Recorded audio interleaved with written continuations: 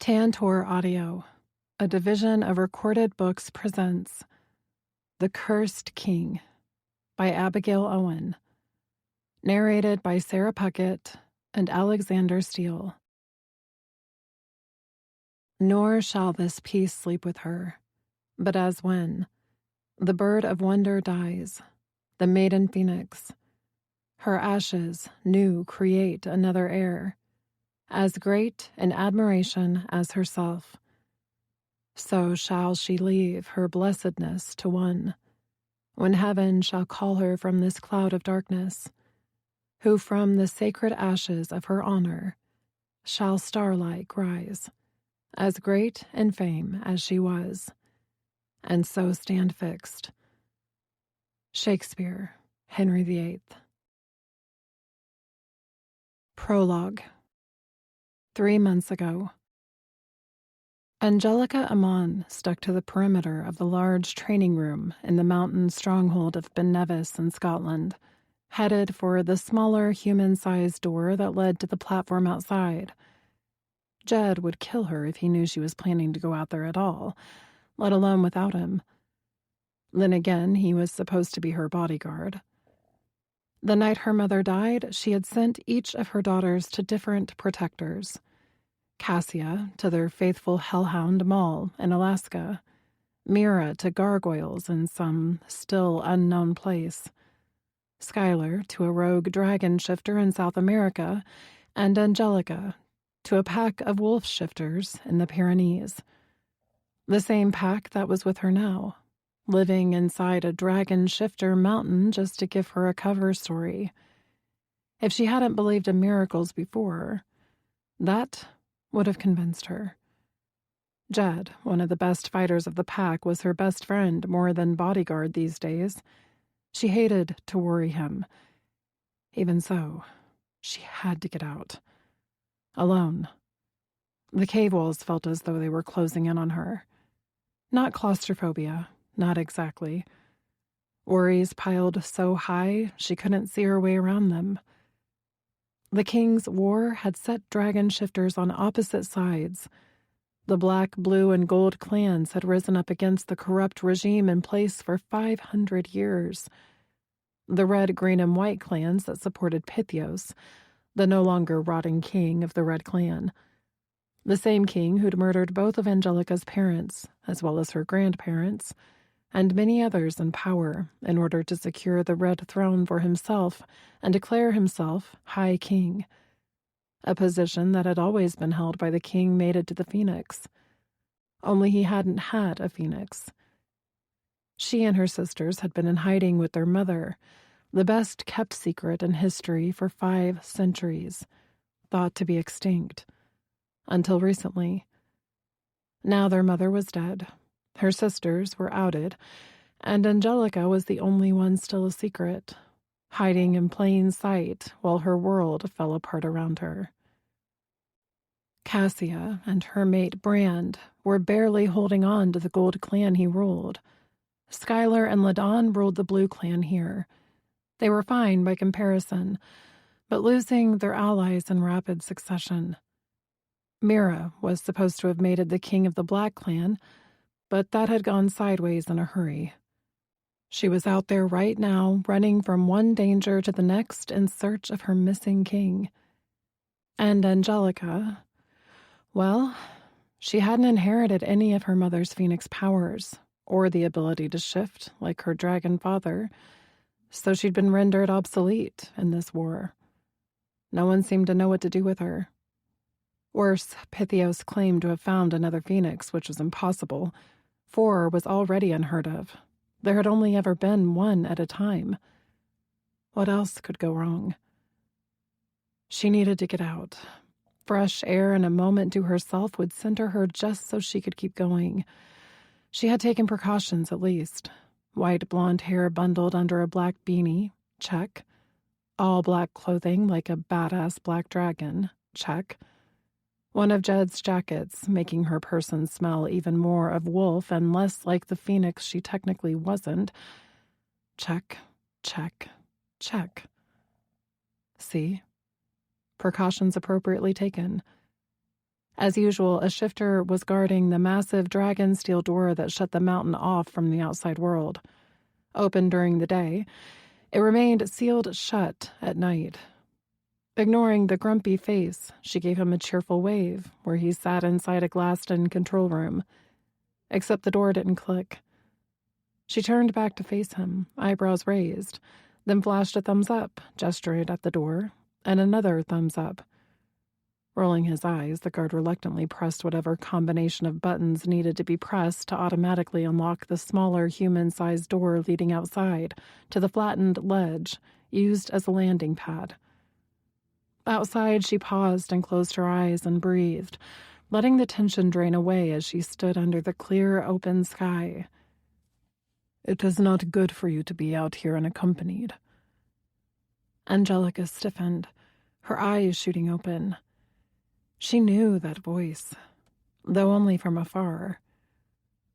Like dark silk or smooth bourbon, low and even, measured, from a man impossible to overlook. Turning her head, she found Eric Astia standing at the precipice, the white dragon shifter's toes practically hanging over the edge of the canyon below. "I can take care of myself," she said. Knee-jerk response. Everyone seemed determined that she was in need of protection. "You did not even know I was out here until I spoke." Unlike most shifters, whose speech changed slowly over time, the same way humans did, this dragon still spoke more formally. She liked it. It made him sound old-fashioned or chivalrous even, which was why she smiled a little. He shook his head in obvious disgust. "Return to the mountain, little wolf." Angelica ignored the imperious order. Besides, she was curious. For someone still struggling to shift, you're taking an awfully big risk standing there. Though she'd spoken the words with kindness, Eric's shoulders drew back, his spine going steel rod straight. Before he could snap back, she crossed the distance between them. "What are you doing? Trying to force your dragon to emerge? Isn't that dangerous?" He turned ice-blue eyes on her, quietly intense in a way no man she'd met before came close to. That was saying something, given the natures of shifters, whether wolf or dragon. Probably Eric's way was a holdover from centuries kept in captivity with few to talk to. The thought of him alone and caged like that made her heart ache. She expected him to dismiss her again, that or dismiss the danger. Instead, his expression eased. "I am less concerned with falling to my death than I am with releasing a feral dragon." He had never released the animal within, according to Skylar, who knew him best, though that wasn't by much. Not long ago, her sister had been captured by Pythios and locked in the Red Clan's prison in Everest with Eric. He was the one who'd helped Skylar escape. Or more accurately, they'd helped each other. "Then what are you doing out here?" she asked. Eric looked down into the deep ravine below before he raised his gaze to the stars, the cool light of the waning moon illuminating his face and setting his white hair aglow. His lips twitched as though a smile was beyond him, unused, stiff, and almost shaky. "After centuries inside a mountain." He left off the rest, but she caught his meaning. "I don't blame you." Without thinking, Angelica reached over and took his hand, giving it a squeeze. His fingers twitched in her grasp, and he stared at their clasped hands. "You dare touch me?" The question came out not angry or offended, but almost bewildered. She got it. She'd seen how all the dragons in this mountain avoided Eric. She shrugged. "I'm a hugger." He cocked his head and studied her, seeming to be as confused by the words as by her simple act of reaching out. "Most are afraid of me, or disgusted. They don't know you." He slipped his hand out of hers. "You do not know me." Angelica sighed as he stepped back, putting more space between them. I would offer to be friends, but I don't think hanging out with a wolf shifter will help you integrate into dragon society any better. This is true. Disappointment shot through her, but that was nothing new in Angelica's world. As always, she shook it off. She had sort of been hoping he would ignore that truth and want to be friends, because the fact was, she found this man fascinating, gorgeous, distant, lonely. And she was drawn to him in a way she'd never felt drawn to another. He gestured to the door as she'd come out. Allow me to escort you to your chambers. As much as she would like to stay out here with him, even if they simply sat in silence, she could tell by the tightness in his jaw that Eric would prefer things this way. Maybe next time he'd be inclined to linger. Together, they walked through the human-sized tunnels, which were rarely accessed in the daytime and abandoned at night. The wolf pack had been given suites that had clearly not been used in years and were a good distance into the mountain and up. About halfway there, Angelica couldn't help herself. Tell me, Eric, Asdea, what do you want? Hands clasped behind his back, he leveled her with a look. You have much to say. Angelica almost laughed at the irritation that flickered in his eyes. Clearly, he was ready to hand her off to the wolves. I mean, for a long time, I'm guessing you've only had 2 goals in mind, survival and escape. After a second, he gave a jerking nod. Well then, now that you've accomplished both, what is next for you? Next? You had to have pictured in your mind what you would do once you got out, right? Weariness stared back at her from a harshly beautiful face. Why do you ask me this? She tried not to take offense at the suspicion in that question. Because I get the impression that you're floundering a bit. I know what that's like. Boy, did she ever. Running her entire life, never feeling as though she had roots, no matter how long they'd spent in any one location.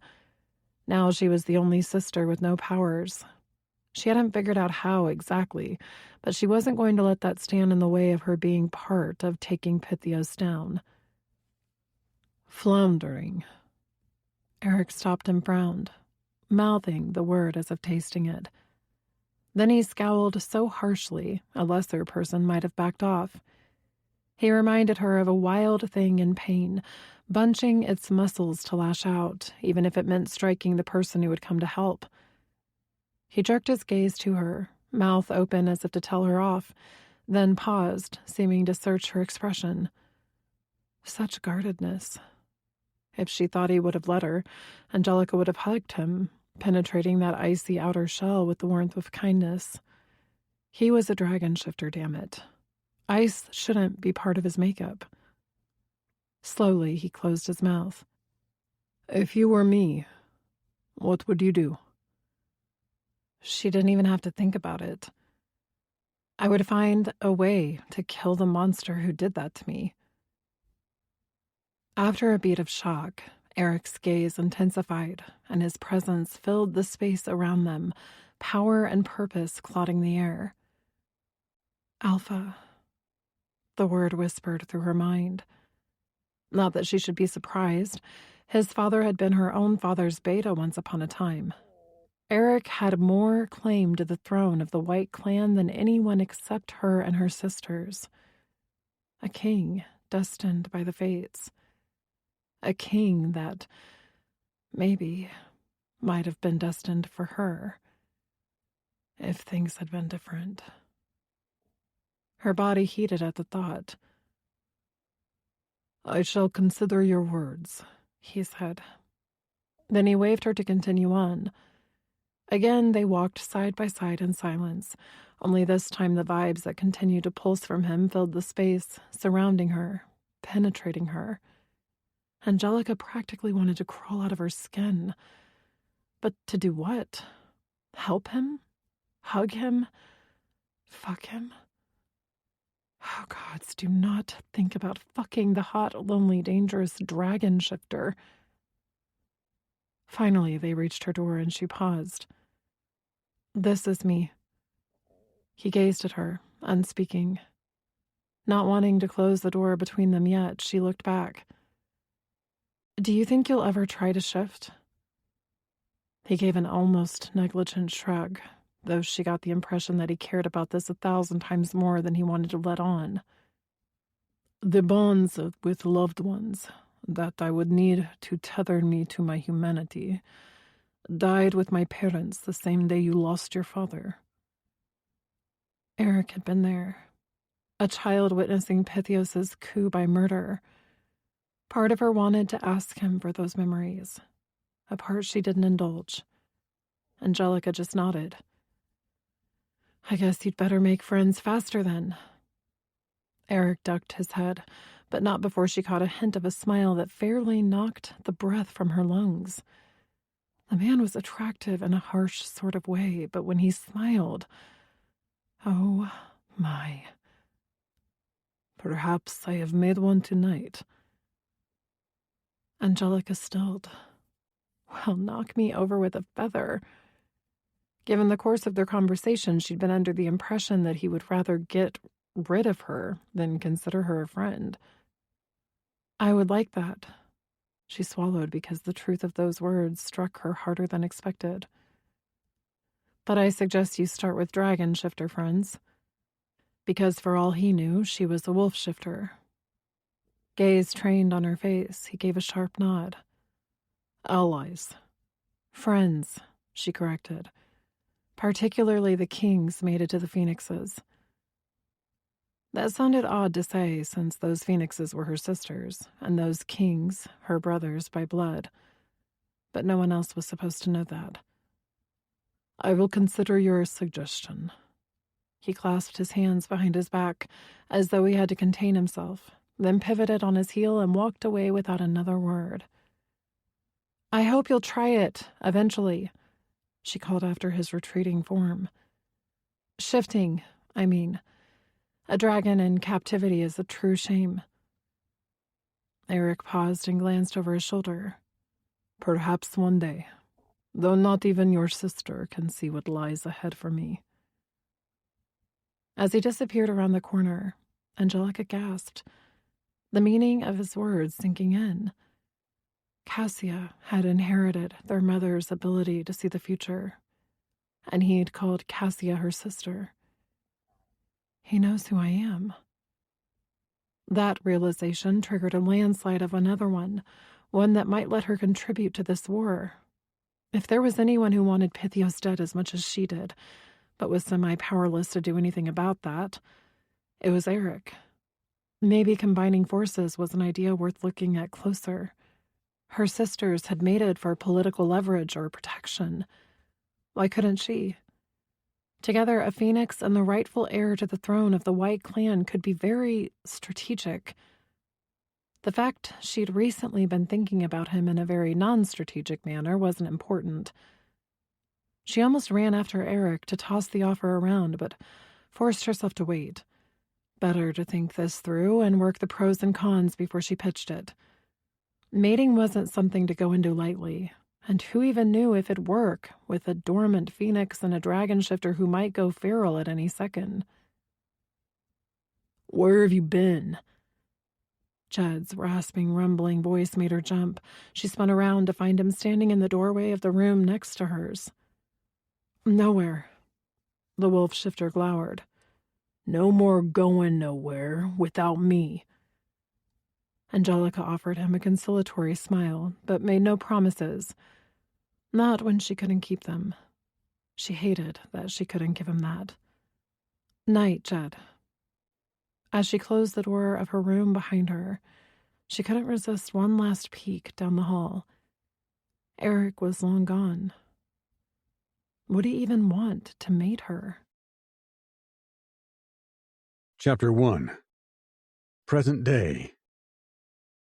Motherfucking dragon shifters. Hampered by the limp body slung over one shoulder like a bag of bones and dripping into one of his eyes, Eric slipped and slid his way down the ice and rock of a Siberian mountain peak. He picked his way between abandoned buildings that made up this particular dragon shifter colony. Inside him, his dragon was going berserk, a constant roar in his head, clawing to be released so it could fight off their attackers. Nothing new. The animal side of him was always an unceasing barrage of violence within, trying to get out. But Eric would never release that side of himself. He shut it down, ignored it, dead focused on getting himself out of this situation. Keep moving. If he could get to the next entrance and find a mirror, he'd get himself and his passenger both out of here. His boot-clad feet skidded on loose shale, but he recovered quickly. Instead of burrowing deep into this peak, the dragon shifters who made a home here had gone shallow, using naturally occurring caverns as individual homes, like a village dotting the mountainside. After a week of sneaking around like a damn demented ghost and observing this smaller community, he'd finally shown his face to a woman he'd recognized from childhood, one who he'd remembered was a friend of his mother's. Colossal mistake. She'd run away screaming and brought the whole damn community down on top of him. Not the best result for what was supposed to be a diplomatic mission to convince his fellow White Clan dragon shifters to switch sides in the King's War. How the Blue and Black Kings had convinced him he could be successful at anything that required persuading others to follow him was a fucking mystery. Being around anyone, especially other dragon shifters, only set off the beast inside him more, especially when they went for his throat before he'd gotten 5 words out. The unmistakable bellow of an enraged dragon above him set small rocks tumbling down the side of the mountain. His own dragon blasted an answering challenge in his head, one so loud pain echoed off the inside of his skull. Eric only held on harder to that empty, emotionless place he'd learned to go to inside him. Emotions were messy and forced mistakes. Better to shut them off. He ran faster, gaze darting here and there. One of these homes had to have a mirror. The one he'd planned to use to leave had been shattered before he got to it. The limp body he carried suddenly twitched, his passenger waking up, then kicked out and upset his balance. Eric's boot lodged between 2 rocks as he tipped sideways and came down hard. Pain tore through his calf. What in the 7 hells? Had he landed on a dragon's tooth? Meanwhile, the woman over his shoulder shoved at his back. What? His dragon snapped his teeth that another dared touch them. In the same instant, a shadow passed overhead, and the woman Eric was attempting to rescue gasped in terror. The other dragon was too high up to get to them fast. Its first mistake. If you want to get out of here, stay still, Eric snarled. She immediately went motionless against him, and he shot to his feet and took off, now trying to hide a limp and ignore the burn ripping through his flesh with each movement. Eric! The sound of his name was barely a whisper on the wind. His enhanced hearing picked it up, and everything inside him went stock still with recognition, even as he kept moving. He was immediately slammed with a memory. Angelica Ammon standing before him, gorgeous in a figure-hugging gown for her sister Mira's mating ceremony celebrations. Her frosty white-blue eyes had searched his as she'd asked him a question. "Have you decided what's next yet?" That's how she'd started it. Then she'd gone on about how she wanted to help him reach out to the White Clan and maybe turn them away from Pythios, make them allies of her sister's clans. How his people needed a new king to lead them to the other side of the war. He'd been stupid enough to ask how, and then she'd said the words that pierced the usual numb he kept wrapped around himself. If we were to mate... Hells. Eric had done the only thing he could. It had taken everything in him to do it, but he'd said no, unequivocally, and then he'd walked away. He'd been avoiding her ever since. What the fuck was Angelica doing here? And where was she? He searched the mountainside for a glimpse of her. Was he hearing things now? At a tiny movement, he jerked his gaze to the right, and he damn near tumbled ass over head at the sight of her. Long white blonde hair tossed in the winds whipping at the mountain, framing her perfectly heart-shaped face. She stood hunkered down in a doorway, beckoning him like the siren she was with a tiny wave of her hands, no doubt trying to not also attract the attention of the dragon overhead. Through the emotionless numb where he usually existed, a gut punch of fury swept through him in a scorching wave at her recklessness, showing herself here like that, risking her preciously rare phoenix neck. Eric didn't have time to argue with her methods right now, though. Shoving the emotions down deep where they couldn't touch him, he kept moving. 5 more steps, and he ran past her through a rotting wooden door disguised to blend with the rock face and into what had once been a home. "What in the 7 hells are you doing here?" he demanded. No emotions, only logic now. "Helping." She shot him a patient smile, though it quickly disappeared behind urgency. "Follow me." He stared at her back, then did as she asked. They had 1 minute, 2 at most. Limping hard by now, he picked his way around toppled furniture and over shredded pieces of wood covered in layers of dust and grime. The air smelled dingy. This residence hadn't been used in a century at least. He kept close as Angelica rushed to a back room, one that happened to have an intact mirror, though spotted with age and exposure to the elements. He skidded to a stop in front of it, beside her, and blinked at the sight of his reflection staring back. Always a shock, after 500 years in Pythios prison, to see himself. He looked like hell, even more than usual. Taking out the guard in the small dungeon in order to rescue the woman he now hefted had left him with a decent gash above his eye, already closing thanks to a shifter's accelerated healing abilities. His starkly white hair, that he'd shorn short as soon as he'd had a chance after escaping captivity, was spattered with blood. His, he was fairly certain. More blood dripped at a rapid pace onto the stone floor from whatever he'd just done to his leg, pooling under the heel of his boot. "What are you doing?" the woman over his shoulder asked, starting to squirm again. "Waiting." He glanced a question at Angelica, who kept her gaze on the mirror, but nodded in affirmation. The shouts outside were growing louder, closer. "What for? They're coming." His passenger was starting to panic, nails biting into his back. Eric started to plan in his head what he'd do if he had to fight. The unmistakable thud of a dragon landing nearby set his own dragon slashing inside him even more frantically. The creature half of him had never been this uncontrollable inside their prison cell, maybe because, strangely, there Eric had never been under direct threat. He fisted his hands against the raging push to shift, and he waited, the effort tightening his muscles to the point of pain. He glanced at his watch, a handy invention he'd been introduced to at the time of its making several 100 years ago, while he'd still been held captive in the Red Clan's high dungeons in Everest, back when he'd still had a hope of escape. He'd had no idea it would take another 300 years before he would succeed.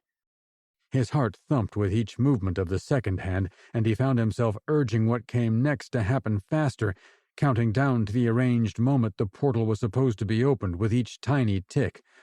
4, 3, 2. He dropped his hand and looked up as the image in the mirror changed abruptly, with no warning or sound, now no longer showing his reflection. Instead, a couple stood in a cavernous bedroom framed by the tarnished edges of his own mirror.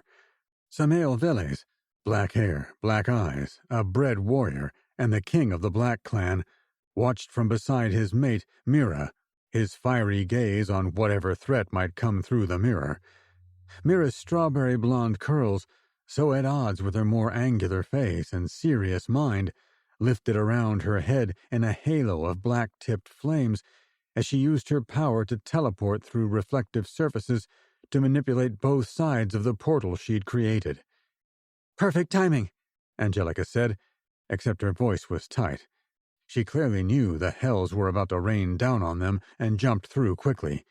Then she turned and faced him, head cocked as though to ask what he was waiting for. His dragon went eerily still, and the roaring in Eric's head went dead silent, as if seeing her safe on the other side of the mirror settled them both.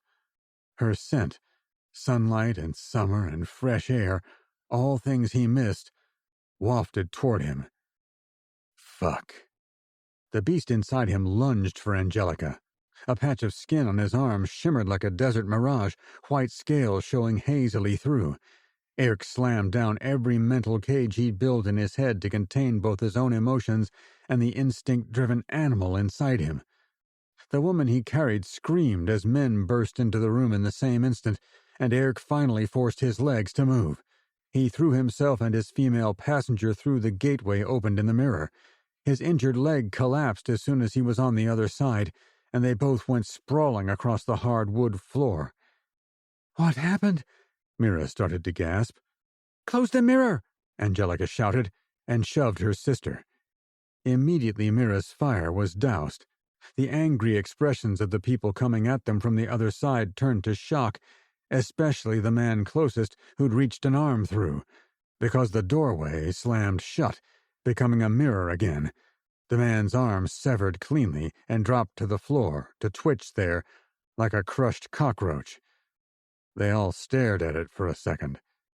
Eric, chest heaving from the effort of escape, and even more from the effort to hold his dragon in check, dropped his head back against the cool stone floor, reminding him incongruously of the slab he'd used as a bed in his prison cell for so long. Only this wasn't Everest anymore. This was Mira's bedroom in the Black Dragon stronghold of Mount Ararat. He flung an arm over his eyes with a grunt. "That was a close one," Angelica murmured.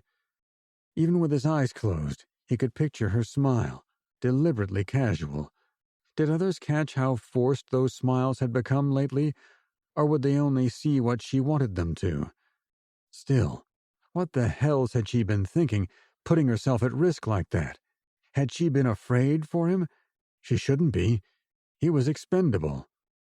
Curling up inside him, his dragon damn near purred at her nearness, even as it snarled at Eric.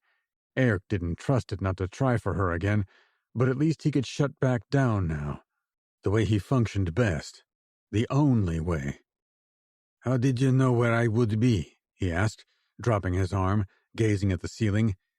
"'Cause you had a vision," Angelica said simply. "That did not mean you needed to come in person." He shouldn't care that she had, or even be grateful, but he was still getting over the unaccustomed fear that had struck him like a damn thunderbolt the instant he'd heard her voice.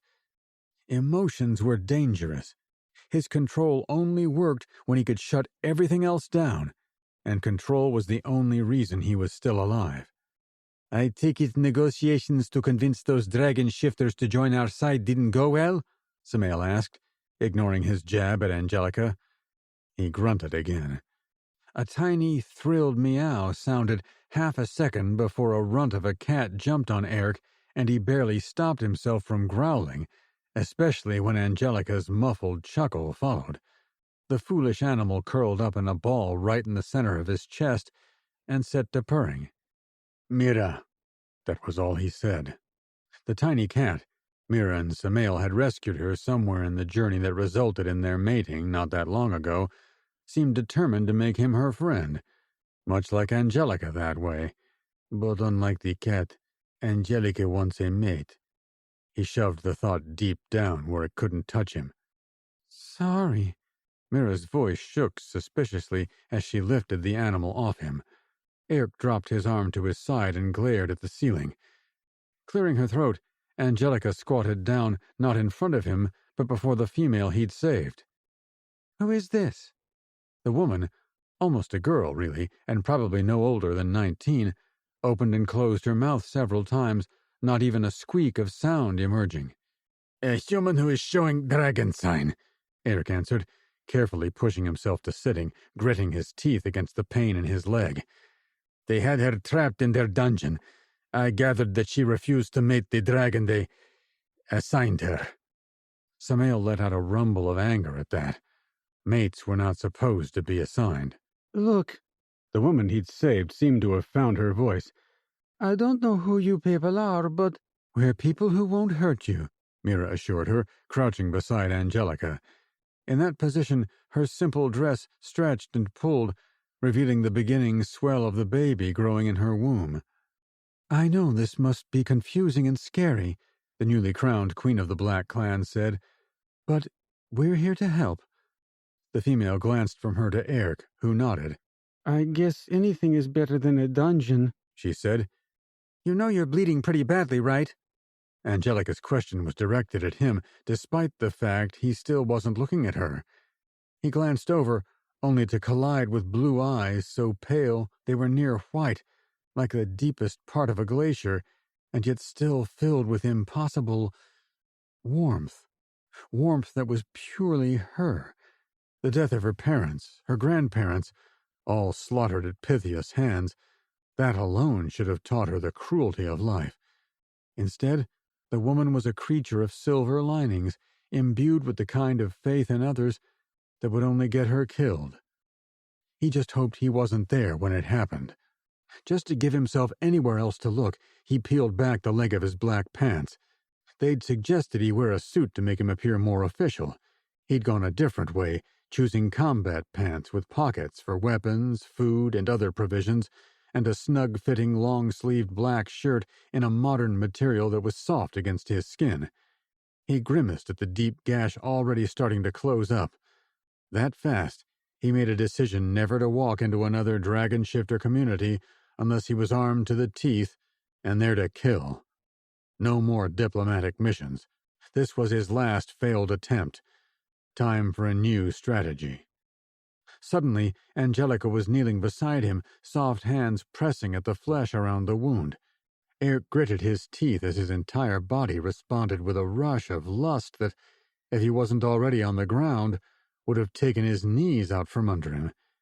He always reacted like this to her, and that was damn dangerous. Being around her was both heaven and hell. Mira winced. "That's a lot of blood." "I'll take him to the infirmary." Angelica stood and held out a hand to help Eric up. "Let's go, tough guy." He scowled. She was the only person, other than the damn cat, brave enough to get this close. After all, everyone knew his dragon was feral. He could snap at any second. So damn tempting to reach for her hand, or her waist, or... No. Physical contact would be akin to setting off a spark in the middle of a forest of dead trees. He avoided touching her, always, ever since the first night she'd spoken to him.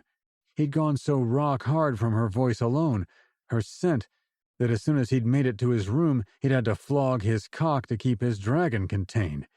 3 times, all to images of Angelica, her mouth on him, hands on him, his dick buried inside her. Eric levered to his feet, ignoring the frustrated snort of his dragon, careful to keep his weight off his injured leg. "Describe to me the way." "These days we say, 'Show me the way,' and I'm going with you, whether you like it or not." His nostrils flared. How did she not get offended? Wasn't it obvious that he was trying to keep her at a distance? And why did his dragon like her stubbornness so much? If they weren't careful, the creature would get out and kill her. When he didn't speak, she raised her eyebrows, and that was when he caught it. Disappointment shadowed her eyes. His irritation took on a whole new direction. At himself. "Follow me," she said, and didn't wait for him, leaving the room. Gritting his teeth, he trailed after her. Avoiding her had become an exercise in futility, especially that gentle smile that perpetually hovered above her lips, ready to shine into the darkest corners of a heart. He'd only once been able to rid her of that smile and replace it with an emotion he didn't want to identify since he'd known her. The day he'd said no to something he wanted so much, he'd ached every day since. Chapter 2. It took a lot to get Angelica angry, but she would cheerfully throttle the dragon shifters in this mountain. Every single one of them. Starting with the one walking behind her, but now also everyone else. Each person she and Eric happened across on the way to the infirmary practically glued themselves to the walls of the hollowed-out tunnels carved throughout Mount Ararat. Not to scoot their cowardly ways around her, she was a curiosity. Now that her secret was out and everyone knew she was a phoenix and not a wolf shifter, they all watched her with a different light in their eyes. She didn't have the company of the wolf pack to hide behind anymore. They'd gone to seek safety among the Federation of Packs. Jed hadn't even said goodbye, still angry and hurt that she hadn't accepted his mating proposal not long before they left. That still made her heart pinch when she thought about it. But right now she wasn't the one these shifters were avoiding. Eric was. All the fire breathers anywhere she'd seen so far, didn't matter what clan or creed they hailed from, avoided the man like he was a rat on a ship come to inflict his brand of curse upon them. Even her sister's mates, each a powerful, badass king in his own right, were visibly wary around Eric. Granted, despite being a closed-off, unemotional robot, the man still managed to give off an aura of threat, more than the usual that came with these incredibly dangerous shifters. But it seemed to Angelica that any creature tortured with the kind of isolation he'd endured for centuries deserved to be surrounded by care, not pity. She found it impossible to pity the kind of strength he'd shown to survive that. But to continue to isolate him by making him a social pariah, that was just cruel. The disappointment from a moment ago when he refused to touch her wrapped a tighter fist around her heart. She could have been the one to care for him, as a friend, but she'd gone and ruined it with that damn suggestion to mate. He hadn't even let her get out a single reason, or tell him all the ways it would benefit them both. She'd only wanted to open a discussion, but he'd shut her down hard, and no amount of persistence or cheer on her part had been able to break through the walls he'd slammed up between them. Another black dragon shifter skittered by, like a frightened rabbit, pewter-eyed gaze darting between her and Eric. Then she hissed through bared teeth, which only made him duck his head and scurry faster. Eric said nothing. No reaction, as usual, though in small moments when he thought he went unwatched, she sensed he wasn't oblivious. He noticed. Even so, the man seemed to feed into the fear, if anything, doing nothing to make friends or influence people to his side, generally keeping to himself. Why anyone believed he'd be a good ambassador to other white dragons was beyond her. Her back to the man limping along behind her in stone-cold silence, Angelica swung into the medical room. Everything in this room screamed infirmary, from the bright lights to the sterile stainless steel appliances, white-sheeted hospital beds and glass-fronted cases showing a multitude of medical tools and items. "Sit," she said, pointing at one bed. She grabbed blunt-tipped scissors, then turned and froze at the sight of a bare male chest. Impressions hit her all at once. The breadth of his shoulders and the ridges of his muscles, but also a series of scars crisscrossing his abdomen, as though he'd been flayed open so many times his dragon healing eventually couldn't prevent the scarring. Gods, the things this man had been through. Awareness slid through her like melted butter. Logic had driven her mating proposal, or so she'd told herself. But the way she had to tamp down the lust swamping her now, maybe it'd been a bigger part than she'd let herself believe. His hands went to the button of his pants. "Holy shit. I didn't say strip," she squeaked. He jumped, then stopped moving, watching her closely. Heat flooded her face. Helping him with his wound was her priority, or should be. Only, given the way her body had come to buzzing life thanks to what he'd bared so far, she was struggling mightily not to forget herself. What would he do if she'd let him strip naked and she wrapped her hand around his cock? Maybe tasted him. Had any woman gifted him that kind of pleasure before? Given his treatment of her so far, he'd probably sit back, arms crossed, and glare at her until she got it over with. Get your mind on the task. His expression went from wary to blank in a flash. "I offer my apologies. Any time they cared for me and..." A muscle in his shoulder twitched, as though he couldn't speak the name of Everest. They didn't let me out of my cell when tending to my person. Instead, I was made to remove my clothes and order for them to inspect me from afar. Angelica cleared her throat. Forget a blowjob. The man clearly needed a long, strings-free cuddle. Except the last thing he'd want from her was a hug, even though she desperately wanted to wrap her arms around him and press her lips to his temple. You're in a better place now. He stared back, unmoved. Eric did that a lot around everyone. She didn't take it personally. Instead, she snagged a rolling stool and pulled it up to sit in front of him, then proceeded to cut away the material of the black combat pants he wore. Apparently, Eric had taken modern clothing tips from her sister's mates, all three warriors first and foremost. Each a reluctant king. Seeing that the wound was on the back of his leg, she stood. Flip to your stomach and scoot up on the bed, please. He did as she asked, resting his chin on his crossed arms, the muscles playing across his back. Her nipples tightened. God. Forcing herself to focus, Angelica inspected the wound, a long gash from the back of his knee almost to his Achilles, which was closing slowly. Whatever he'd hit had cut deep, ripping into the flesh. What did this? Rock, I think. No wonder the rending appeared so jagged. If you weren't a shifter, I'd say you need stitches.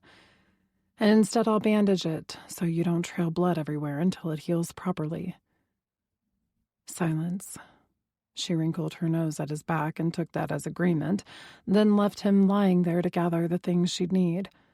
She didn't speak again until she was rolling a bandage around the leg, covering the nonstick gauze she'd taped over the wound. Don't do anything too strenuous the next hour or two. I heard you had been educated in the medical profession. He kept his head turned away, talking to the wall. Her eyebrows lifted. Eric instigating conversation was a rare thing. I'm a trained nurse, she confirmed. I have a degree and experience working in several hospitals and everything. Her hand slowed as unbidden memories washed over her. Mama had each of us learn different skills that would serve us in the modern world, both in terms of supporting ourselves and as possible skills that would be needed on the run. Mira has her computers. Skylar is a pilot. Cassia was getting an engineering degree when Pythios found us. Meanwhile, you chose to heal people. She shrugged, not that he saw it. Given that dragon shifters were after us, I figured medical skills would come in handy. No. You like to take care of people. Angelica's hands paused, and she glanced at the back of his head. Even though she knew he did, she was often surprised by the way Eric observed things others did not. Eric's observant nature must have come from years of trying to piece together what was happening in the outside world through the small and random contact he had with other prisoners who had come and gone where he was kept. I do, she agreed. At least it makes me caring. Eric still wasn't looking, but she shook her head anyway. No, useful. He did glance over his shoulder at that. Bright eyes so like hers taking in her expression, and maybe more than she wanted him to see. You do not see yourself as useful? He asked. She glanced at the door she'd closed behind them. A dormant phoenix with no powers? She said in a low voice, because the dormant part was still a secret. I'm no more helpful than a human. Fragile and in the way. He stiffened, as though he didn't like that description. Power does not always come from a physical ability. It doesn't come from physical weakness either, she pointed out, then shook herself out of what could become a big funk if she let it. But I refuse to be sidelined. Sidelined? He asked. It's a phrase from modern sports that means not allowed to play or removed from the game and left to the side to merely observe but not participate. I see. You wish to be helpful. More than helpful. She blew out a breath, wanting to explain, but sure he didn't really want to hear it. You were there when Pythios killed my father. Eric nodded slowly, almost reluctantly. My parents' mating bond hadn't solidified, so my mother didn't die with him. She was pregnant and ran to save us. She taught us to survive, even while she grieved every single day for him, kept us a secret, until Pythios found her and killed her too. Angelica swallowed. In her dreams every night, she still saw her mother the last night they were all together, lying in that burning field, dying. I thought that was the worst that could happen, but then Maul... She cut herself off before her voice broke. They told me, Eric said quietly. The legend about hellhounds being reincarnated souls of warriors with unfinished business is true. True, and a huge revelation. Did they tell you how Maul turned out to be the soul of our father? Pythios killed him too. Again. But Angelica hadn't been there that day. Pain speared her through the heart, and she gasped silently, breathing through it. Something that had happened out of the blue at least once a day since she'd learned of how Mala died. I should have been there. I should have had a chance to say goodbye to him. Her sisters had. She shook her head. She wanted to rail at the fates who for some unknown reason had prevented her from taking her place beside Mira, Cassia, and Skylar in this war. I might have no fire, no power like my sisters, but I am going to make a difference in this war. Healing people is a way to be helpful. Eric seemed to be offering the option to her, and she would love to have kissed him for the effort. A sweet kiss this time. It is, she agreed. But with the accelerated healing shifters have, I'm rarely needed in any capacity that way. Never in a life-saving one. A healer with a universal blood type is the one who makes a real difference around here. Eric said nothing. Not that he could. She wasn't wrong. That's why I wanted to discuss our mating that night, she said. It seemed like the only thing I could do to make a difference. He shot upright, rolling over and swinging his legs to dangle off the high bed, to stare at her with that inscrutable, immovable expression of his. I refuse to discuss mating with you. The words came out flat. Well, hells. He didn't have to be mean about it. I wasn't going to propose or anything, she snapped. She hadn't actually proposed the last time. She'd only wanted to bring the option up. She couldn't help but muttered, even if rejecting me wasn't very forward-thinking of you. Silence. She ducked her head, pretending to be focused on fixing the bandage now dangling and loose. They sat quietly, the room thick with unspoken words as she continued to work. Why do you wish to mate me? The words sounded almost offhand, as though he was asking the time of day. Her hand stilled in their work, and she blinked at his leg. Like I said, to make a difference, she repeated. For my family and for our people. Is that all? Angelica's eyebrows tried to crawl into her hair. Did he sound disappointed? I mean, physically, I think we'd... No. He clapped his hand over her wrist, but not before she caught the shimmer of a shift. Yikes. His dragon was way closer to the surface than she'd realized. She should be nervous of that. Unnervingly, she wasn't.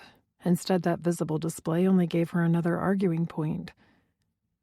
You know, a mate would give your dragon an anchor, she pointed out. You could try to shift. The time for that passed long ago. He was speaking slowly and quietly now. Not a good sign, given that the way he appeared to keep control was to never lose it. If I shift, I go feral, and your sister's mates will have to put me down. Are we finished here?" She glanced at the bandage, which had started to unravel again with how tense he'd gone, then pulled the stool closer and started rewrapping it. Again. "Okay. Then maybe I can travel with you to help reach out to dragons from the White Clan. I'm a people person, plus they might be more willing to listen to both a phoenix and one of their royals. Maybe I'd have a little more success in convincing others to our side." "As opposed to my lack of success, I take you to mean." She cleared her throat. "I believe that's the third settlement that..." How to word this to avoid discouraging him. "Wasn't interested?" "That chased me out violently, is what you meant to say." He was back to that unshakable calm. "What if..." "I refuse to negotiate this with you further." She shouldn't have pushed. "I didn't think we were negotiating. I was just..." "Angelica." What would it be like to hear him say her name like that, growl it, if they came together? Good grief, girl, get your mind on the problem and not sex. Maybe she needed a few rounds with her vibrator. It had been a while. "Then what's your plan?" She secured the end of the bandage and scooted back to look up at him. "My plan does not concern you." Ouch. She hit a wince, heart pinching even harder than when Jed left without saying goodbye, which was ridiculous since she'd only known Eric a short time. She shot to her feet, and almost defensively he did the same, which brought them very, very close. He'd have to touch her to move her, and she'd seen how he avoided that. But she'd stood up first, damn it. She wouldn't move aside to cater to whatever stick he had up his ass. She lifted her chin. "Not mating you doesn't mean I don't care what happens to you. We once talked about being friends, and I would like that..." "No." Gods, did the man ever feel anything? What would he do if she pressed against him right now? Heat blanketed the room like a roaring fire on a cold winter's night. Was it coming from him or her? A muscle in his jaw ticked, but no flame entered his eyes. The man was locked down as tight as a submarine underwater. And yet she couldn't look away, couldn't step away. "I want you." The whispered words tore from her. Her eyes flared wide on the realization that she actually said that out loud. Oh, hells. She was tempted to flee, but that required scooting around him, which involved touching and... No, she was too on edge for that. His eyes narrowed. "Is this a new idiom I have yet to encounter?" He asked slowly, carefully. Yep, she definitely needed to flee. I hope not." He stared at her, mind working through who the hells knew what. "What do you want me for?" This really was getting lost in translation. "Pleasure." "Pleasure." He sort of rolled the word around in his mouth as though it were a foreign concept. Heat that was definitely not hers rioted between them. And oh gods, it was delicious. Her muscles trembled with need. Yes. She tried her best not to squirm because this wasn't at all where she'd intended the conversation to go, and her body was reacting in a highly inappropriate way, given his stance on their non-relationship. "You wish me to pleasure you?" Doubt layered the words. 7 hells. Just the words coming from his mouth had her knees going weak and far more sensitive parts of her body perking up. "Yes." He jerked as though he wanted to take a step back. Not that he could. But he also didn't look away. She took a deep breath. If they were going to go there, she might as well go the rest of the way. "And I want to pleasure you. And make you laugh. And show you things about the world today. And..." His expression went blank, and his arms dropped to his sides. You pity the pathetic creature from the dungeons of Everest. Is that it? No! She grabbed his hand, driven by her need to make sure that he didn't believe his own words. This isn't pity, damn it. It's companionship and chemistry. She flung the word at him, frustration driving her now. He frowned. I do not. Angelica went up on her tiptoes and pressed her lips to his. A soft, sweet, barely there touch. Eric went utterly still at the contact for half a heartbeat, and in that blip of a moment, despair snuck in as she anticipated another rejection. And why wouldn't he reject her? It would be just one more way she'd failed. She started to pull away, to give up. He groaned as though in pain, then slipped his hand under the heavy fall of her hair to cup the back of her neck and urge her closer. Of their own volition, her arms crept up around his neck, and Angelica pressed herself to him as their lips collided, but with such desperate need it took them a second to line everything up right. The kiss took off from there. They melded and meshed, pressed and released, and came back together with a shocking desperation that overwhelmed her and flooded her senses. Where did he learn to kiss like this in captivity? Her mind paused at that as he gripped her hips, pulling her harder against him. Who cares? Because, damn.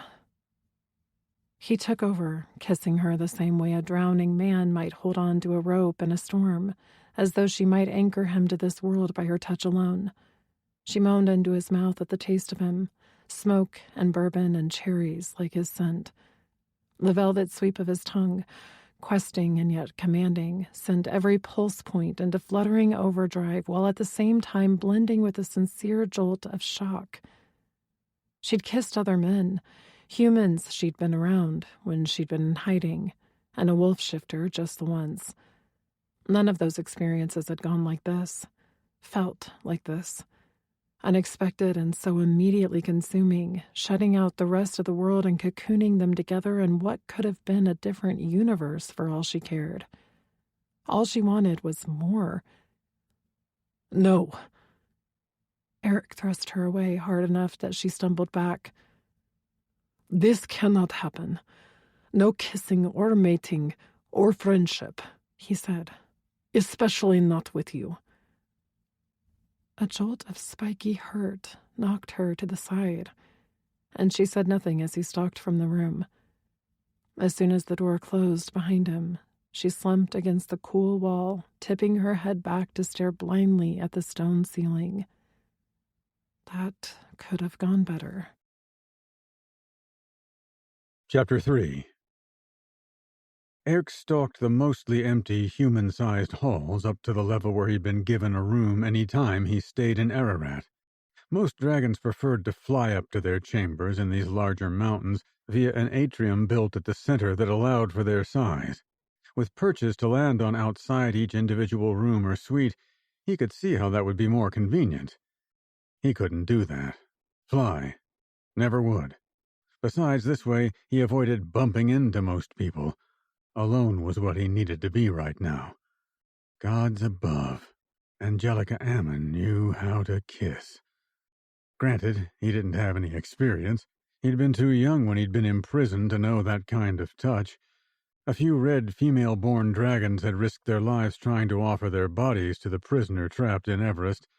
Not that he would have hurt them. If anything, those women fell even lower on Pythios' personal hierarchy ladder than Eric did. Hurting one wouldn't gain Eric his freedom. But despite his own physical needs, he'd said no. He couldn't give Pythios anything to hold over him. Ever.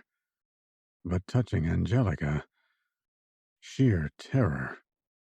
Twice in the last hour, his dragon had moved so close to the surface that Eric had had to fight to keep the beast inside him caged, his control suddenly tenuous in a way it hadn't been through all the long years.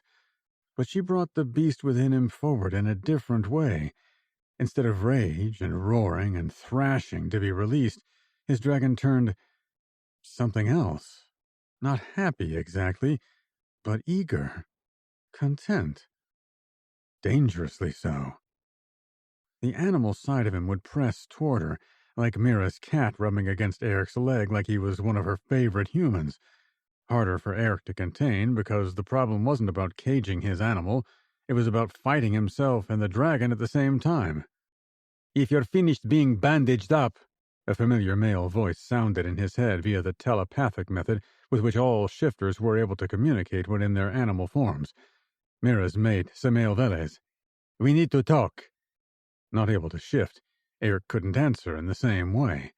Samael damn well knew that. Eric stopped in the middle of the stone hallway, arms crossed, and waited. "Meet me in my chambers," came the direction. Perhaps better than going to his room alone with too much time to think. Turning on his heel, Eric made his way back through the same halls. Given the labyrinthine passages, it took him a solid 10 minutes to reach his destination.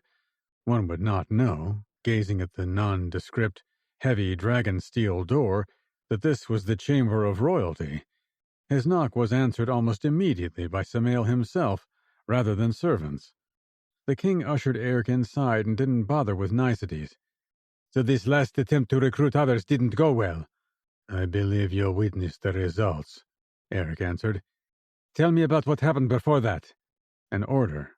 Samael, like Ladan and Brand, wasn't entirely sure how to handle Eric. As a peer of royal blood, an ally, an added danger to their people. Consequently, they tended to lean toward treating him like a soldier. He could handle that. "This last attempt definitely showed me to be unsuitable for this endeavor." The sarcasm he did not bother to hide. A rare luxury he was getting used to. Letting it show as a captive had often gotten him beaten, or worse, for the effort. Samael ran a hand through his black hair. "Damn, I was hoping you wouldn't say that." Eric paused. Had the allied kings been relying so heavily on his ability to sway more dragons of his clan to their side? Fewer to fight, Angelica had said. Only this was an ineffective use of him as a tool. "I have a better idea." Eric had been thinking on this since his pitiful first attempt, and had worked it all out in his head. Samael lifted thick black brows in vague interest. "Oh? I would make a much better assassin." To give the other man credit, he didn't hesitate or question. Instead, he took his time thinking through it.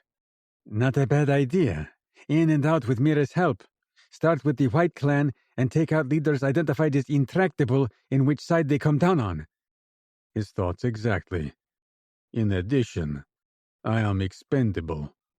Samael didn't quibble. Eric didn't expect him to, because they both knew his words were truth. A dragon no one trusted because he couldn't shift, or, if he did, risk killing many, was of no use to anyone. Usually feral dragons were put down, the brutal action seen as a mercy.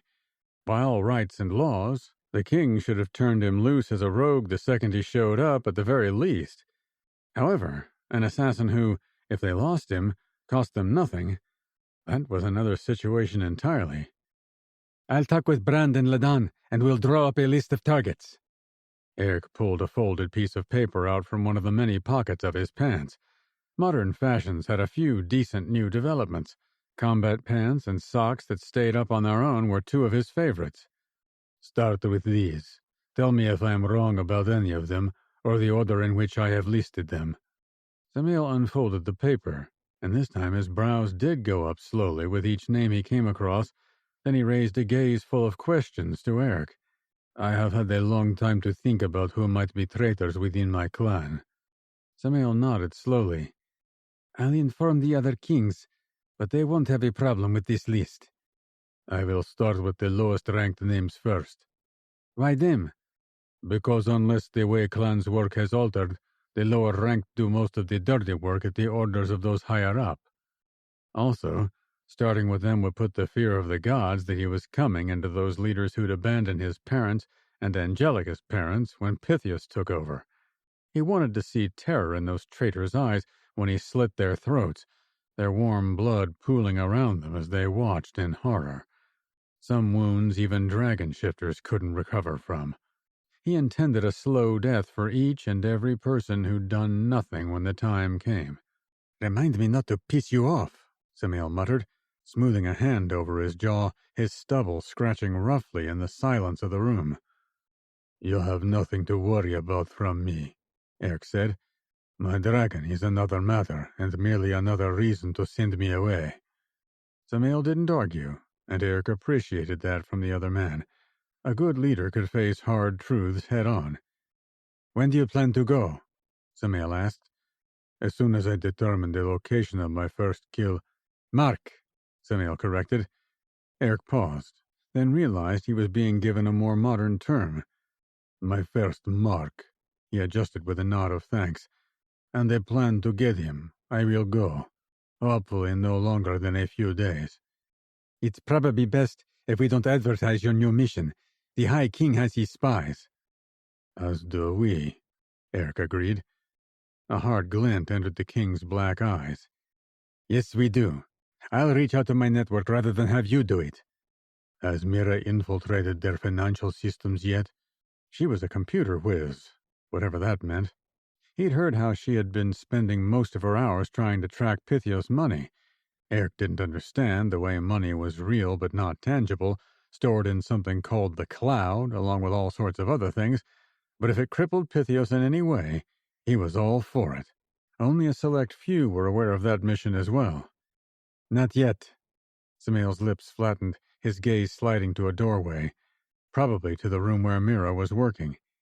"She's been putting in long hours." The man clearly was not thrilled with that state of affairs. Eric wouldn't be either, if his mate put any part of herself, including her health, at risk. But women of this time period were different than what he remembered as a boy. More independent, more involved, fighters in their own right, a state of affairs to which he would need to accustom himself. "I offer my hopes that she, what is the term, cracks the code shortly." "Thanks," Samael frowned. "Speaking of which, I would prefer she didn't know about this change of plans. She's stressing herself out over what she's trying to do with Pythios' finances, and with the pregnancy. Any additional worry I could shield her from." "I understand." Newly mated dragon shifters were already highly protective of their mates, but add pregnancy to that, and the way Pythios was coming for them, Samael had to be struggling not to fly Mira off somewhere secret and force her seclusion. Assuming their conversation was concluded, Eric performed a quarter bow, appropriate for a king in these circumstances. Samael waved him off. "Not necessary." Eric paused midway to rising. "You had better adapt yourself to such gestures." "Yes, but not from friends." Eric stilled. There was that word again. Given what he and Angelica had just been doing, the night they'd first met popped into his head. In the dead of night, she had appeared outdoors on the open-air landing platform of Ben Nevis. He had often spied her out there. That night, for some reason, he had made his presence known. He'd figured out who she was almost the first time he'd seen her, but no one else had seemed to come to the same realization. He honestly did not understand how all the other dragon shifters had missed the similarity of her face to her sister's. Same eyes, same lips, same stubborn chin. Despite the white blonde hair, no doubt inherited from her white dragon father. But they obviously desired to keep her identity a secret, and so he had not approached her. Not that he was in the habit of approaching anyone. Especially not her. Something about this waif of a woman, with her gently inviting smiles, and a clear, sweet laugh easily shared with others, unnerved him, even then. But she tipped her head to the sky as though being trapped inside was a weight she could finally shed, and he knew that feeling better than anyone. So he'd spoken. And they'd talked. And she'd dared to get near him. The summer and sunshine scent of her, slightly marred by the muddy odor of wolves, had wound around him, through him, and his dragon had settled, quieting inside him. And then she'd offered to be friends, sort of. Mostly she talked about how he needed to befriend the dragon kings who gave him asylum. More shocking, though, he'd tried to take her up on her part of the offer. "Perhaps I have made one tonight," he'd said. But even as he'd smiled, his facial muscles stiff and unused to the motion, he'd known He could never be friends with her. Not with who she was, and who he was, and the way his dragon was behaving in her presence. Through the numb, an ache had wrapped around his heart like barbed wire that squeezed and pierced at the same time. He shouldn't have let her think friendship was possible, not without risking hurting her. Now, yanking his mind almost violently from the memory, one he'd gone over almost daily since that night, he stared at Samael. A good friend is something of which I've been informed I am in need. He watched for any sign of humor at such a confession, but Samael didn't laugh. We're going to bring down the son of a bitch that did unspeakable things to all of us. Eric nodded his thanks at that, then turned and walked away. Friends with Samael. She would be pleased. Not that he held any intention of telling her. Chapter 4. Angelica stared at the string of one-sided texts on her phone. The unanswered words were a beacon to how she'd failed in one of her closest friendships. She texted Jed every day since he'd left with the rest of the pack, but he never replied. Never even read the text as far as she could tell. The problem was he'd fallen in love with her, only she hadn't seen it until it was too late, the day he'd proposed to mate her. That day, he'd escorted her back to her room after lunch. As soon as the door closed behind them, he had blurted out, "Will you mate me, Angelica?" She'd had her back to him, and the shock that had coursed through her was just as sharp now as it had been then. She knew now, just as she'd known then, that it was her fault, that she should have seen his feelings sooner. Maybe she could have spared him pain. "I asked you a question," Jed had said. He put a hand on her arm and turned her to face him. "Will you mate me?" Had there been anything she might have said to let him down easily? She'd thought about it countless times since that night. "I can't." A muscle at the corner of Jed's jaw had twitched in a steady rhythm. "Because of some warped sense of belonging to those arrogant asshole fire breathers?" To them, no. To my sisters, yes. To my family's legacy, yes. To my murdered mother and father, even more yes. "But you can't." She'd put a hand out, stopping him. "I can't offer much, but I know I can make a difference. The gods blessed my mother with 4 daughters for a reason." His dark eyes had been intent and achingly hopeful when he grabbed her by the shoulders. "You can do that as effectively at my side. You feel something for me, I know you do." She'd kept his face. Even now she remembered the sadness that squeezed her heart. "You have become one of the most important people in my life. My best friend." "Then why not?" "Because that's all I feel for you. Friendship." Jed's hope had visibly died a quick, agonizing death, and her faithful wolf shifter's eyes darkened with pain even as his expression contorted with anger, turning ugly. He'd accused her of having a fascination with Eric. Had it been that obvious? She hadn't even known at the time. "I don't know what part he has to play yet," she answered. Jed jerked from her touch and paced the room. "I've seen the way you watch him. Like you're studying him. I guess it makes sense in a warped way. Another phoenix mated to another dragon shifter, and 4 out of 6 clans with one of the Iman sisters at the helm if you put him on the throne. No way will the other 2 clans stand against you after that." Jed had been hurting, and because he was her friend, she'd hoped he would understand. "It's not about our family ruling all the clans, Jed. It's about taking out the man who destroyed things in the first place." He hadn't understood. Not at all. Instead, Jed had whirled on her, urgency in the taut line of his shoulders. "That's not fate. It's politics and strategy." He was talking about fated maids, but she wasn't a dragon maid. Phoenixes were the ones who did the choosing, which was why she could never mate him.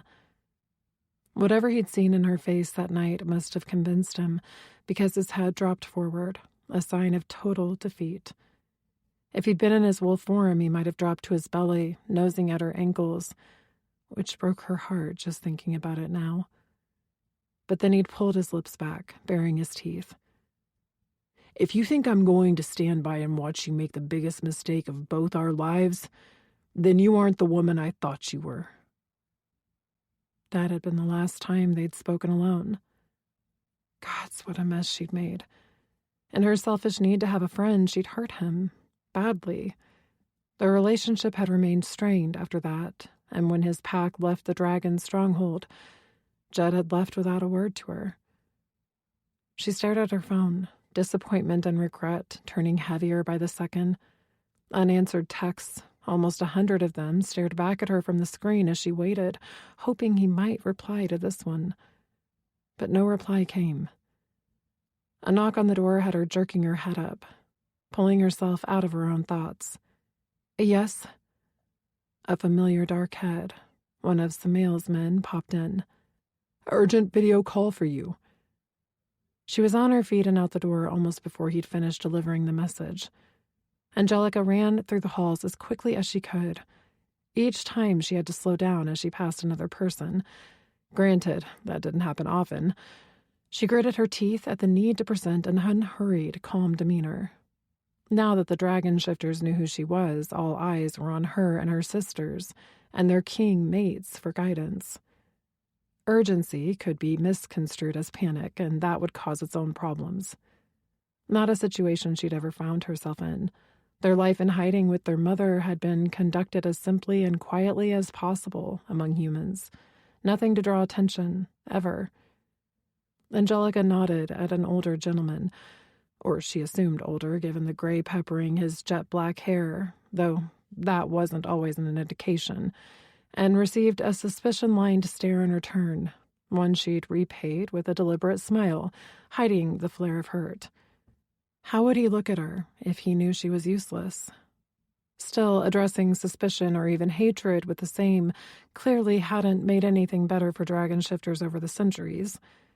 Maybe it was time to fight fire with kindness. She didn't see that as weakness or letting the hatred stand. She saw it as addressing the true heart of the situation. Knowing a person, being treated well by that person, would make it harder to doubt or hate that person. See? Women really should rule the world.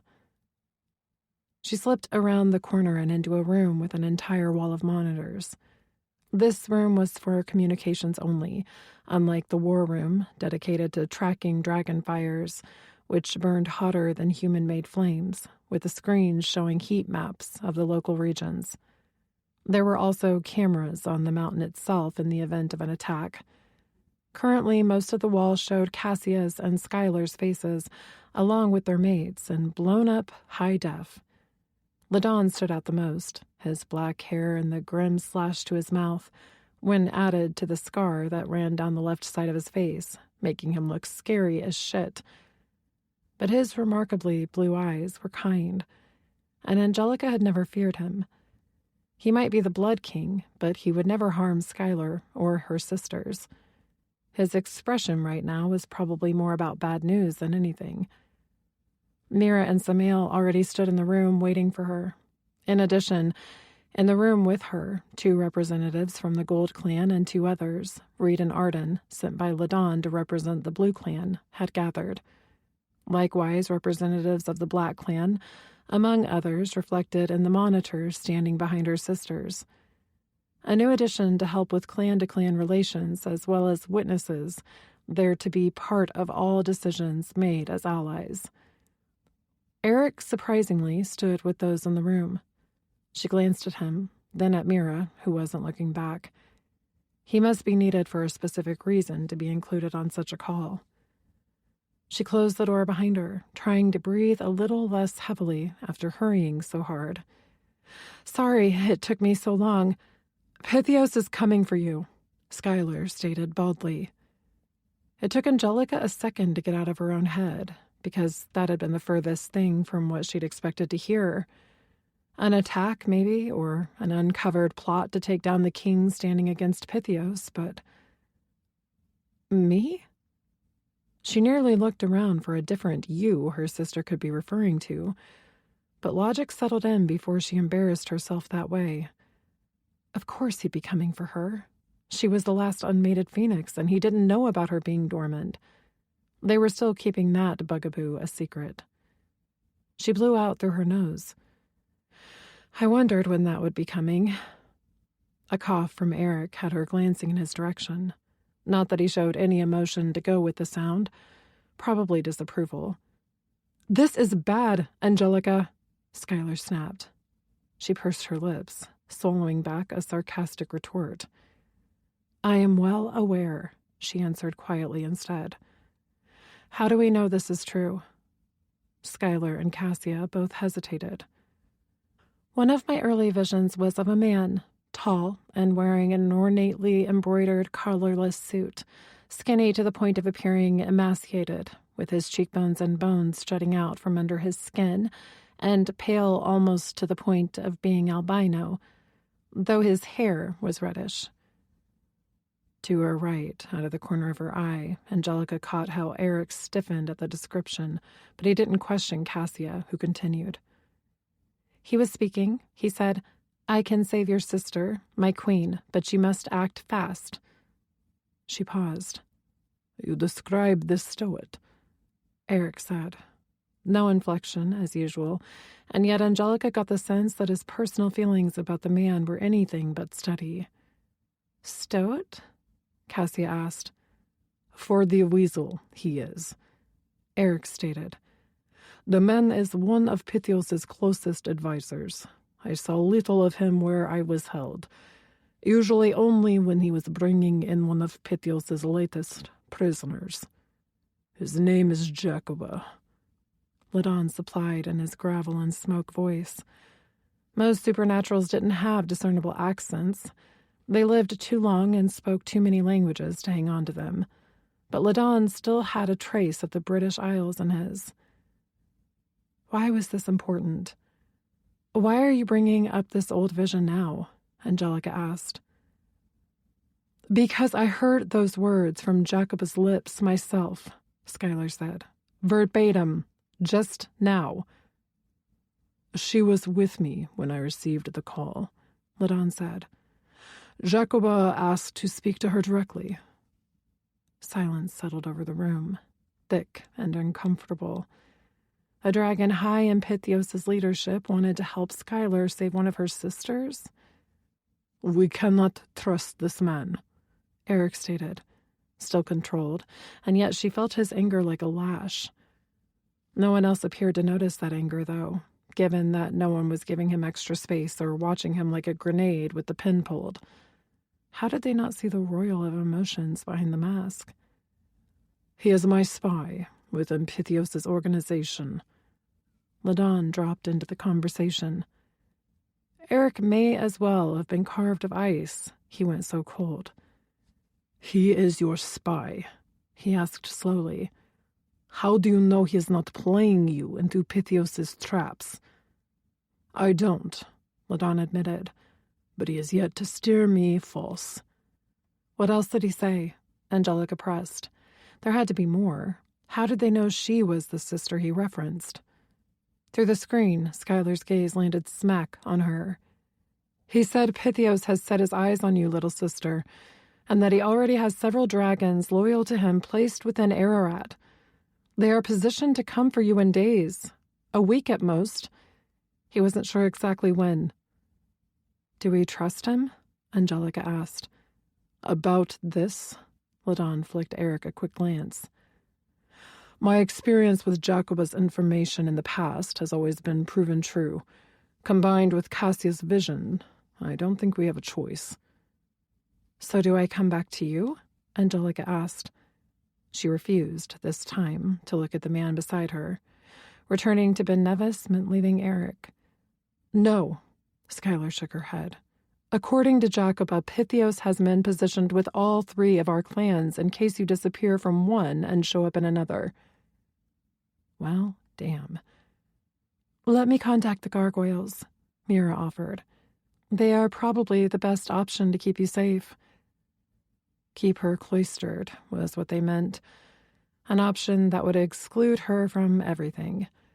Out of the war, out of avenging their parents' deaths, out of helping her sisters, though she was limited in the way she could. You want to keep me from the fight? She'd already missed so much, hiding among the wolves, damn it. Angelica closed her eyes, thinking of her father. Those were my parents he killed too, you know, she whispered. None of her sisters said anything, though beside her, Mira flinched. They didn't need to speak, though. When she opened her eyes again, their expressions told her everything. They would do whatever it took to keep one another safe, and she, of all of them, needed the most protecting. As she was youngest of the quadruplets by only minutes, they always underestimated her. Now the fates had heaped coals onto the fire and betrayed her by giving her nothing. Not a smidgen of power, no way to defend herself or be helpful or act as anything but a problem. A problem they now wanted to hide. The hell's with this. She'd find a different way, one that would be difficult for Pythios to pin down, but still allow her to be involved, even if in a small way. She slid a glance in Eric's direction, an idea stirring. He was really going to hate it. Angelica had a time approaching Mira with her plan exactly right, because she couldn't even get started without her sister on her side. Almost 2 days she'd had to wait, because Eric had disappeared the first night after they'd received Jacoba's message. 2 days that Angelica had held her breath through every agonizingly slow second, worried that the gargoyles would finally respond to Mira reaching out to them. Her sister had promised the notoriously private and secretive creatures that she would no longer come to them via reflection, which meant a slower form of communication. Angelica had no idea where Eric had gone during that time.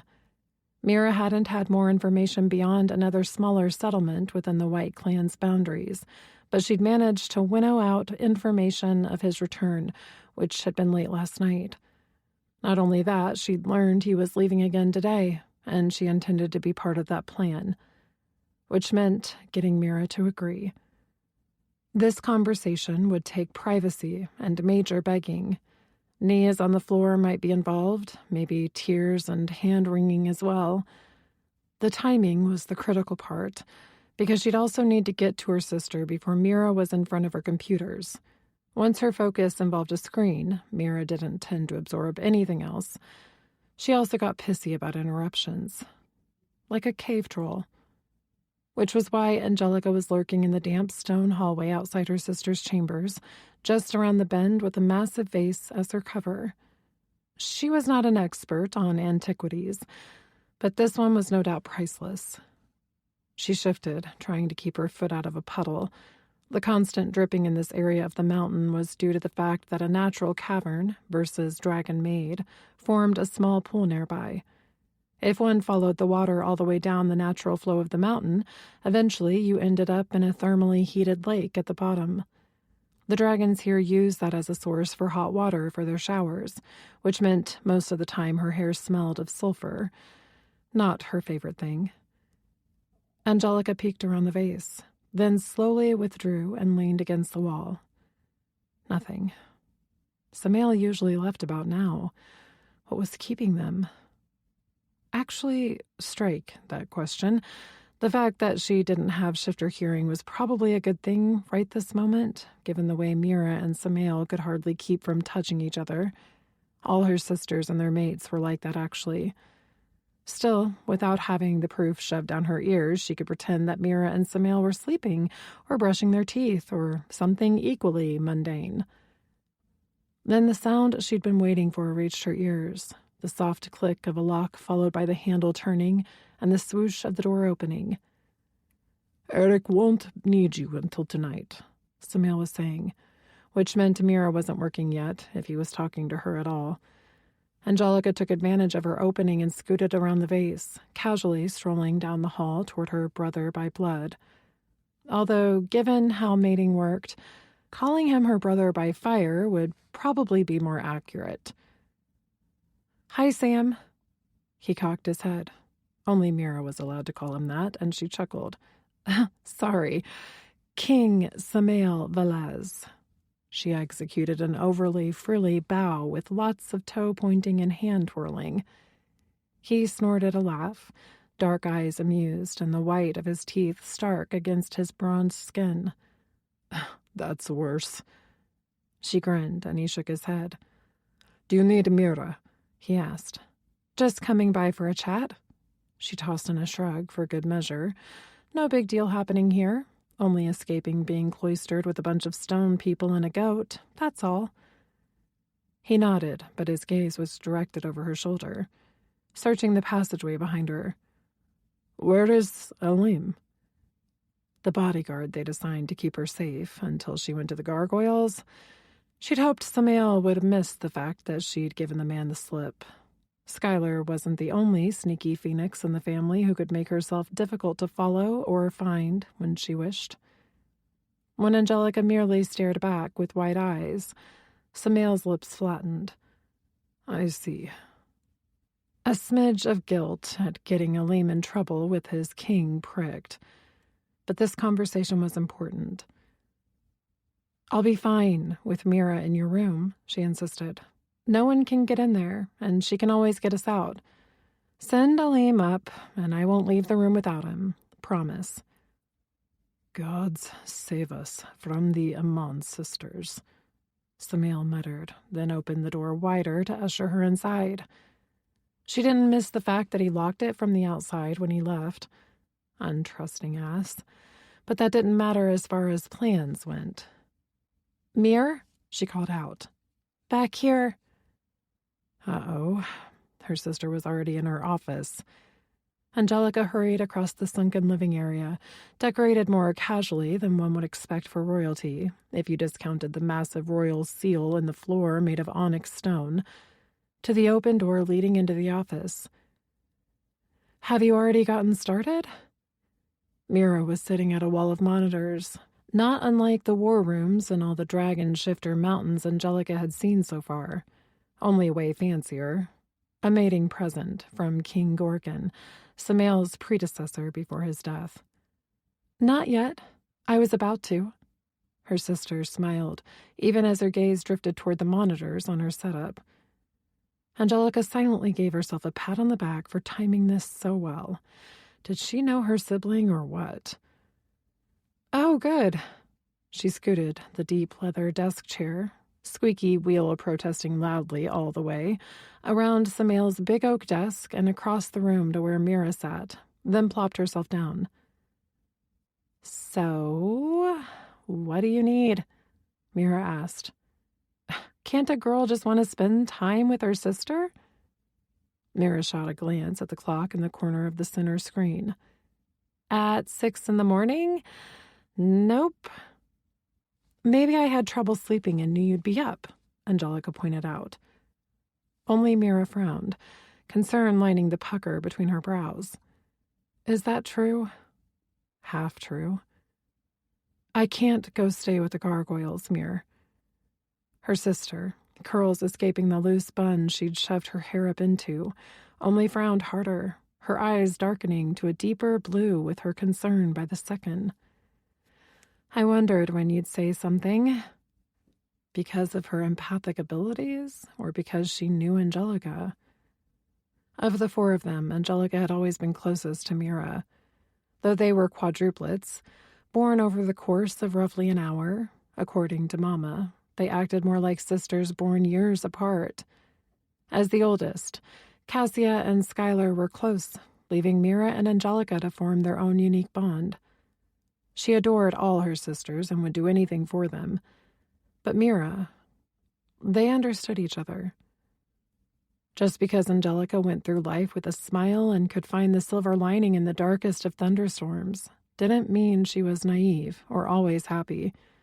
What tended to upset her the most was being left out, being coddled or overprotective or shut away for her own sake. Ironic, given her current situation. The Fates had a terrible sense of humor.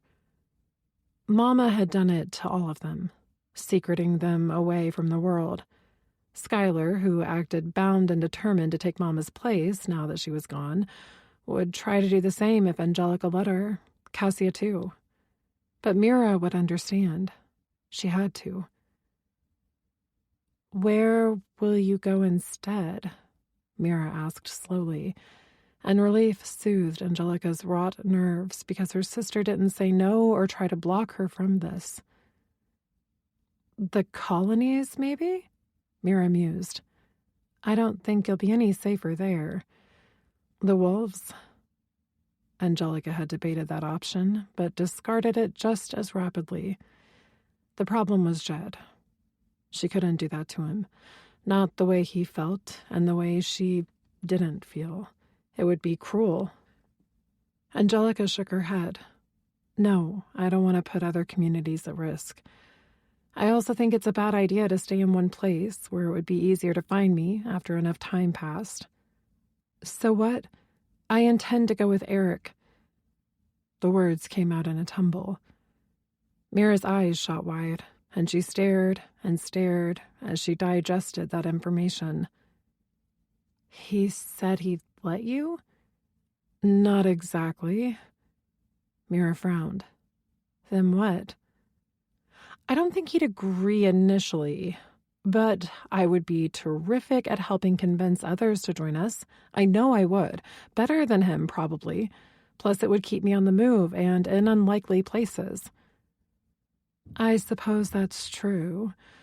But if he doesn't agree, then help me show up where he's going next. He won't be able to say no until it's too late. I'll get a chance to prove myself, and if he still doesn't want me along after that, I'll go to the gargoyles." Mira let out a low whistle. "And I thought Skylar could be reckless." "It's not that bad." Angelica pulled a face. "Yes, it was. I could pass as a white dragon if I need to. We don't have to tell people who I really am unless it's necessary." "I mean about Eric." Mira gave an exaggerated shiver. "He's not a shifter I would want to cross, or tempt his dragon for that matter. He won't hurt me." How did no one else see that about him? His iron control was entirely about leashing the beast within. Sure, he was an unusual case, but someone had to have faith in the man. "You know him well enough to say that for certain?" Mira pressed. Maybe not, but gut instinct told her she was right, and she was rarely wrong about people. Besides, she had to do this. Going back to hiding wasn't an option. "Please, Mira." She reached out and took both her sister's hands in hers, needing her to understand how important this was. "I have to do something to help. I can do this." Mira's troubled expression didn't ease, though. "And if you're caught, he can't shift, so he can't protect you that way." Angelica stood up and showed her sister the gun holstered at her hip, hidden by a fleece jacket. She'd always been a better shot than anything else to do with weapons. As arrogant as dragons could be, they wouldn't expect her to be armed. That would give her an advantage. "I'm not defenseless. None of us ever truly was, thanks to Mama." Mira's smile turned small and sad, but she still shook her head. "How can you ask me to do this? Cassia and Skylar will be furious." "They'll understand when you explain it to them." Mira scoffed. "Please." Begging was not beneath Angelica. "How can you ask me to hide away, like I'm not strong enough to face this with you or Cass or Sky? But how is this any different than you disappearing with Samael a few months ago?" Mira raised an eyebrow. "I can escape easily through any reflective surface." Angelica threw her hands in the air. "Assuming there's something shiny around." "Come on, Mir. Powers don't make you invincible, and all of you have risked yourselves in some way or another. Skylar broke into Ladon's mountain to rescue Cassia with no way to get herself out. And Cassia went to that two-faced doctor when she kept going up in flames and couldn't control anything about her powers. Even you decided not to stay hidden with the gargoyles where you'd be safe." Mira twisted her lips, gaze skittering off to the side. A sure sign she was about to cave. Angelica tried not to sit forward and made sure to arrange her expression in a worried pinch. Or she hoped that's what her face was doing. Don't sideline me, she pleaded when her sister still held back. What she was about to say would hurt her sister, but it would also help her understand. I never got to see our father. You did? She choked off the words as unaccustomed tears clogged her throat. What do you need from me? Mira finally asked. Angelica shot out of her chair and flung her arms around her sister's neck. Thank you. Mira clutched her tightly. Don't make me regret it, she whispered. Losing you would break me. Chapter 5. Angelica slammed her fist into the heavy bag she was working, careful to keep her knuckles flat, thumb out of the way, hitting straight on and moving from her core, not her arm. It felt so good she did it again. And again, moving her body with the bag as though she was working over an opponent, focused and intent. Eric was going tonight, and she needed something to calm her nerves before then. The sounds of Samael's fighters training all around her in the large cavern faded away as she pictured Pythios's face, rotten as it had been before he recently made it. By the time she was finished, she was drenched in sweat and sucking wind, like a damn human. She steadied the swinging bag, then dropped forward, hands on her knees, breathing hard. She was no Skylar when it came to fighting skills, but now that she was no longer pretending to be a wolf shifter, she'd gone back to her regular training and workouts. Even more important now, given what she was about to do. The ability to defend herself was going to be critical. Probably. My. Beside her, Arden, Ladon's sister and one of his reps here in the Black Clan, raised her thick, dark brows and grinned. Dressed in pink and with glitter lining her eyes, the impression she gave off was total princess. But Angelica knew for certain this woman was a badass, not to be underestimated. Skylar said Arden liked to use her femininity and male dragon's ingrained perceptions to keep the upper hand. And good for her. So, do all you Amon sisters know how to fight? She teased. Still breathing hard, Angelica swiped her t-shirt-covered shoulder over her face and grinned back. Our mother made sure we were never going to be helpless, even when we were human. Or still are. Arden sobered at that, turquoise eyes which reflected the color of her scales when she was dragon, turning serious. Angelica held up a hand. Sorry, I didn't mean to drag the conversation down. But Arden shook her head, deep black ponytail swinging. I was thinking that I wish my mother had done the same for me. Angelica straightened and crossed to the other woman's side. She hadn't had much opportunity to talk with Arden. You seem to have done okay for yourself. She glanced at the heavy bag the other girl had been working. Arden lifted a single shoulder. My ability to fight is all thanks to my brother. Ladon taught me in secret.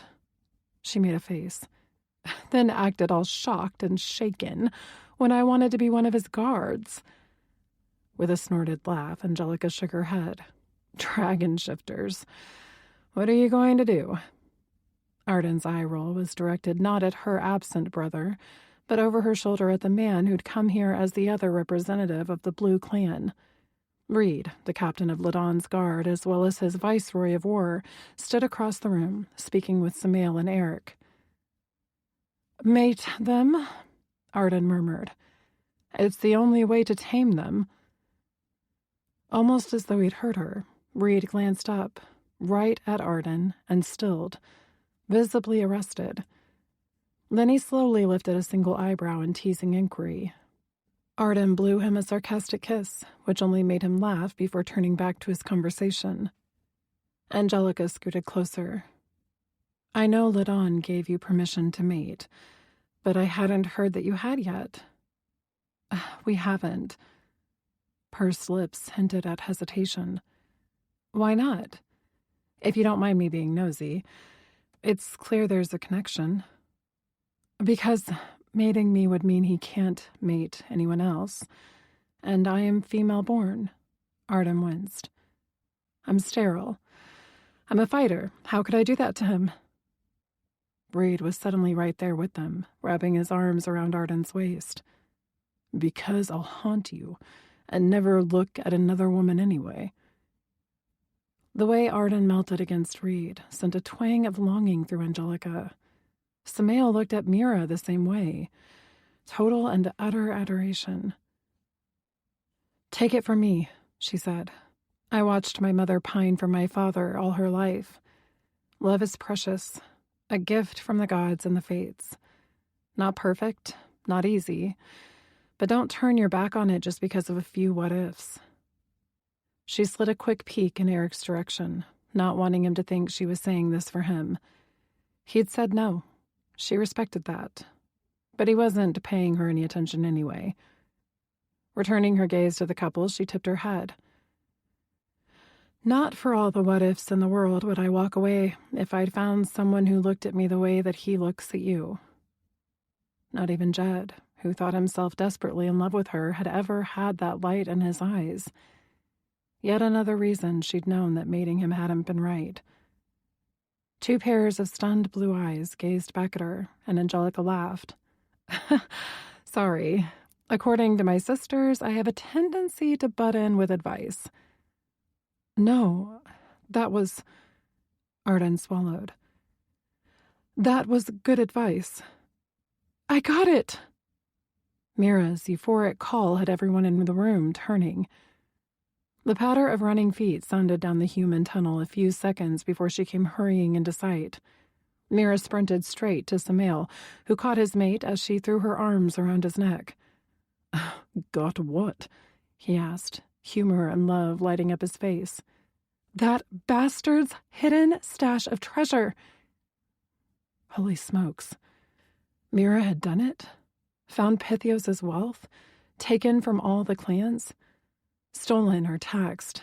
They'd suspected. In actual fact, the previous king of the Black Clan, Gorgon, had suspected shortly before his death that the Red King would hide it using modern technology, and Mira had been tracking it for months with no luck. You found it? Samael asked, as though he couldn't quite believe it. Mira nodded, as giddy as her serious sister got, her curls bouncing with emotion. Found it. And took it back. Every damn penny. The rotting king wasn't going to like that. Angelica grinned, even as in the back of her mind she knew that would only escalate Pythios' plans against them. Still, it was harder to wage a war without funding. With a burst of laughter that had every warrior in the room gaping at their king, Samael lifted Mira right off her feet. Thank the gods. Maybe now you can get more sleep. Mira snuggled into Samael's arms, drifting to sleep knowing she was safe and loved. But they had to get up soon. At a soft brush of his fingertips over the nape of her neck, her eyes fluttered open to find her mate watching her, with a smile both tender and possessive. Gods. You are the most beautiful thing I have ever seen, he murmured. No wonder all it took was one look in that mirror. I was yours before I even knew you were real. Mira grinned, an effervescent sort of happiness bubbling through her. Not just hers, but his too. She could sense it through that magical link that bound mates together. She propped herself up on one elbow to look him in the eyes. I didn't think it possible, but I love you more every day. He hummed in his throat. Well, I am damn lovable. She pinched his pec and he yelped, but laughed, wrapping an arm around her waist. Instead of tugging her closer, though, he flipped her to her back, then scooted down to lay his ear against her barely rounded belly, covered by her softest nightgown. A little more than 3 months along, and thank the gods the nonstop nausea had finally ceased. But her breasts were still terribly sensitive. Samael hadn't liked the nausea part at all. She'd never seen her big, strong dragon warrior so helpless. Kind of adorable, actually. Hello, little one, Sam murmured to her belly, as he did each morning and each night. As happened every time, Her heart swelled with love for them both. No scan had told them for sure yet that they were having a boy, but she'd seen him in a vision the night they'd conceived him. Samael was still cooing to her belly, and Mira buttoned her lips around a grin because no way would she take away Sam's joy in this moment by giggling at his antics. He was going to be an amazing father. He would need to be, raising the first boy a phoenix had ever given birth to. One who would be next in line for the Black Dragon clan's throne and possibly for the position of High King, depending on what these next hours and days, and maybe years, revealed. Maybe not, though. High King was where the Dragon Shifter King mated to the Phoenix. Rumor held that he had to claim her like a prize, but in actual fact he needed to claim her heart. But that was before, when there had only been one Phoenix at a time, not four. And always women.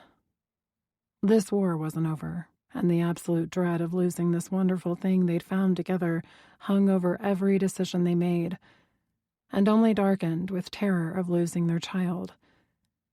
An alarm went off on the phone she'd left on the bedside table, telling her it was time to send Eric to his next destination. She'd already sent Angelica in ahead of him an hour ago. She hadn't shared Angelica's new mission with Samael. She'd promised her sister to wait so that he wouldn't feel obligated to tell Eric. But as soon as Eric was in, she would tell him. "We'd better go," she said. Eric made his way to Samael and Mira's personal chambers. The Queen had had a massive wall of mirrors installed in what was essentially a guest suite. The reflections were what Mira used to move individuals between the Black, Blue, and Gold clans' mountains, the same one he'd come through a day ago, after his first assassination. He had a new target now, Beely Sver. Once the man had been a member of Zalant Ammon's Curia Regis, the king's council members, a trusted friend and advisor to the Phoenix's father. None of Zalant's original council members remained on that body of advisors now, a fact that Eric had discovered with careful research and speaking with those white dragons who'd already switched sides and joined the rebel king's cause. Most council members had disappeared shortly after Zalant's death, when Pythios had encouraged the clan to place King Volos on the throne. The few still alive had been given different positions of power elsewhere. Beely was now the tribune of the second biggest base established by the White Clan, in charge of all that happened within his mountain. Munk Saradag, a peak in the Cyan mountain range, located on the current human border between the countries of Russia and Mongolia, was perhaps the most strategic location for the White Clan, given its proximity to both the Red and Green clans to the south and east, as well as the Blue, Gold, and Black clans farther west in various directions. Any leader who had been in power when Zalant and Eric's parents were killed could never be trusted. At the very least, they were cowards too afraid for their own lives to speak up against evil. Beely's death would perhaps put a small piece of Eric's soul back for the killing. Forget diplomacy. This is what he should have been doing all along. Killing the man who'd once been Zalant's personal bodyguard yesterday had not assuaged anything, but that had to be because of how it had happened. He'd found that asshole hiding in a small village in the most northern part of Siberia, the unnamed mountain where most dragons preferred not to live. Hells, it even remained unnamed because it was insignificant, so why bother? Even with their fire. Too cold.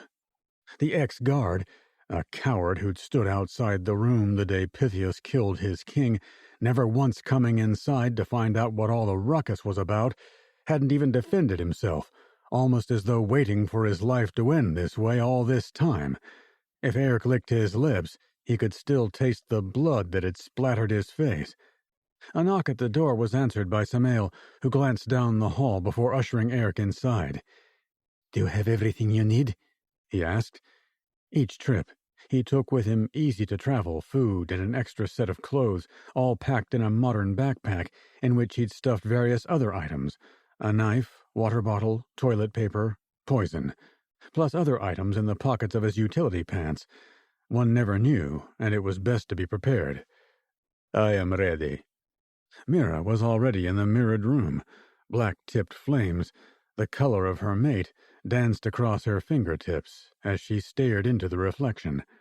An enticing image of Angelica covered in white fire filled his mind. Not real, because she'd never lit on fire. This was pushed at him by his dragon, and wishful thinking. He knocked the picture from his head as fast as it showed. He'd seen the image of her face in the midst of taking a knife to that ex-guard's throat, too. His dragon was determined to make him think of her all the fucking time. A distraction he couldn't afford. Samael clapped him on the shoulder, and Eric had to swallow a snarl before I could rip out of his throat. Touching was still a trigger after so long without. Only Angelica's touch didn't set him off. Or, not in that way, at least. Samael lifted his hand immediately, though he didn't comment. "Are you still sure this is what you want to do?" Meow. The small cat appeared out of nowhere, winding around his ankles. Samael cleared his throat and picked the creature up, holding it against his chest. "I have proven effective at it already," Eric answered the question still hanging out there. "That doesn't make it easy for you, killing your own kind." "Traitors who let all this happen?" Eric stuffed the small twinge left over, the image of that guard's eyes right before he killed him, down in the same hole with his dragon and emotions. "It is what I should have done to start with."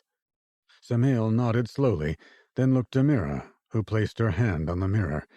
She didn't have to, but Eric had noticed that she did when she wanted to be pinpoint accurate in the location she sent him to. Which she would need to be. This time she was placing him directly inside a mountain rather than on the outskirts. As soon as she connected with the glass, the image changed, revealing a beautifully luxurious room beyond.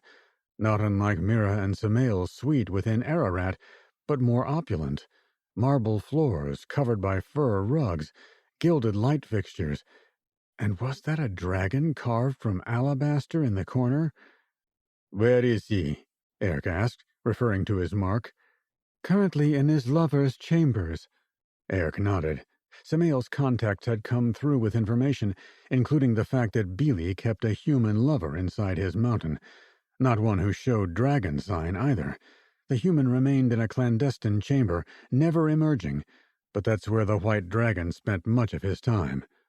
Their information also told them that Beely would return to his own suite in the middle of the night to wash away her scent before sleeping.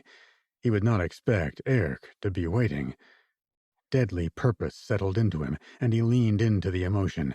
He would look this traitor in the eye while he slid his dagger between his ribs, then twist and twist until Beely was too weak from blood loss to heal himself. Then, and only then, would he snap the man's neck. Even dragon healing couldn't do anything about that. Raising a hand in farewell to both Mira and Samael, he stepped through the open mirror, then turned to face them. "I will see you in a week." Several corrupted leaders cowered inside this mountain, and he intended to take the life of each and every one. Enough, hopefully, to cause chaos within the ancient halls. It would be up to the 3 allied kings to take it while it lay exposed as soon as he gave the signal. Then he planned to move on to the next man on his list. "Be careful," Mira cautioned. She lifted her hand from the mirror, and suddenly he was staring at a hideous mirror edged in gilded bones. Those of other creatures. Eric had seen enough of them in the dungeons of Everest to know, but he couldn't do anything for those poor souls. Then or now. He could only punish those responsible. The first thing Eric did was check every room. He trusted Mira, but he had to be sure he was truly alone. Beely had certainly appointed himself the best of the suites within the mountain. Greedy fuck. He frowned over the oddly familiar scent inside the common living area at the center of the suite. Who had Beely been hosting? Eric narrowed his focus. Based on a vague memory of visiting this mountain with his father as a boy, he was fairly certain this had been the king's chambers when the royal family visited. Not that they did often. The unnamed mountain was more of an outpost, or a punishment. What did Beely do when King Volos would come to visit this mountain?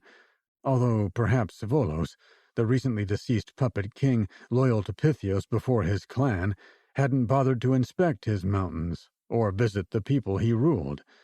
Did that mean Beely's power was even more than a typical tribune? Assured that he was alone and that no recording devices existed inside the suite, he determined the best place to lay his trap. The last thing he could allow to happen was to have Beely run to the perch outside the large window in the living area. From there, the man could shift, call for help from his guards, or fly away, and Eric would have no way to defend against shifted dragons, or even multiple in their human form, if they came to take him. Likely, however, that the man would come in from that direction, being the fastest way to reach these levels. With that in mind, Eric decided to tuck himself into a small room, one of several family or guest bedrooms, at the opposite end of the suite from the bedchamber Beely used. By the stale smell, the spaces went unused. From the doorway, he had a view down a dark hallway of the living area Beely would have to pass through to get to his bedroom on the other side, regardless of which entrance he used to access the suite. Once the man was inside and had gone to bathe, Eric would corner him there. Likely hours from now. Best if he spent the night in here, containing his own scent to a space that his mark shouldn't need to visit. He took 3 steps toward the small hallway, then paused, as a stronger, now entirely familiar perfume drifted through the open window. One whose presence here was impossible. Sunlight and summer, and fresh air. Angelica. Was he descending into madness, scenting her everywhere now? Sheer white curtains covering the windowed door out to the dragon's perch in the atrium suddenly blew in a wisp of breeze, and he caught the outline of a woman. She stood on the other side of the glass, looking inside, watching him. Eric's dragon roared to the fore, and he clenched his jaw, holding himself together, but a spike of unaccustomed fear, for her, managed to break through. "Angelica?" She parted the curtains and stepped through, white hair braided in a crown across the top of her head, moving cautiously, gaze wary. Of him. She lifted her determined little chin in the air. "Don't be mad." Chapter 6.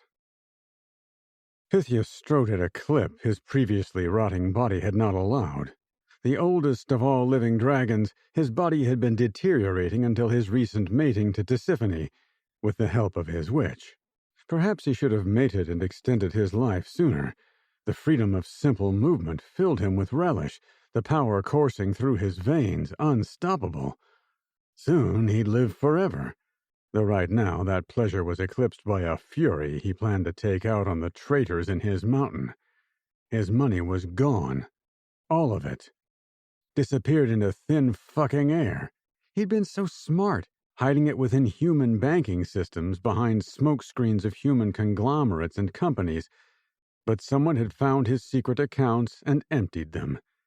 He needed to take those fucking phoenixes out before he couldn't afford this war any longer. But first, he had to deal with a traitor. With purpose in his stride, he made his way through one of the more populated centers of Everest, nodding at his people, who bowed and scraped as he went. The mountain commons were unique to his mountain. The early designers had deliberately brought nature inside. Everest, usually ice and snow and cold on the outside, could have been so inside as well. But once the early dragons figured out how to bring sunlight and air to the interior and warm it, they'd constructed a flourishing garden in the center of the massive mountain. Green rolling hills were dotted with lush trees with pops of color, thanks to beds of flowers. The landscape spread up the sides of the cave walls like a valley. They'd even designed it to rain. The mountain was eternally spring, with a stone ceiling for the sky, illuminated by strips of lighting that reflected the daylight outside. This was usually a place of peace inside Everest, one where his people came together. But with a single order, Pythias was about to turn a corner of this untouchable land into a warning to all. He nodded at the 2 guards standing shoulder to shoulder, keeping the gathering crowd at bay, and the rumble of angry voices dimmed as they realized who was in their midst. Pythias knew exactly who waited behind the guards. He'd left the fucker here for several days, both as part of the warning and because in his own initial anger he would have killed the man too quickly, he needed information. After that, the traitor could suffer. One of the guards stepped aside, almost like a living door swinging open, and Pythios' gaze landed on the captive, chained to a chair. Not any chair. Humans were rarely good for anything, but during the years of their so-called Middle Ages, they'd shown some imagination when it came to torture. This particular advice he'd had modeled after one of those. Made of dragon steel, it included a stiff seat with the back that didn't come up to the captive's neck. Spikes were placed to stick into the flesh along the spine, at the back of the knees, and along the undersides of the arms. The mistaken soul who deserved this punishment was chained, naked, of course, not only by wrists and ankles. A collar had been locked around his neck, and another larger one around his middle. If Jacoba dared to shift forms, the dragon steel metal wouldn't break. Instead, it would decapitate him, as well as slicing the man in half and severing his hands and feet. Blood dripped over the edges of the chair's arms and seat, pooling in the lush green grass beneath. His pale red hair, typically pulled back in a neat ponytail, hung around his face in greasy strands, and his previously perfectly manicured nails were missing entirely, only bloody raw sockets where they had been until recently. Jacoba's head lolled forward, hanging between his shoulders limply, as though he were either asleep or could no longer hold it up. But his heartbeat told Pythios the man was awake. "Look at me," Pythios commanded quietly. Jacoba slowly lifted his head. For once, his pale eyes didn't seem to take in the room, or even Pythios himself, almost as though he was no longer aware of what was being done to him. Perhaps I have left him too long. Pythios waited. As he did, he allowed his gaze to skate over the liar he had considered his most loyal advisor until a few days ago. Bony to the point of being emaciated, the man was all angles. Unusually pale for a dragon shifter, Jacoba's only nod to the fact that he came from the Red Clan was his hair, technically red, but really more orange. Even his eyes were milky imitations of what they should be. I should have known the man they call the Stoat was not to be trusted. Everyone knew weasels were liars. Thieves, all of them. Jacoba had proved this truth when he'd stolen from Pythios, stolen his secrets and his trust, caught passing information to Ladan or Mar. This man had taken from Pythios more than anyone except Seraphina Ammon and now her fucking Phoenix daughters. Ah! Jacoba blinked and seemed to return to the here and now, his gaze suddenly sharpening, focusing on Pythios. Ever benevolent, ever wise, ever true High King, he croaked in that nasal voice that had always been an irritant to Pythios. Take his head! Someone from the crowd held at bay by the guards shouted. Loyal dogs. Pythios allowed himself a satisfied smile. More true, it seems, than you. You lost your way long ago, Jacoba stated, almost unhurried. All reports indicated he'd taken his punishment thus far with not a word or sound. Not for much longer, though. Usually, this man loved to play to the crowd, but he wasn't doing so now, only addressing Pythios. Perhaps the urge for those mind games had been beaten out of him. Good. My loyalty is to dragon shifters, Jacoba said. You'll ruin us all if left to rule. Pythios examined the backs of his hands. He found himself looking at his unmarred, youthful hands often lately. So strange to look down and see young skin rather than age spots, gaping sores, and the flesh falling away from his bones.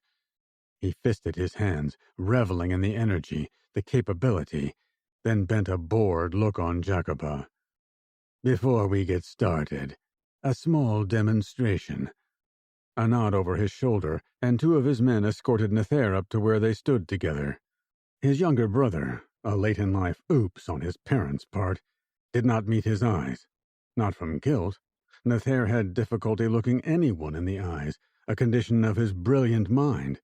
His dark hair flopped over his forehead and into his eyes, and despite the hold the two guards had on his elbows, his brother's fingers moved in mid-air in unison, as though he still held the cube toy puzzle that usually kept his mind from overwhelming him with information. A toy that had disappeared the same day Eric Ashdaya and Skylar Ammon had escaped Everest. Turning to the crowd, Pythias shared a little story. When Skylar Ammon escaped, at first I assumed she'd had help or somehow had a power that aided her. After all, he'd figured out centuries ago how to contain Eric. But then my own brother's behavior drew suspicion. Nathair's fingers didn't pause in their movement over an invisible cube he no longer held. If anything, they sped up in a sign of agitation. After reviewing footage of the cameras in the room, I now have proof that Nathair Chandali is directly responsible for her escape. And Eric's. But that wasn't for his people to know. You wouldn't dare execute your own brother, Jacoba sneered behind him. His mind is too valuable to you. True. But then again, he could no longer trust that mind to work for his good. Jacoba's betrayal, while a surprise, hadn't hurt, only enraged. But his own brother. Even now, the razor's lance of pain ate at him. Pythias slowly turned to face the stoat, cocking his head in curiosity. At the same time, the guards backed away from his brother, on cue. All traitors are subject to judgment, he said to Jacoba. Before anyone could so much as take a breath, Pythias shifted a single part of his body. His dragon's tail whipped out and slammed down on his brother, the mace-like spike driving through bone and flesh with a slurping crunch, and a finality no one could deny. In fact, Pythias had to shake the corpse off himself before reversing the shift and tucking the tail away. Jacoba's pale skin turned a sickly green as he stared at Nathair's pulverized body, horror more than evident in his usually blank gaze. If you tell me what I need to know, Pythias said, not even bothering to glance over as the guards dragged his brother's body away. Nathair was nothing to him now. I will make your death as quick, but if not... He shrugged. Jacoba's horror remained etched in his eyes as he turned them away from the bloody trail the body left behind. You are so hungry for power, you'd murder your own kin. I judged a traitor, and my rule is not about my power. It never was. Jacoba shook his head, unbelieving. Pythias stepped closer, lowering his voice. I am the only one ensuring that we don't have to rely on mating some flaming bird to move forward as a species. The stoat coughed, though the noise brought on a fit of coughing. By creating a false phoenix and mating her instead? At the murmur from those nearest them in the crowd, Jacoba came as close to a smirk as anything. Will you tell that to all of our kind after you take out the Ammon sisters, the same way you did your own brother? A desperate man spreading lies, Pythias dismissed with a wave, and silence descended behind him. What his witch had done, Tisiphone was no longer false. Created, not birthed, she wielded the powers many phoenixes before her had, a weapon he intended to unleash at the right moment. He didn't need to explain his actions to this man, this betrayer who clearly could not see the future Pythias pictured. Now, what did you tell that bastard on the blue throne? Jacoba's mouth thinned. Weaselly fucker. Nothing from his former advisor, despite the continued green cast to his pallor.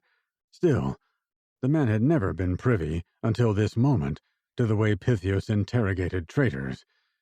Anticipation welled inside him, fizzing in his blood. He'd make this pale excuse for a dragon shifter break, and he'd enjoy doing so. What the fuck, Angelica? Eric said, sounding more like Brand suddenly. Coldly in control as always, but his anger, the first time she'd witnessed that strong of an emotion from him, edged his reaction like embers eating away at a forest floor during a controlled burn. She held up her hands in a conciliatory gesture. "Hear me out." Nothing you can say could possibly make this right. He didn't move closer as he stared at her. Have you taken leave of your wits? Oh, hells no. That question was always a sore spot for her. Forget convincing him. She dropped her hands, eyes narrowed. "No more than you," she snapped. He straightened at that, holding himself almost painfully stiff. You think me a fool? So that was his Achilles heel. Others thinking that his long imprisonment had broken his mind? "No more than I," she said, and maybe the adamant tone in her voice convinced him, because his stance eased marginally. "I can help you here," she insisted. There went any give in him. I cannot do what I need to if I am worrying about you. "I can handle myself. My mother trained us all to fight." She drew her gun from her holster, careful to keep her finger off the trigger and aiming at the floor as she showed him the weapon. "I'm not defenseless." He passed a hand over his face. Go back to your sisters, Angelica. Pythios is after you. "This is the last place he'd look." You only put both of us in more danger being here. She crossed her arms. "People like me." He snorted. What does that indicate? That they would hesitate to kill you because you make them smile? She cocked her head, sizing him up. "Do I make you smile?" Do not change this subject. "I'm not." She was perfectly solemn, eager even. "I meant it.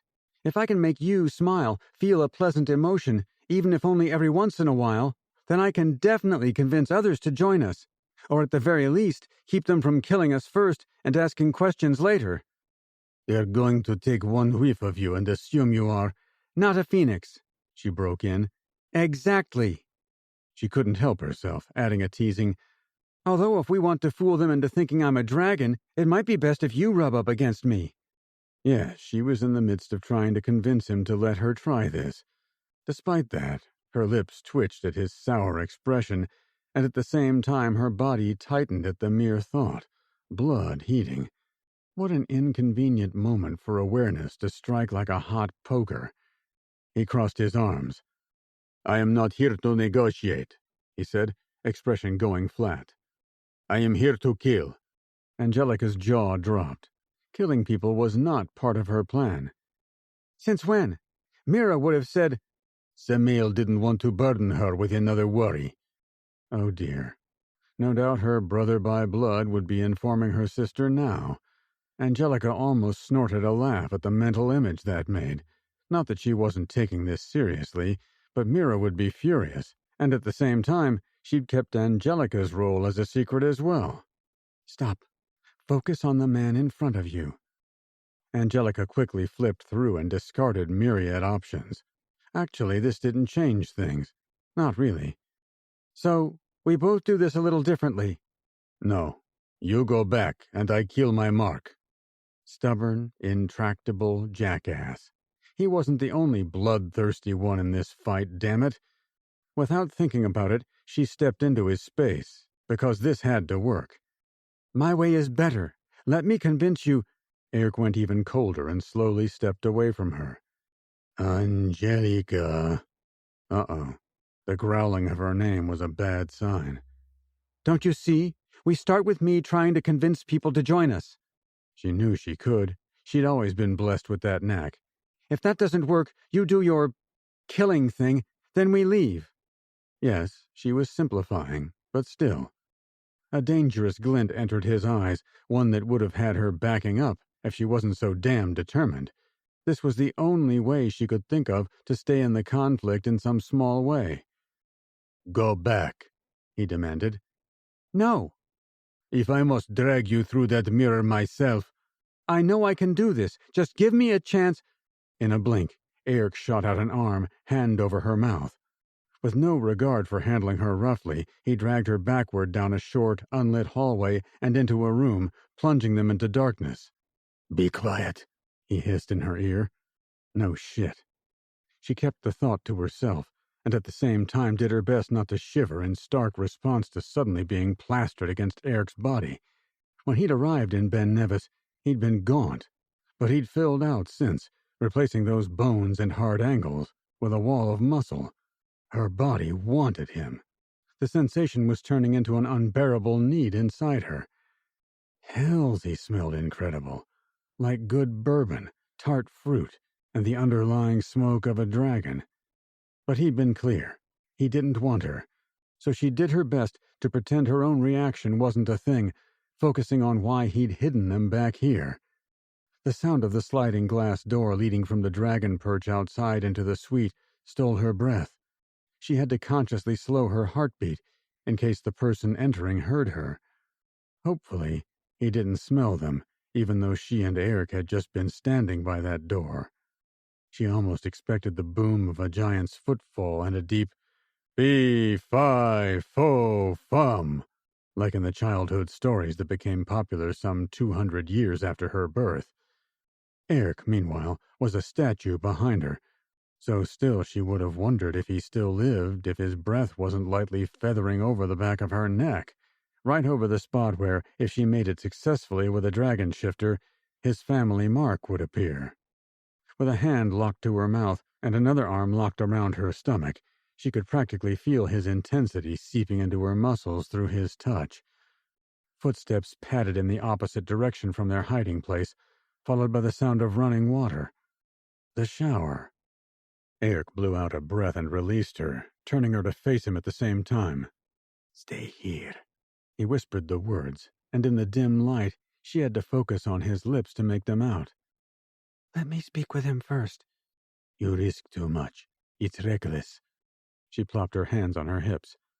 "All right, John Wilkes Booth, what was your plan?" "Who?" "An assassin from American history." Why was she explaining? "Never mind." She waited for him to go on. "I attack now, while he is most vulnerable. That was always the plan."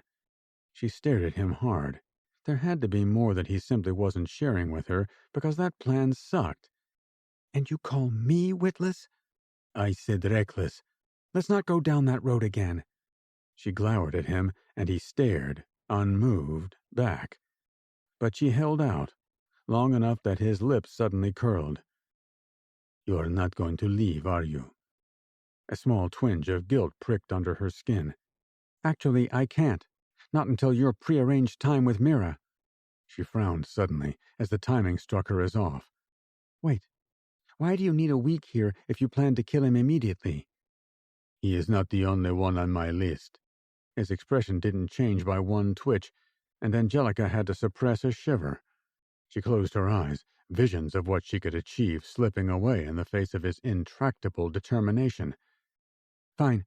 I'll stay here while you go do whatever you have to do." His dark brows lowered in a deep frown as she opened her eyes again, but she was through pushing. Eric's lips pinched.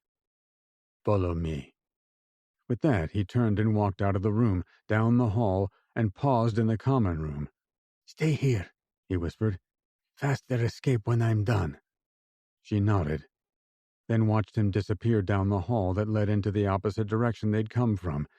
Angelica turned away, hoping not to hear the killing. Gods, what a mess. Instead, she tried to distract herself, focusing on the paintings hung up in here. As she turned toward the back wall, a small movement caught her eye, and she turned, only to stumble to a halt in front of a tall man, one too lean, as though he didn't eat enough, his bronze skin stretched over bone rather than muscle. Unusual for a white dragon, his hair was inky black, but the feature she focused on most was his eyes, filled with white fire. "I thought I scented something sweet on my perch," he snarled. Angelica didn't dare glance away to see where Eric was.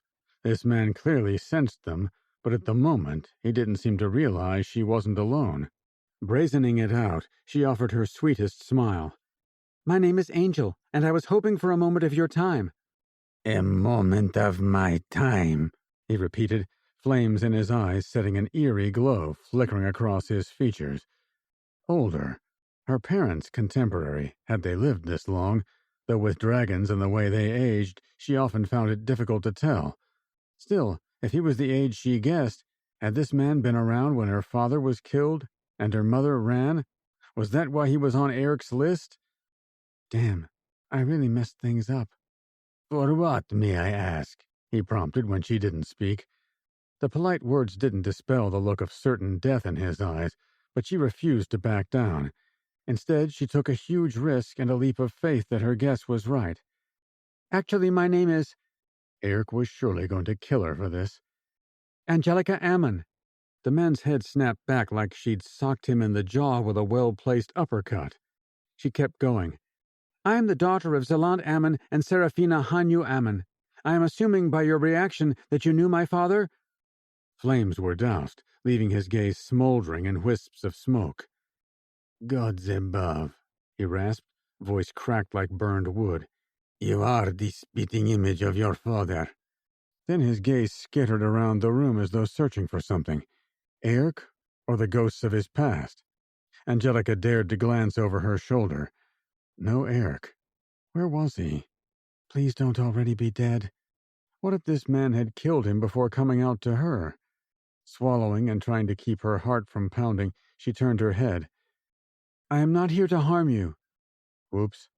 Okay, so that was a semi-lie, because while she might not be there to slit his throat, Eric was, assuming he was still alive. Angelica hit a cringe. Not the best way to start negotiations. "Then why are you here? To curse me? To—" "I'm here to ask you to pledge your allegiance to me and my sisters." Technically, she should be asking for his allegiance to the kings, but the few white dragons who'd switched sides had done so for Skylar, and more had come later, following the way Maul had died and the revelations about who she and her sisters were had come out. Maybe they had a better chance getting these stubborn shifters to go against their clans if their change of heart wasn't for another clan, but for a phoenix. Or 4. Well, 3, technically. The man, she really should learn his name, sort of stumbled backward until his ass landed on the couch. Elbows to his knees, he ran his hands through his hair in a distracted manner, gaze aimed somewhere at her feet, not really seeing anything, she suspected. "I knew this day would come," he mumbled. He had? Angelica said nothing, but she took another risk. "Sorry, Eric." She cast the thought behind her in the dark of the hall where she hoped like hells he lurked. Angelica crossed the room to the man who she could only describe as weighed down with a terrible burden, his shoulders stooped with the effort to bear it, head bowed. She sat beside him and took one of his hands in hers, noting how his bones felt frailer than he looked, like holding a bird. At her touch, he lifted his head to stare at her. "Whatever your sins," she urged, "it's not too late for redemption." Again, she was merely guessing at the reasons for his reaction. "You are asking me to go against my king, go rogue." She shook her head. "Pick one of my sister's kings, and you will not be rogue. The white dragons who have joined us carry their brands instead." He swallowed, the loose skin at his neck working with the action. "Then you are asking me to declare war within my own mountain, setting brother against brother." "I am asking you, as the daughter of the man who would still be your king if Pythios hadn't murdered him, to take the stand you should have all those centuries ago. Here and now. Let the others follow as they will, or we can get you out if we have to." Even though she knew they were running out of room in the 3 mountains they had. Pythias had taken all the other mountains of the blue, black, and gold clans, leaving each clan with only one. He stared, gaze fathomless. Was she getting through? "Only half will come with me," he said. "The others, I can tell you, will remain loyal to whoever takes the White Throne now that Volos is gone." Volos, the puppet king Pythias had placed on the throne after her father's death, had disappeared weeks ago without word or contact since. All assumed he was dead. Volos was unmated and without child. Wouldn't his beta take the throne? A nod, and he held up a hand to show the king's symbol on his hand was still that of Volos' house. "Most name has been put forward. We are waiting on approval from the High King and his Phoenix." Angelica frowned at the way he'd paused. Tisiphone. That's who he was talking about. Angelica and her sisters had had no idea of another Phoenix in existence or their mother having any other offspring ever. Their father died while they were still in the womb, and yet Pythios had apparently successfully mated a woman who showed every sign of being exactly what he claimed, flaming marks of feathered wings and all. "She is not a phoenix," the man whose hand she still held said heavily, then ran his free hand through his hair. "I don't think." Angelica suddenly realized why Eric did that stone-like impersonation of a gargoyle thing instead of reacting, because if she even breathed, she would show the shock ping-ponging around her insides, and that might influence the man's own reaction. "What do you mean?" she asked slowly. He straightened, looking her directly in the eyes. "Pythios' new mate is the spitting image of a young woman I know well, one brought up here. Her name is also Tisiphone, but she wasn't a phoenix. She was a female-born dragon shifter." Another bolt of shock ricocheted through her even harder, and she clasped his hand in an attempt to keep hers from noticeably shaking. How was that even possible? "You lie," a low, soft voice snarled from the darkness. Twin flames of white appeared in the dim hallway, lighting only Eric's face, the angles of his cheekbones suddenly taking on a demonic bent. Granted, most demons didn't glow, but she'd heard of their uncommon beauty, made more so because of that whiff of death that surrounded them. She hadn't understood the appeal until right this second. Eric was breathtaking. What a word, and what a moment to think it. The man beside her on the couch stiffened, his hand gripping hers with a sudden ferocity of tension, but he didn't speak. Not at first. Instead, he stared, as though trying to make sense of the man standing before him. "Georgi?" he whispered. The quaver to his voice spoke volumes to Angelica. Was the old man seeing Eric's father in the younger version before him? Eric stepped forward into the room. Prowled, more like, with the indolent, contained grace of a jaguar, pale gaze intent on his prey. Where had he learned to move like that when he'd been kept for so long in such small confinement? And why did she want to wrap her arms around him right now? "No," he said, the word soft, contained. "No, Georgi." This wasn't going well. Angelica summoned her courage and a pleasant smile, waving a hand in Eric's direction. "May I introduce Eric Ashdaya?" "Do you not remember me, Billy?" Eric asked, still quietly, before the man could speak. "You used to bring me exotic fruit from your travels to the other clans." Angelica winced at the stranglehold the older man now had on her hand, even as she noted his name. "Dragon fruit was your favorite," Billy whispered. "Eric? 7 hells. The rumors were true for once." Eric remained unmoved. How did he contain his emotions that way? It couldn't be healthy. Angelica squeezed Billy's hand, pulling his focus to her. "Eric was imprisoned by Pythios all this time," she explained. "I won't lie. Unlike me, he is here for vengeance while helping our cause." Billy cast a quick, cautious look in Eric's direction and swallowed hard at the immovable wall of dragon shifter watching him. "If you are trying to gain allies, bringing him is perhaps not the best move." "Proof of what the High King has done to this clan? A man who is still one of you, still a dragon of the White Clan?" She left out the not shifting part. "A man who, other than myself and my sisters, holds the most legitimate claim to the throne?" "You are mated?" Billy asked, glancing between them as though that changed the situation. Which it would. Tempting to toss an "I told you so" look in Eric's direction. She resisted. "We are not mated," Eric stated categorically. Billy frowned, but Angelica bent a warning look on the mass of tightly leashed fur standing across the room. So self-contained it hurt her to witness. "Give me a chance," she urged him silently.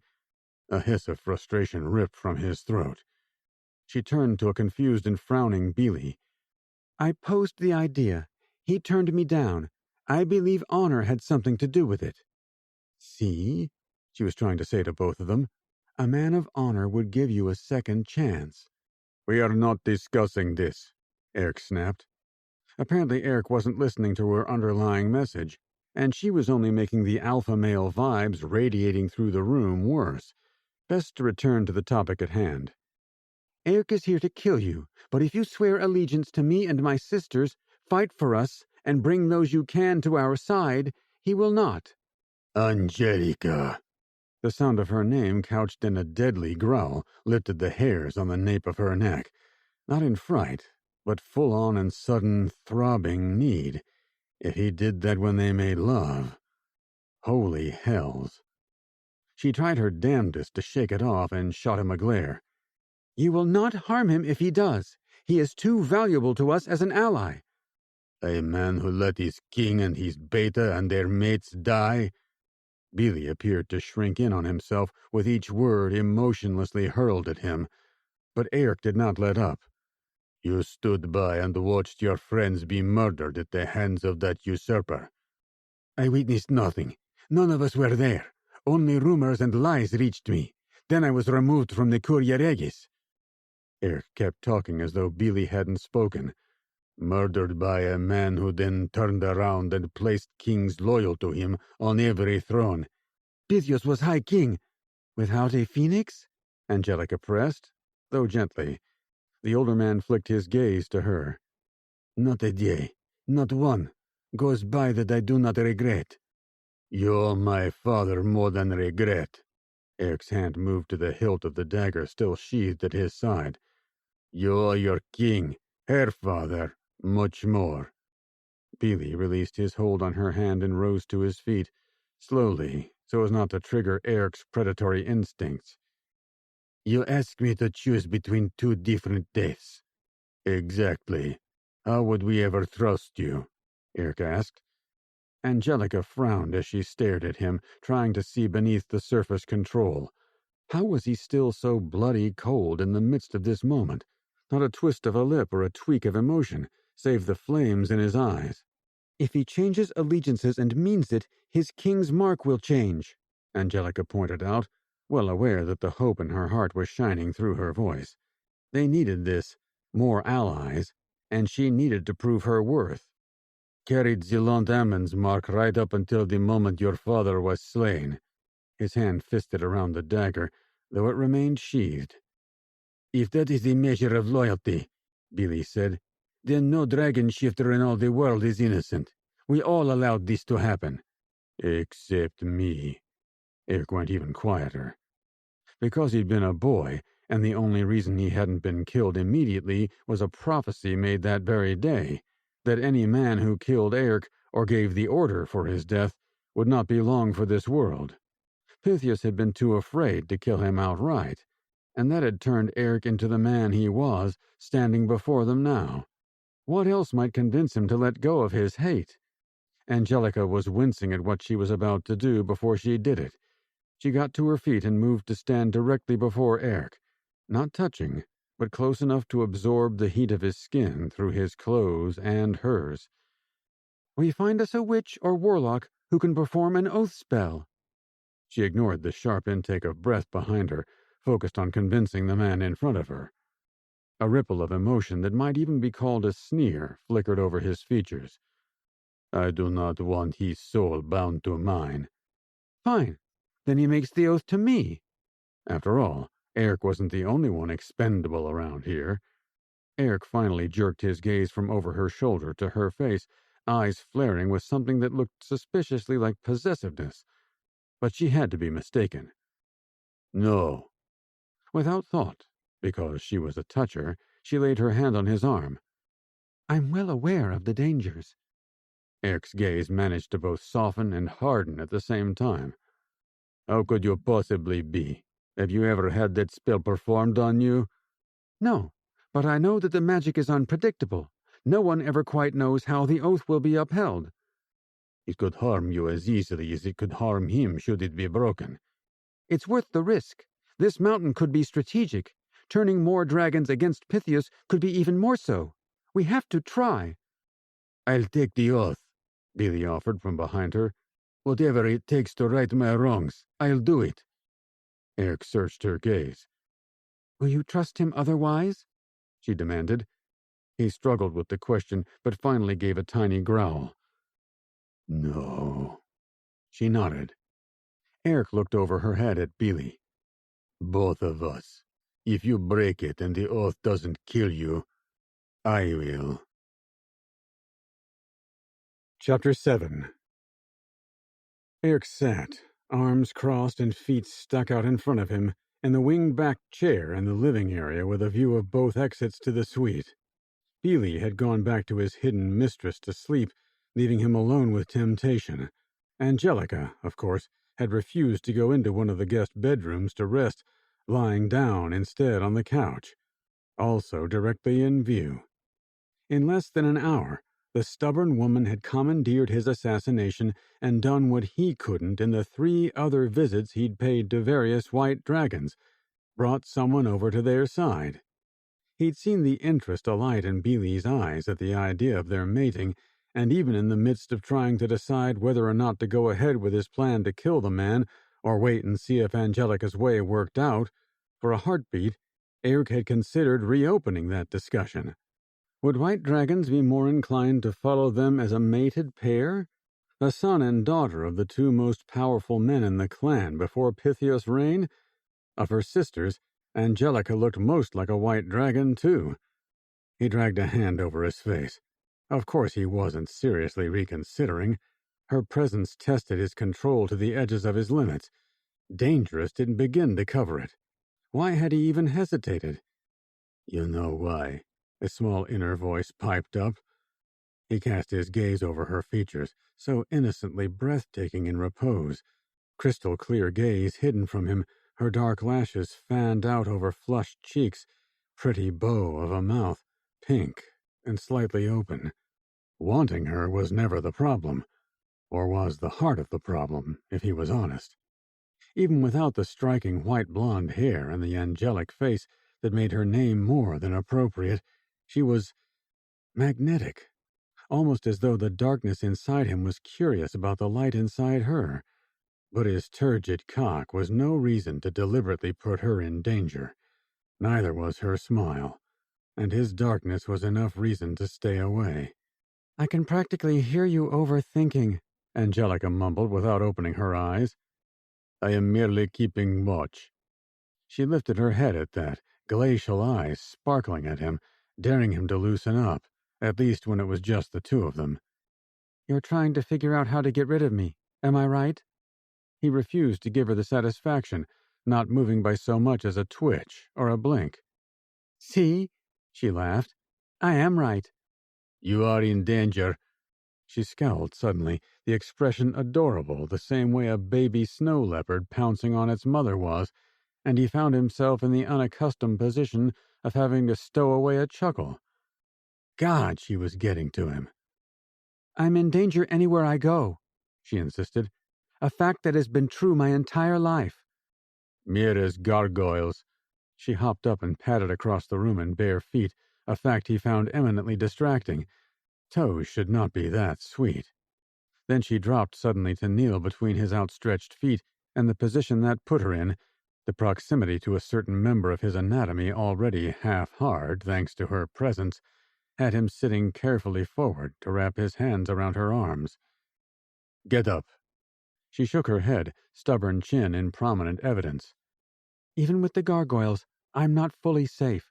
I would feel dreadful if something happened to them because someone found me there."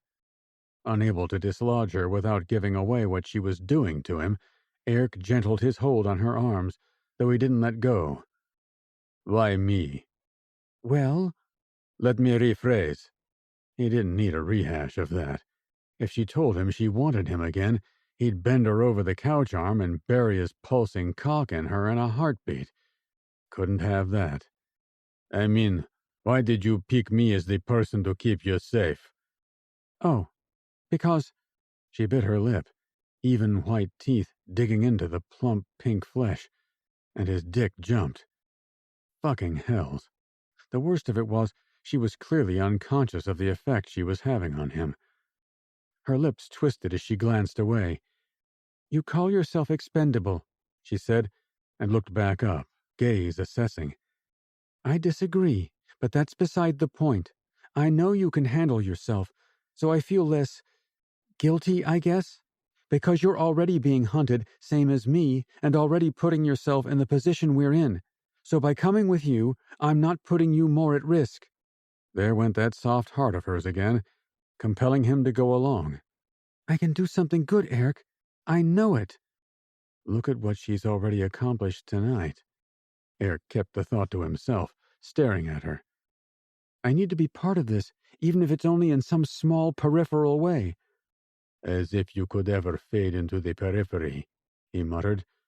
Angelica perked up, the innocent joy in her expression lighting her up like the heavenly creatures her name evoked. Really? Damn, he shouldn't have said that. It would only encourage her. He opened his mouth to take it back, but she held up a hand, stopping him. Forget the mating thing. No. The knee-jerk reaction was near violent. Oblivious, she continued. I think, as just partners approaching them together, we could coax more white dragons to follow us. They will abandon us the second they discover our...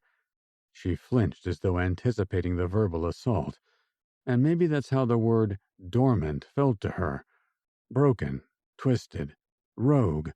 All those words were an assault to him. He understood. Maybe more than anyone else. Limitations, he finally said.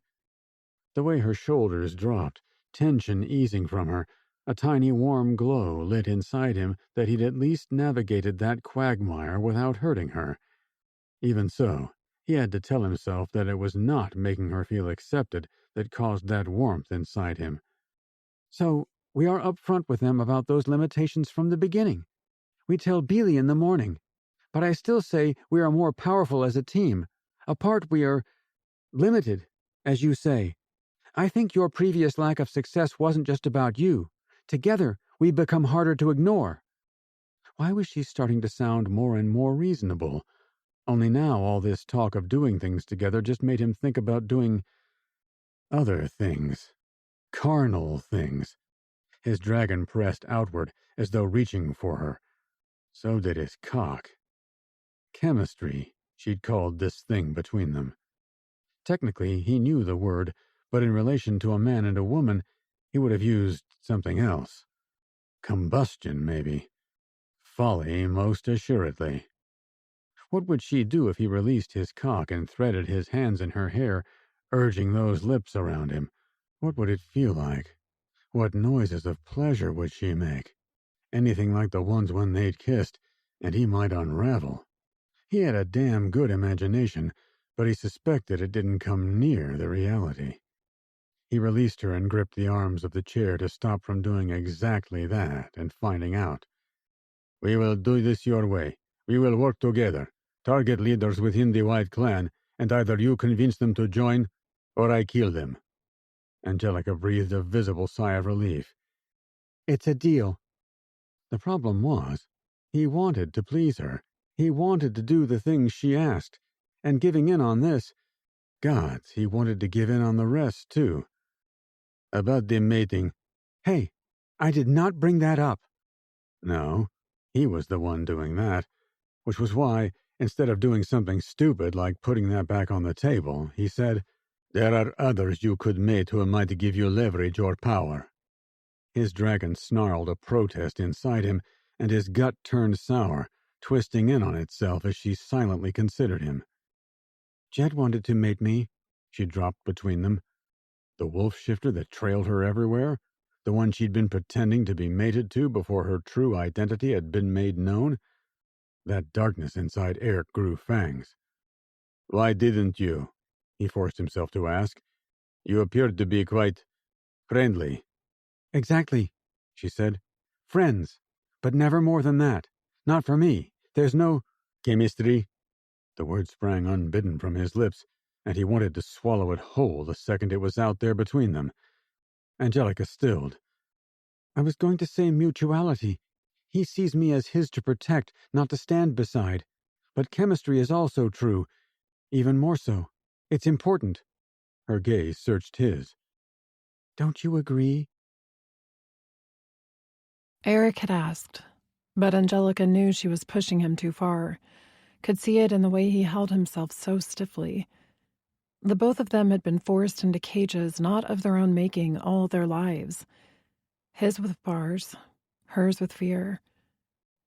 Guilt swirled, eclipsing the want and even the reality of their situation. We can talk about something else. Lips, warm and firm, pressed against hers.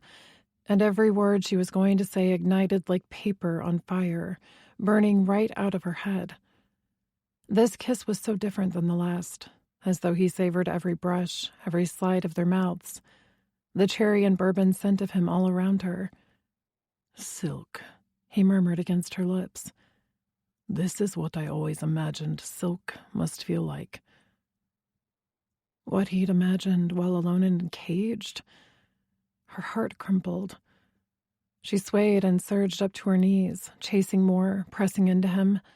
He groaned, tongue darting out to slide against her lower lip as though tasting, tentative at first, then with utter control. Had he fantasized about this? Not about her, but still, she wanted to give him more, better than those wishes in the dark. With a needy noise she'd never heard from herself coming from the back of her throat, Angelica crawled up into his lap to straddle him.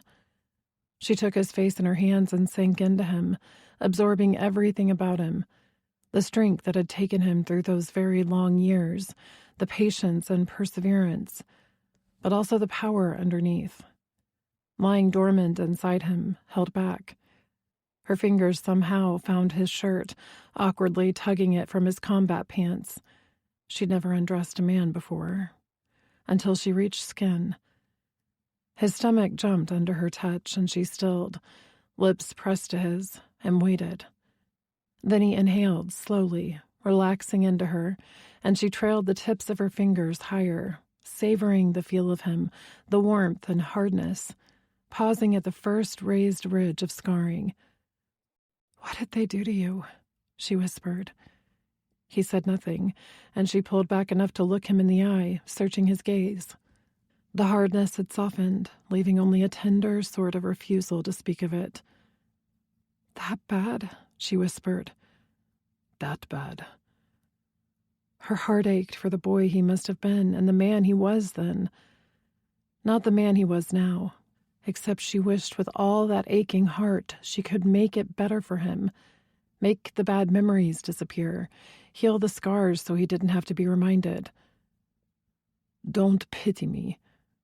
She smiled and raised her hand to the neck of his shirt. "Never that." She pushed the material to the side, then bent over and placed a kiss to the scar across his collarbone, a small part of her amazed at her own daring. "7 hells," he muttered. "You must be part witch." "Why is that?" He traced the lines of her neck to thread his fingers into her hair. "Because you make me want things I should not." Then he took over, claiming her with kisses that went beyond carnal need to something deeper, something that wrapped around her heart. With a gasp, she pulled away, staring into his eyes, breasts heaving as she battled her own needs and what she knew was right. "Have you ever had a woman's mouth on you?" she asked. He stilled, his lips against the skin of her shoulder, and shook his head.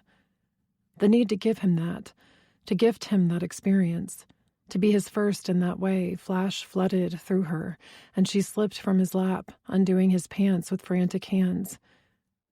"You do not have to." But she already had her hand wrapped around his cock, and he groaned long and low as she squeezed. "Do you want me to stop?" she whispered, desperately hoping he didn't say yes. Eric shook his head, blazing eyes on her. With a smile that felt all woman, satisfied and sexy and in charge, she leaned forward and wrapped her lips around the pulsing hot tip. A first for her, too, so this was what this felt like. "Gods!" The harsh whisper tore through him, his hands tightening around her shoulders.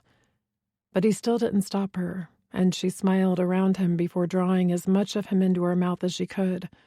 Breathing in the warm male scent of his skin, she kept her eyes on his harshly beautiful face as she slid up and down his shaft, squeezing the base with her hand as she did, trailing her tongue up and down the back side and swirling it around the hooded crown. When he started to pump his hips, she paused, offering him a siren smile when his head snapped up, then dragged the pointed tip of her tongue between his balls and up that straining, rigid cock. She'd read that in a romance novel once, and damned if it didn't work. "Fuck," he groaned.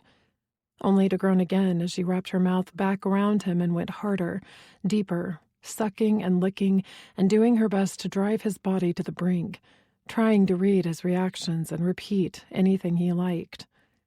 His cock swelled inside her mouth, but Eric's hand, stilled at her shoulders, suddenly forced her back, as though he didn't want his essence inside her. Ignoring the sting of hurt at that, she fisted his cock, pumping her hand until hot spurts shot from his body and his shout of release hit the roof, falling all around her. As he shuddered, relaxing into her touch, she released him, and after he cleaned up quickly, crawled back into his lap, wrapping her arms around him, her chest expanding and contracting as his arms came around her as well. Satisfaction surged through her because, even as untutored as she was, she'd given him pleasure. His first like that. Something for her to treasure in the secret recesses of her heart, no matter what happened next. He let out an unsteady breath and tried to move her away. I need you to. His face spasmed, and the telltale shimmer of a shift settled over him, multiple parts of his body showing white scales. He gritted his teeth, gazed suddenly far away, or turned inwardly as he shut everything down to leash the beast inside. Oh, gods. Needing to help somehow, Angelica did the only thing she could think of and settled her hand over his heart and leaned in to place her lips at his ear. Breathe. With me. In. Out. She inhaled and exhaled with the words. After a beat, his chest moved, jerking at first, then smoother until they were breathing together in harmony. After a few more inhalations, the scales disappeared and the shimmering left his body, but he didn't relax. Instead, he sort of settled. Then he picked her up bodily by the arms and set her on her feet, well back from him. Do not do that again. Back to cold and in control. I helped. Couldn't he see that? The way his lips compressed, she could tell he wanted to deny it, but he didn't. You put yourself in danger. She shook her head. I've experienced danger. That was not it. I do not fear you, Eric Asdaya. Any part of you. Damn it.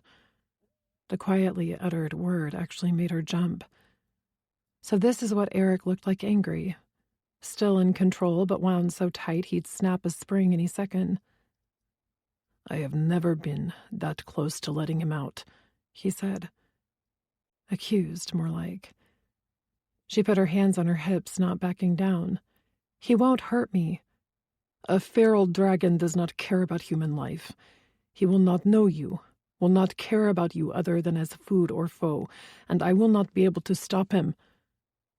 Even though her gut very definitely told her that she wasn't in danger from either half of the man in front of her, she couldn't truly be sure. What should I do? She asked. No more kissing. No hugging, touching, none of that. Ouch. Eric moved away and crossed the room to look out the window into the atrium, which glowed softly with light despite still being night. Go back to sleep, Angelica. After staring at Eric's back for a long bit, she lay down on the couch and scooted under the sheet Belai had brought her. Stubborn, overprotective, untrusting. And despite all that, she still wanted to hitch herself to this dragon shifter. Maybe even more now. She could have wept for the walls between them. Chapter 8. Eric stood behind Angelica, who sat in one of the wing-back chairs facing what was becoming a growing room of supposed allies, hand resting on the back of her chair as a not-so-subtle gesture to the others that she was under his protection. He surveyed the men and women who had agreed to join them, so far, and they observed him. He was dressed in a white suit with a black shirt that Beely had supplied. Cut simple, the size was slightly small on his frame, making him feel constricted. If he did have to fight one of these fuckers, he'd split a seam with the first swing. But Angelica and Beely both insisted he look the part of a dragon leader. Lies, as far as he was concerned, because he was no leader, but he understood. So he kept his mouth shut and stared right back. Meanwhile, more than one man in the room watched Angelica closely, the light in their white-blue eyes, carnal. From who the hells knew where, Billy had procured for her a dress of a gossamer white material that floated around her slim form. Demure at first glance, it had long billowing sleeves gathered at her wrists by a shinier material, and a sash of the same tied around her waist. But when she walked, a slit parted, revealing her long legs. Legs that had been on either side of him as she'd straddled him in this very chair, as she'd kissed him. Then she'd dropped to the floor and wrapped that pretty mouth around him.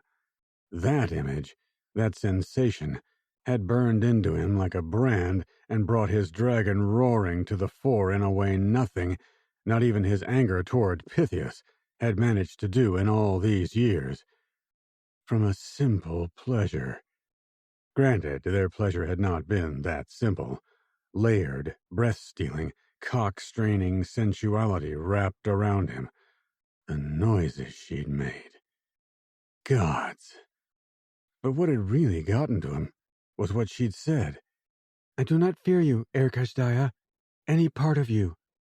Combined with the way she'd also calmed his beast with a simple touch, breathing with them. Fuck, this woman. Now she sat like the queen she was meant to be, had the fates not done to her what they'd done to him and stolen her potential. Beely had invited those he considered influenceable to the chamber one at a time to meet Angelica and Eric together and hear them out, or to watch Eric warily while they listened to Angelica's story. None professed to be aware of how Pythias had murdered Zaland Amun, though a few indicated they'd suspected.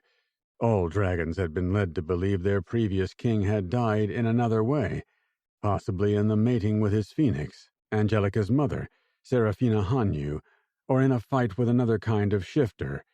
Given Pythios' propaganda campaign, starting when he'd introduced Tisiphone to dragon shifter kind, more than one took extra convincing. So far, though, Eric had not needed to kill anyone. Like his dragon had beneath Angelica's hand last night, each shifter eventually softened to her. Eric could see it in their expressions, the way stark lines of aggression eased from their bodies.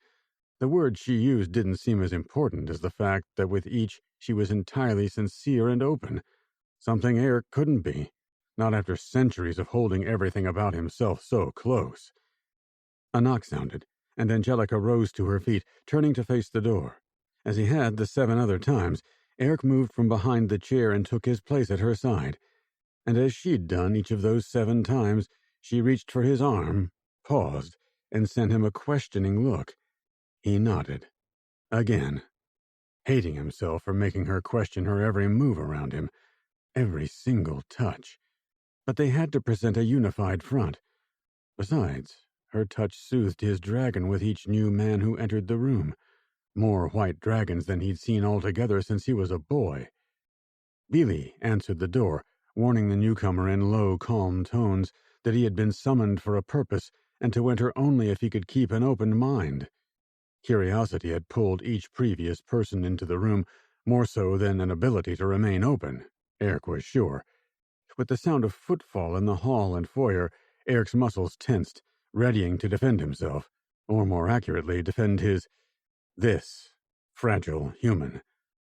Only the moment the newcomer rounded the corner, the fight left Eric in a whoosh, shock rushing through him in its place. "Tovar?" he questioned. Memories flashed in his mind's eye. Moments so old they were like faded photographs torn at the edges. Some so hazy he wasn't sure if they were his memories or things he'd been told by others through the years.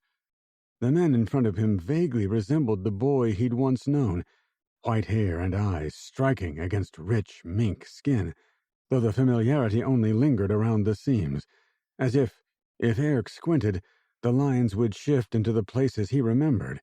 Instead of a child's face, still soft and rounded, and a child's body, all bone and skinny with it, Tovar had become a man with a solid jaw, covered in dark stubble and a tall, broad frame, with muscles that the child version of his friend had always said he'd get.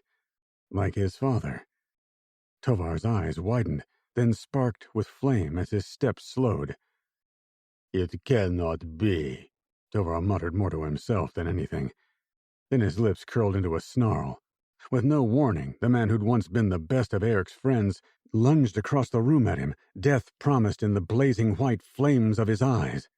Eric shoved Angelica out of the way, putting himself bodily between her and a dragon shifter bent on killing.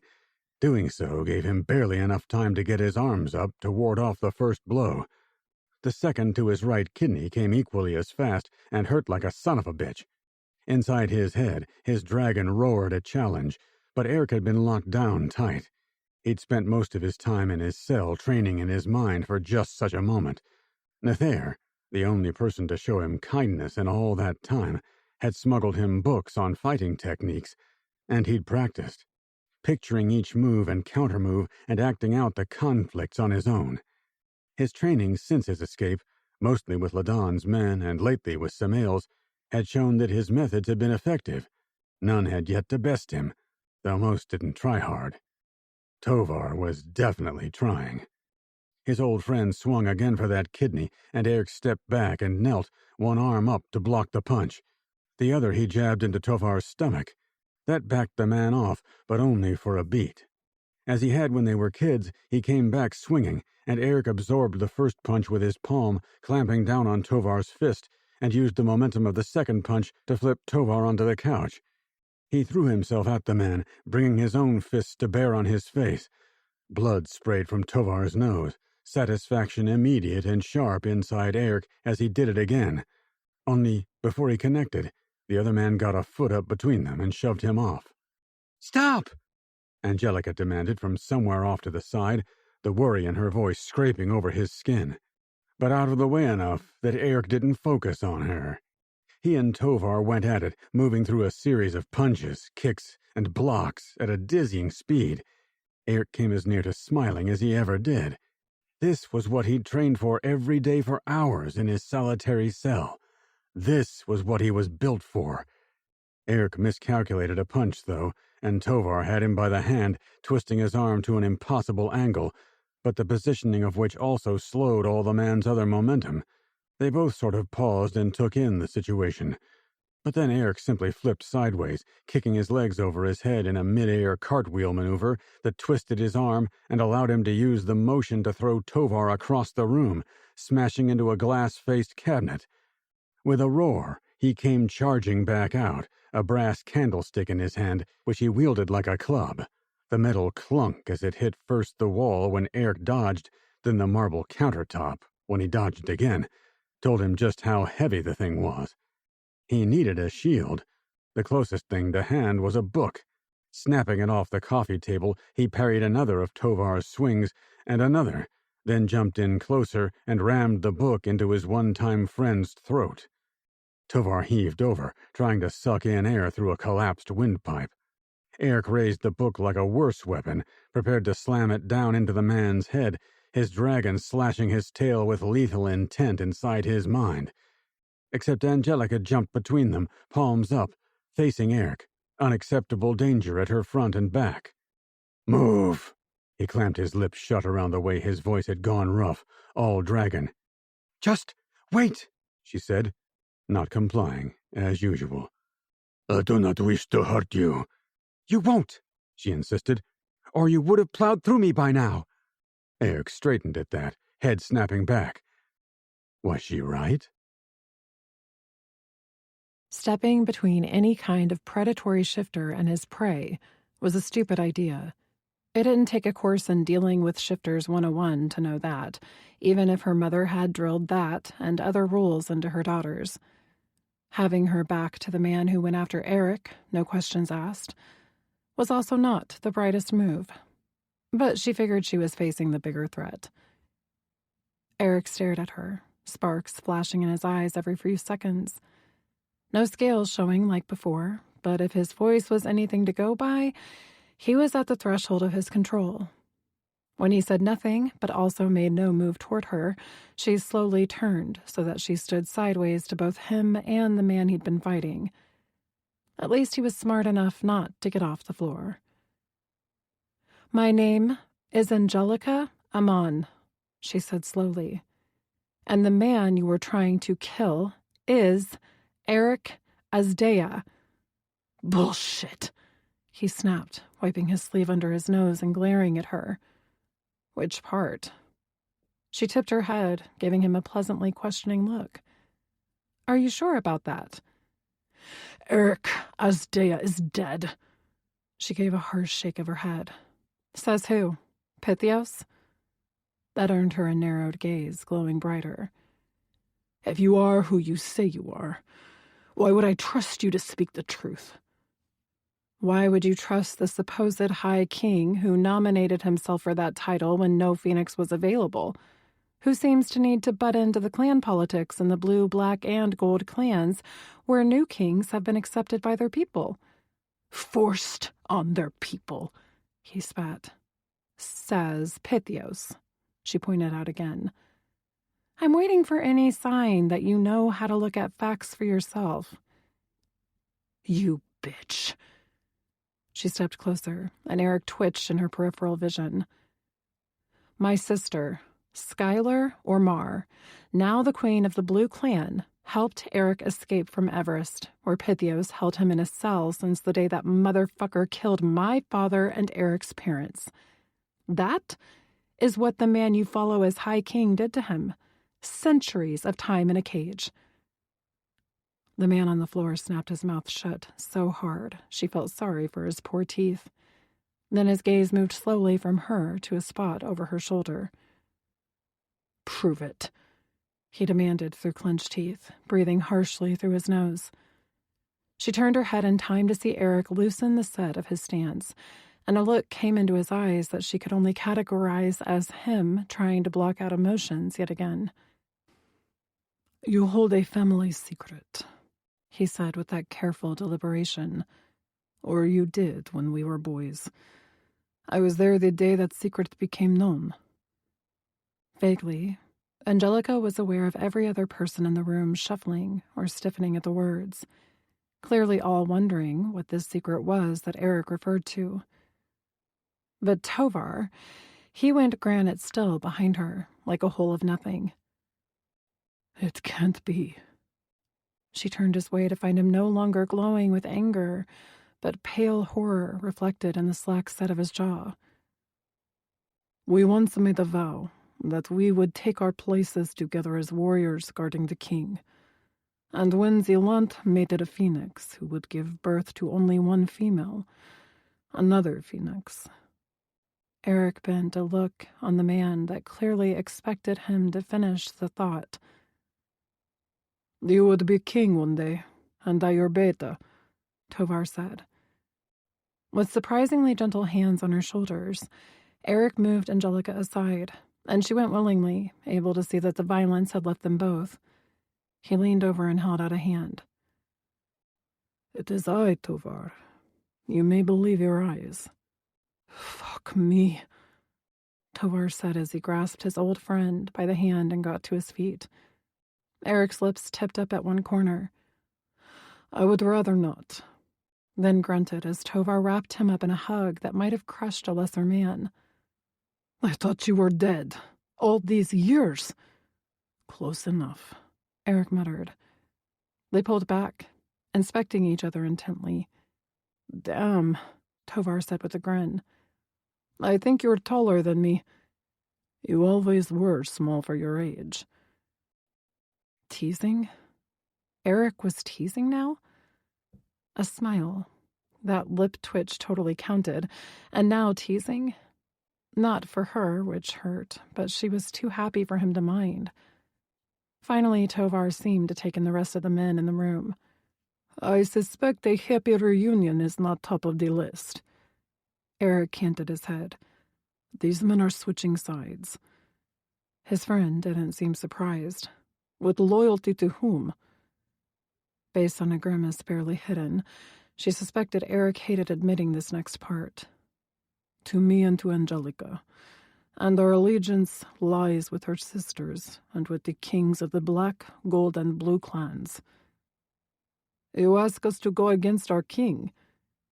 Your king is dead, and whoever takes the throne will only show allegiance to Pythios, our High King." "Actually," Angelica offered sweetly, leaning around Eric, "the High King should be Brand Astaroth of the Gold Clan, the first to mate a phoenix in 500 years.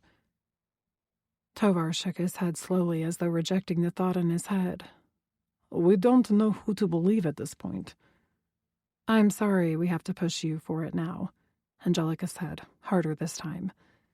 "But the time has come to see the truth for what it is." That got her his full attention. "So you are one of the 4 phoenixes?"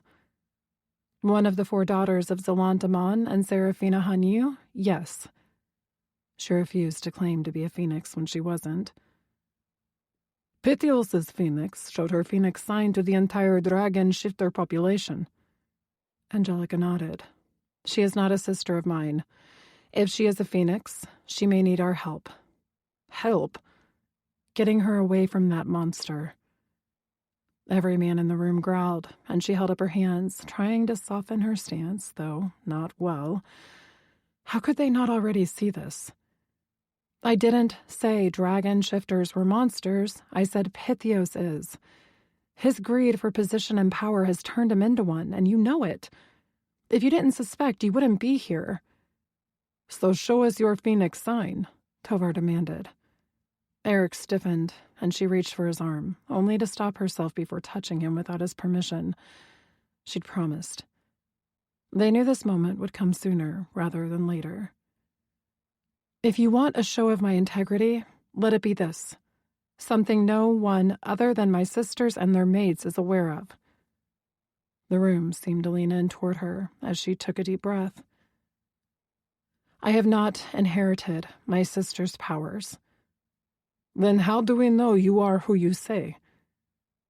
"At least I am giving you the truth and the option to decide for yourself," she pointed out, firmly but trying to be gentle. "Pythios has never given Dragon Shifter leadership that kind of respect." Anger still reflected back at her in faces full of betrayal. She could feel them slipping away when she and Eric had been so close to gaining allies within this mountain. I can't lose them. What could she say, though? "Let me tell you of my mother." Chapter 9.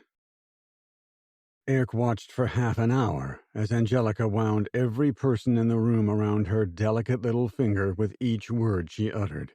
She spun a remarkable tale of a pregnant phoenix on the run, hiding herself and later her daughters from a madman, one who'd caught up with them eventually. But Seraphina Ammon had prepared for that too, sending her daughters to the 4 corners of the earth, where they each had a supernatural protector ready to keep them safe. The dragons in the room sneered at where Seraphina had sent her daughters, especially Angelica's wolf pack, which made her mother's move even more brilliant. Arrogant, dragons always assumed that among all shifters their kind was the pinnacle, top of the food chain. By the time she finished speaking, including Eric's story and her own, the disbelief had miraculously disappeared from every face in the room. "How do you know you didn't receive any powers?" Tovar asked, not suspiciously, more curious. Angelica shrugged. "I don't smell of smoke." Denial had several shaking their heads. "Many dragon mates do not either." She offered a smile, one that thanked them for the wish that things were different. "I have neither felt nor shown a smidge of ability of any kind. My mother had so many, developed through the years. My sister's powers were immediate, though they are still developing. I think we have to face that I am dormant at best, human at least." She straightened, having resumed her seat in the wing-back chair at some point during the telling. Her posture was as regal as any queen, and the braid around her head may as well have been a crown. "But I am still my father's daughter. My mother may have run because that was the only way she could see us safely reaching adulthood, but I am only half phoenix. Dragons are my family. I refuse to sit to the side while that murderer remains in power." Hells, At the force of her words, even Eric's breast stirred with the vestiges of pride in his people and hope for the future, like a ghost of his past feathering old emotions through the void that had become his heart. All he'd felt in ages was the need for vengeance, and then to disappear. And lately, to fuck a certain white-haired enchantress of a woman. His dragon rumbled inside him, uncurling and uneasy at the emotions. "What happens when your skin is touched with dragon fire?" the lone woman within the group asked. She was a female-born dragon, younger than Eric by a century or more. Rare for one such as she to be included in anything requiring leadership, but more had changed in his time in captivity than he knew. Maybe that included the way female-borns were treated as well. Angelica's pause brought his gaze down to find her biting her lip. Inappropriate, ill-timed desire lanced through him, tightening his body in a way that could fast become an embarrassment. "I haven't bothered to try," she owned. She tipped her chin, glancing up at him with wide eyes, and Eric had to hide the jerk that ripped through him at the flash of fear in those depths. Then she blinked and looked at the others, and the emotion was gone, as though she'd allowed him, and only him, to witness her insecurity. "We should at least answer that question," someone toward the back said. Angelica's tension may not have been visible to the others, but Eric could practically see the waves of it rising from her. Slowly, as though sensing the import of the moment, she looked to him yet again, this time with a question in her eyes. His heart shriveled inside him like a dried plum sucked of its juices. Knowing what she was asking, he gave his head the barest of shakes, and she nodded, then made it 1,000 times harder when she reached over and squeezed his hand, like she was telling him it was all right. Nothing was all right. "Tovar," she said, "you may try." His old friend drew back his shoulders. That pride again. How did she do that so easily? Connect with people like that? Angelica rose to her feet and turned her back to Tovar, who stepped forward. He inhaled, the sound low and reverberating like a bellows in a smithy. An answering growl resounded inside Eric's head, low and menacing. His dragon did not like this. Tovar pursed his lips and sucked in.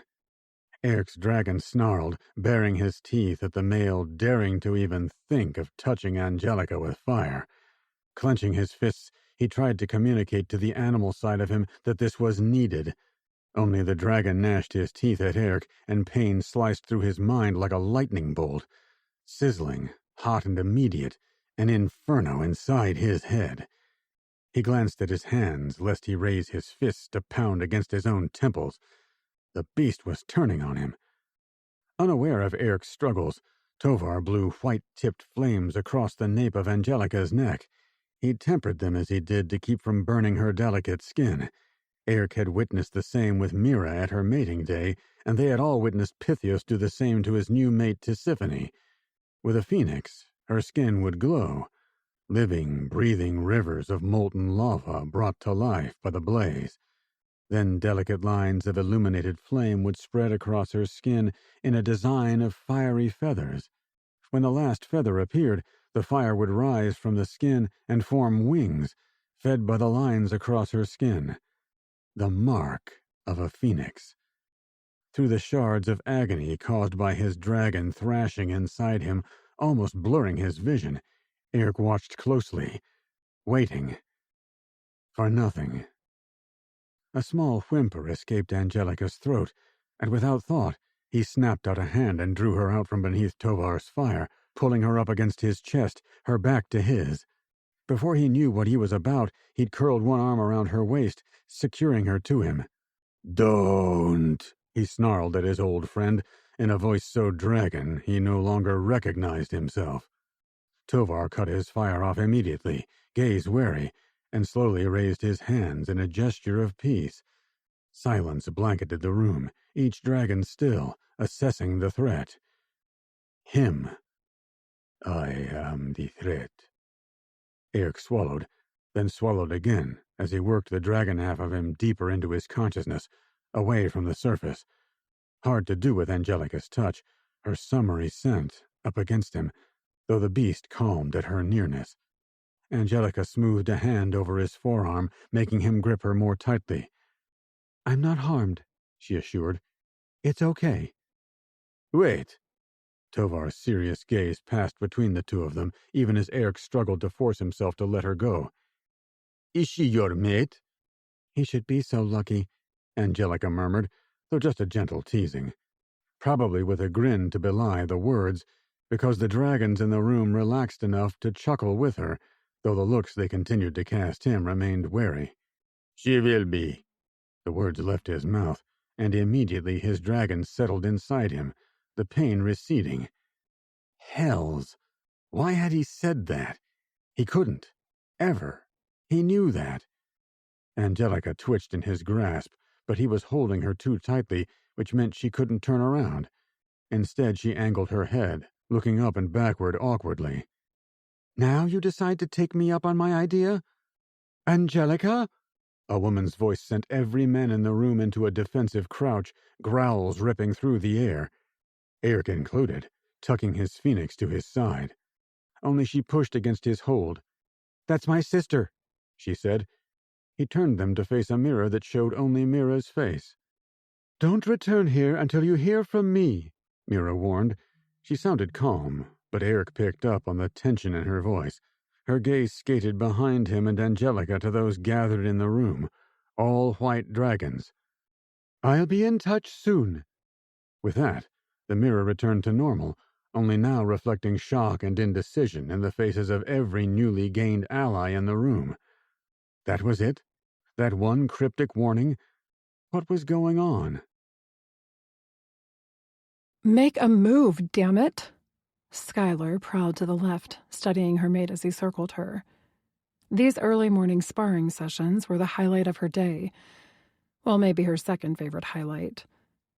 She studied Ladon's moves, familiar with them now, and just as determined not to admire the powerful grace of his body as she had the first time they'd fought like this. The day she'd broken into his mountain to try to rescue Cassia, so sure her sister needed rescuing. Funny how things turned out. His eyes were his tell, giving away intention before his body language did. A spark flickered, then Ladon lunged for her, and she blocked with ease, having seen it coming, then followed with a knee to his ribs. His grunt at the contact was music to her ears, but as usual, she'd gotten too close.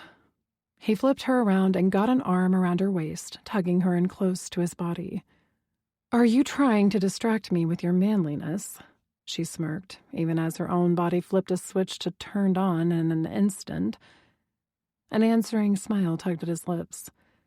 Usually Ladon's smiles made people around him edgy, nervous because they were more ferocious than nice. Skylar found that adorable, though. "Is it working?" His darkest and voice, like rocks in a tumbler, rumbled in her ear. Part of her wanted to melt into him and swap out sparring for fucking, right here, right now.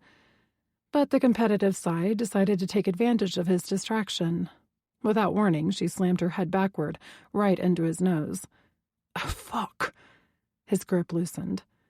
In a shot, she was out of his grip and across the room, facing off against him. Ladon glared at her over his hands, but she couldn't miss the spark in his eyes. The flames, not of anger, but respect, and an answering need to win.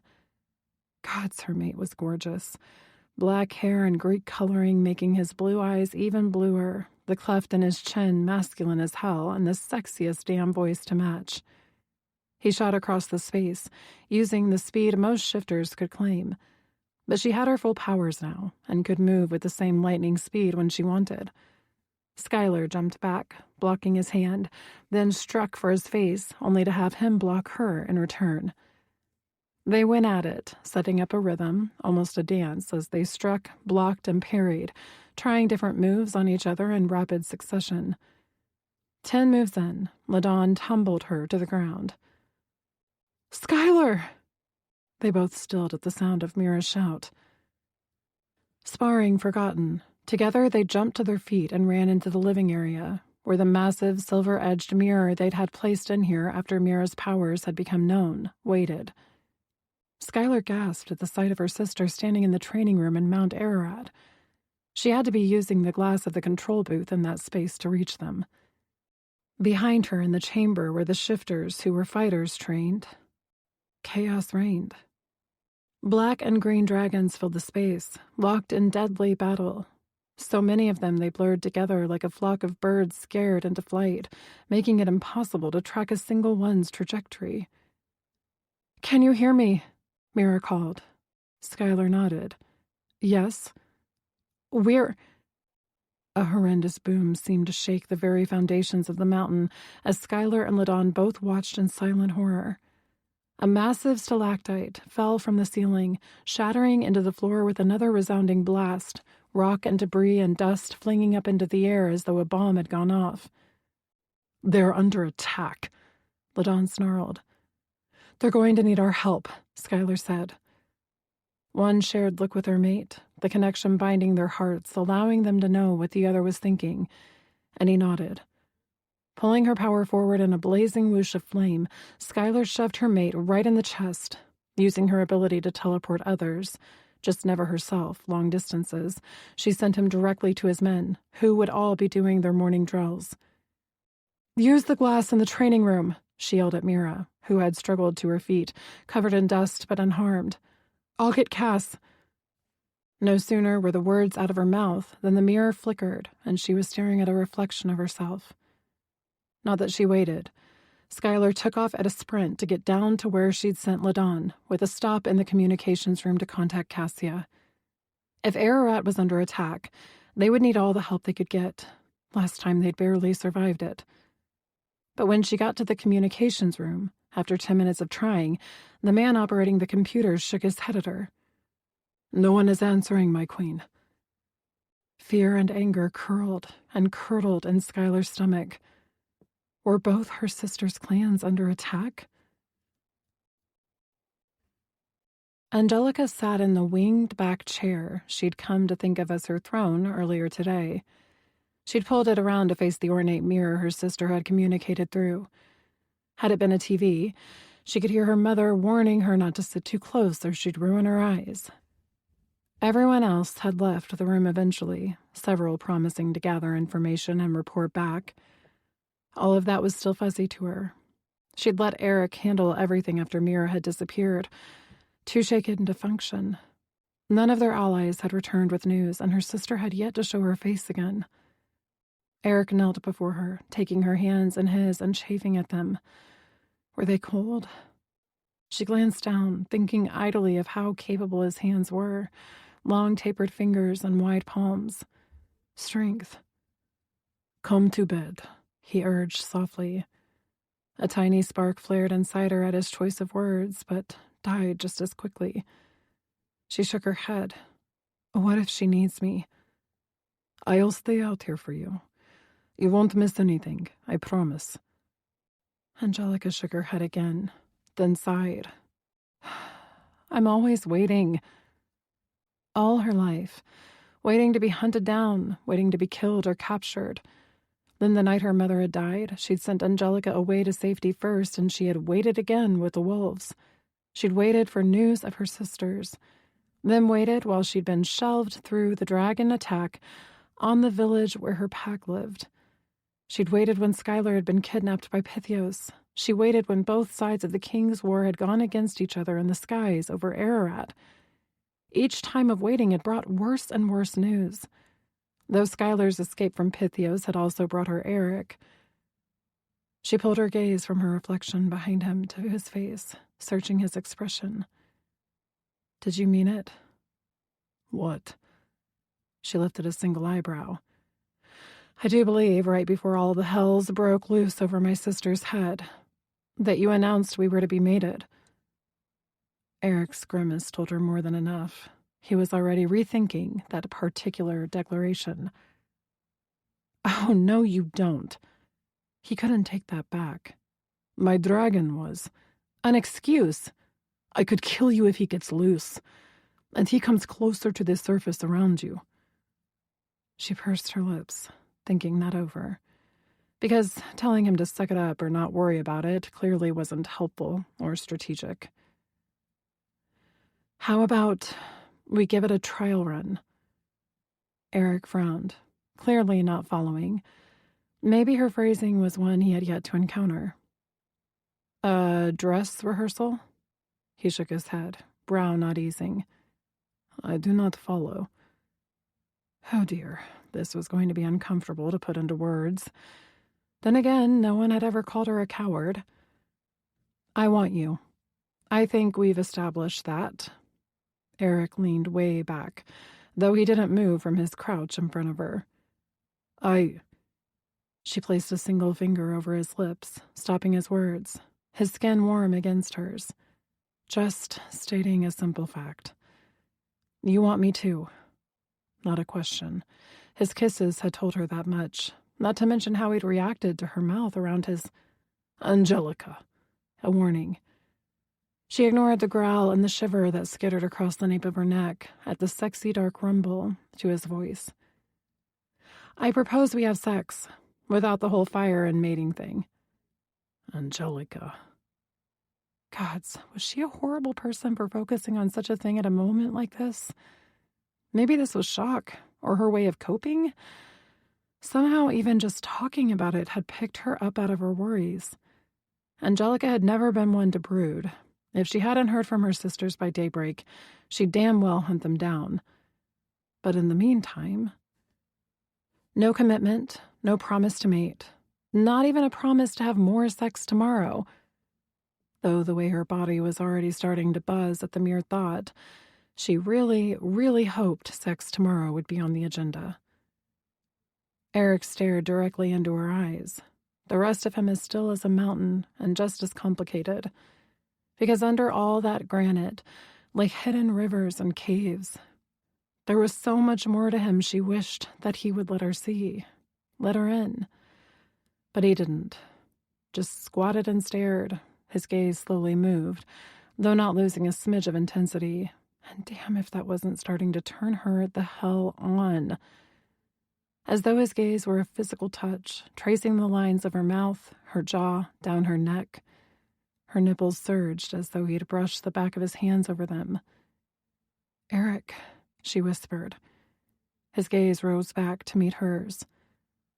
"You scared me. Did you know that?" She shook her head slowly. "How?" His mouth twitched. 1,000 different ways. He closed his eyes and breathed deeply. "Showing up here, sitting beside a dragon you don't know, speaking with others who could have lashed out at any second, getting between me and Tovar. But do you know what the worst part is?" She waited. Not that he could see it, with his eyes closed, but a hint of a smile feathered across his lips, so maybe he sensed it. "The worst part is the way you do not fear me." "I could never..." He moved suddenly, leaning forward and captured her words with his lips against hers. Only now his mouth was familiar, achingly so, as though everything right about the world settled through her at his touch. With a whimper of sound at the back of her throat, Angelica scooted forward. At the same time, he scooped her up and spun to sit down with her across his lap. They didn't so much as break contact, and her entire world narrowed to firm lips and heat and the taste of cherries and bourbon. "This is not me agreeing to anything," Eric said against her mouth, and she smiled. "Okay." Hands at her shoulders, he pulled back to look at her, all serious and brooding. "I mean it. This is..." Scratching an itch. He frowned at that. "I do not itch. I incinerate." "Oh my," she breathed. That might be the sexiest thing anyone had ever said to her. That twitch of a smile again. "Does that mean you understand?" Was it possible to be even more turned on? "Yes." "Good, because I do not wish to stop." Then his mouth was everywhere she wanted it to be, his tongue begging hers to come out and play, even more confident now that he'd got the hang of things, nipping along her jaw, tugging at her ear, nuzzling down the sensitive side of her neck. She might come out bruised in the morning, he was holding her so tightly, and she damn well didn't care, welcoming the unconscious sign of his need. Besides, his mouth. Gods. The heat of him left a scorching trail in its wake, as though lighting up every nerve ending to delicious, sparking life. He wasn't even using fire on her, just his skin against hers. Already frantic with need, she drew slightly away to yank her top over her head, then remembered she was still in that gorgeous dress rather than her own clothes. She tugged at the tie at her waist, only to have it knot up on her and made a sound of frustration in her throat. Did I injure you? Her strong dragon shifter was suddenly all solicitous concern. No, I want this damn dress off. Your clothes, too. She tugged at his shirt, and a button popped open, which had her perking up. And then it happened. Eric smiled. Full-on smiled, lips drawing back to reveal surprisingly white, straight teeth, given the dentistry he'd no doubt lacked. Even his eyes lit up with it. The breath whooshed from her lungs so hard she would have sworn someone punched her in the stomach. Unsmiling, Eric was one of the most harshly fascinating men she'd ever seen. But smiling. She reached out to trace the contours of his face, thick eyebrows, slashing cheekbones, hollows over his cheeks to a cut jawline and up to a slashing mouth still tilted at the corners as he watched her, eyes glowing, allowing her to take this liberty. "You are so beautiful," she whispered. I. His lips tipped up more, not quite the smile, but close. But the doubt in his voice was what sent her need careening through her, almost as though compelled to show him, prove to him how beautiful she found him, and that stoked the desire within her hotter and higher. Eric watched her, his chest rising and falling, each breath harsher. "If you incinerate," she whispered, "I ache." That smile tilted and shifted into something dangerous, his gaze so intense she thought she might spontaneously combust right then and there. With a low growl, Eric stood from the chair and whipped her dress over her head before she could squeak, then froze, his gaze drifting over her body, his jaw working. His gaze turned her electric, the throbbing at the core of her needing release, needing his touch. "The gods formed every inch of you to be perfection," he whispered. A rare blush made its way across her skin, and his gaze lit with flame. "Like an instrument to be played," he said. "I want to discover what sounds you make." He dropped to his knees. "Is this where I should touch?" He trailed his finger softly over the throbbing bundle of nerves at the core of her femininity with surprising accuracy. "Mm-hmm," was all she could manage. Then he placed his mouth directly over where he'd touched. Not quite the right spot. But he must have been attuned to her reactions because he lifted his gaze, then moved his mouth, twice, until she sucked in sharply. He didn't smile, but she swore his eyes lit with utter satisfaction. Through the flimsy satin material of her panties, he sucked, and all Angelica could do was grip his shoulders hard as her head dropped back, her eyes fluttering closed against the sensations obliterating her body. Gods above. So this was what this felt like.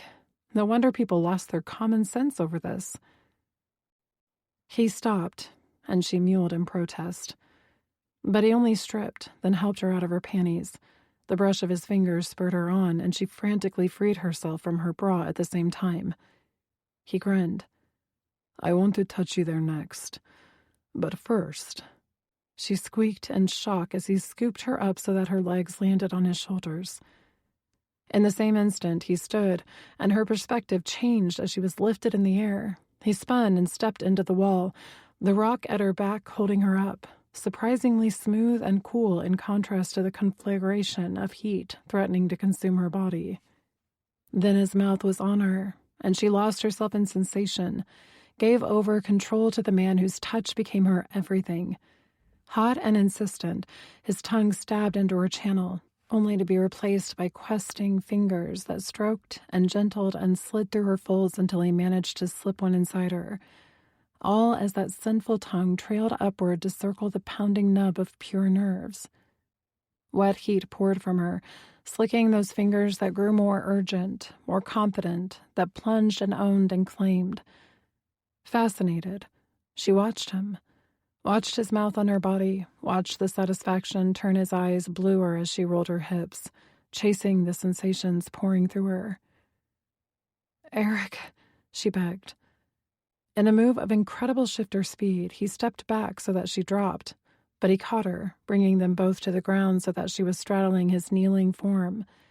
In front of the fireplace, with her back facing the flames, she was surrounded, caught between death and life and the beast between her legs. His shaft pressed into her, pulsed against her. "What you do to me? Heavens and hells," he said. Almost an accusation, but she let that go as he gripped her hips, lifting her up and positioning himself at her entrance. "Is this right?" he asked. Though from the way he held her with such confidence, she never would have guessed he needed to ask. She nodded. "Slowly," she said. Not taking his gaze from hers for a second, he worked his body into hers a little at a time, watching her face and stopping when she needed. Never had she been so glad that Eric seemed to read her like a book. His chest moved with each heavy inhale and exhale, and she knew the pace was killing him, but his patience bore out. Heat and pressure filled her in tortuously slow increments, as though he was afraid to hurt her, except the expression in his eyes was one she couldn't interpret. Possession, not unexpected from a dragon shifter. Desire, which only fed her own. But something else. Something that had her lips parting on a gasp, almost as though he was seeing her, truly seeing her for the first time. He settled her fully onto his cock, every inch inside her, filling her, stretching her. She experimentally clenched her internal muscles around him and smiled as a grunt ripped from his throat. His heavy breaths matched hers. "Do that again," he whispered, begged. She smiled and did as he asked. "Does it feel good?" "I think this must be what heaven feels like." He guided his hands up over her hips, across. Take this brief pause to let your mind settle. The journey ahead awaits with new emotions and new discoveries.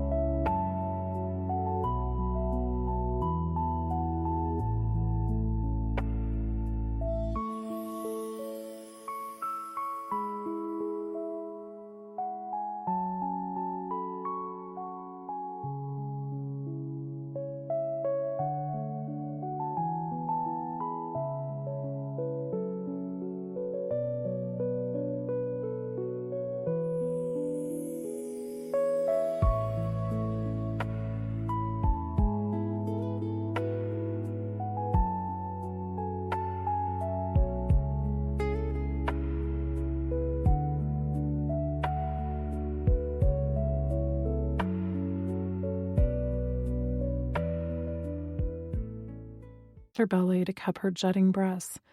He flicked a thumb over her nipple and she whimpered, clenching around him involuntarily this time. Eric tipped his head, studying her with a sly gleam in his eyes. "I think you like that. I like it too." He did it again, and they both grunted as her inner walls contracted with the contact. "What if I—" He leaned forward and drew an already eager tight nipple into his mouth, then sucked, and together they groaned, then groaned again as she couldn't stop from rolling her hips. "More?" he asked. "Yes. God's yes." He sucked, shooting sparks from her nipples through her core to light up the juncture of her thighs. She rolled her hips, more this time, sliding up and down that pulsing hot shaft, slowly at first as she adjusted and figured out the best ways to move, the ways that hit all those luscious nerves the right way. They set a rhythm, sensation building with each slide of her body, each pulse of his shaft, electric and real. But gradually their bodies turned frantic, sweat slicked and building with pressure. "Fuck," Eric muttered. and suddenly she found herself flipped so that she was laying with her back on a rug made of some kind of soft animal fur, the fire to her left and her lover between her thighs. He took her lips in a long, drugging kiss, then pulled back, gazing into her eyes. "Don't look away," he said. "I need to know you're real." Her heart contracted around the words. Lonely words, haunting words, and she nodded.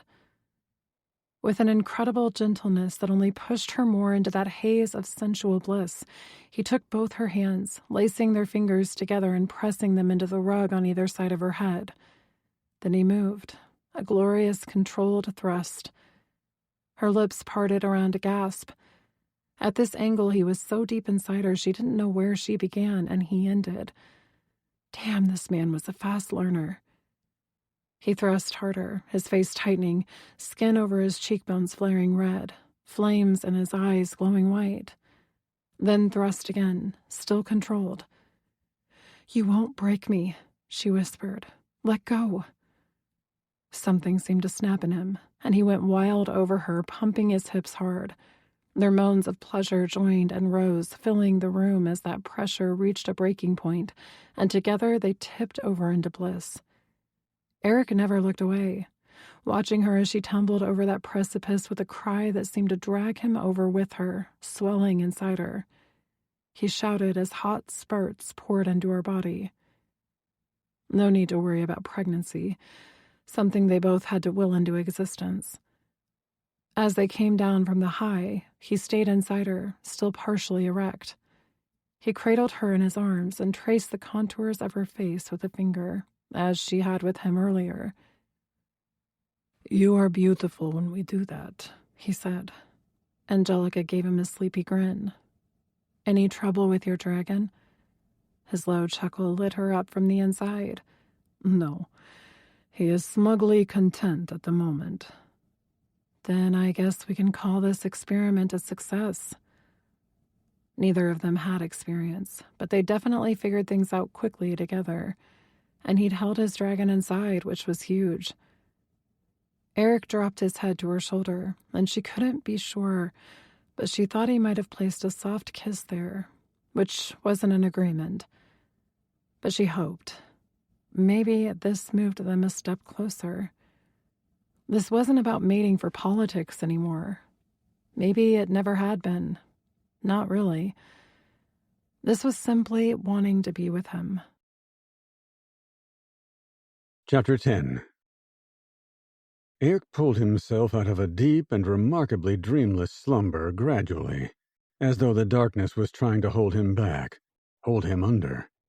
He pushed upward, swimming toward consciousness, until finally his vision cleared, only to reveal Angelica curled into him, her white blonde hair spread over the pillow in the room where he'd moved them. Perhaps we should mate in that case. That's what he'd thought when she'd called their experiment a success. Only he'd swallowed back the words, not ready to give them to her, despite the way he'd already publicly claimed her. Those words had been gut instinct, half him and half his dragon, and a mistake, even as he uttered them. He wouldn't say yes until he was sure. The hardest part was more and more of him wanted that, wanted to give them both that. His dragon wanted it too. Maybe it could work. Even now, contentment filled his chest, an emotion he hadn't felt in he couldn't remember how long. The sensation sat uncomfortably with him, though. A content man might be one slow to act, slow to realize danger was near. Like his father. And Eric was the most dangerous thing in Angelica's life except, perhaps, Pythias. Even so, he reached out to trail a finger over her cheek, savoring the softness of her, the perfect bow of her lips. She smiled at his touch, and his chest tightened at the sight. It made her smile. Him, despite everything he was. Maybe he could make her smile more. His cock, already half hard when he'd woken with her scent winding in his senses, throbbed and swelled at the images in his head. More things he wanted to do to her. With her. Eric levered up on an elbow and reached to shake her gently awake, then stopped. his hand mid-air, horror freezing every muscle in his body and every thought in his head, because wrapped around her middle, like a boa constrictor, was a dragon tail. His fucking dragon tail. The spikes hadn't appeared yet, and it wasn't as large as if he was in his full form, only partially shifted, he realized. He'd heard of the most powerful dragon shifters being able to shift only a part of themselves, but those were men in control, and he was not. He'd never seen his body this way, ever. The pure white scales glittered at him, mocking, threatening. Eric swallowed, holding still, and reached for the creature inside him. Tried to force the shift, cage the animal that he couldn't risk releasing. Only in direct response to the attempt, that tail, which was part of him but not, curled more tightly around Angelica. She hummed, the sound of contentment lodging inside his heart like a shard of ice. This woman, whom he'd fooled himself into thinking maybe he could mate, had no idea what kind of danger she was in. None. Don't hurt her. It did not escape him that he was talking to the darker side of himself. Gods, how could he have been so selfishly blind, so damned wrong in his thinking to believe he could have her, have anyone, even for a second? Let her go, please. Now he was reduced to begging. The tail tightened again, and Angelica frowned a little in her sleep, a small murmur of protest passing her lips. Fuck. He couldn't let himself panic. Panic would get him nowhere. Panic was when he lost even more control and the dragon took over. Exactly what the beast in him wanted. Eric closed his eyes and took a deep breath, seeking that state between waking and sleeping where he and his dragon were one. Not a battle of wills, but an agreement. Here he was closest to his animal side, the closest he could allow himself to get without tumbling over. Rather than demand or push or even coax, he waited for his animal to do the right thing. The only way he'd survived those cells was because his dragon hadn't shifted. The bars of dragon steel would have shredded them if they'd tried it. His creature side had recognized the danger. On his own. You don't want to hurt her, Eric attempted. They both liked this woman. His dragon found her spunky and funny, and Eric found her a lot of things. Slowly, so slowly Eric was almost ready to give up. His tail untensed and slowly unwound from Angelica, sort of turning her over as it did, turning her away from him. Then the shimmers and waves of a shift appeared around him, and, with even more reluctance, his dragon voluntarily caged itself back inside his body and mind. But Eric knew what this meant. That had been too damn close, taken too long, and needed too much effort. His dragon couldn't be trusted around Angelica. Ever. Mating her was out. Fucking was out, too.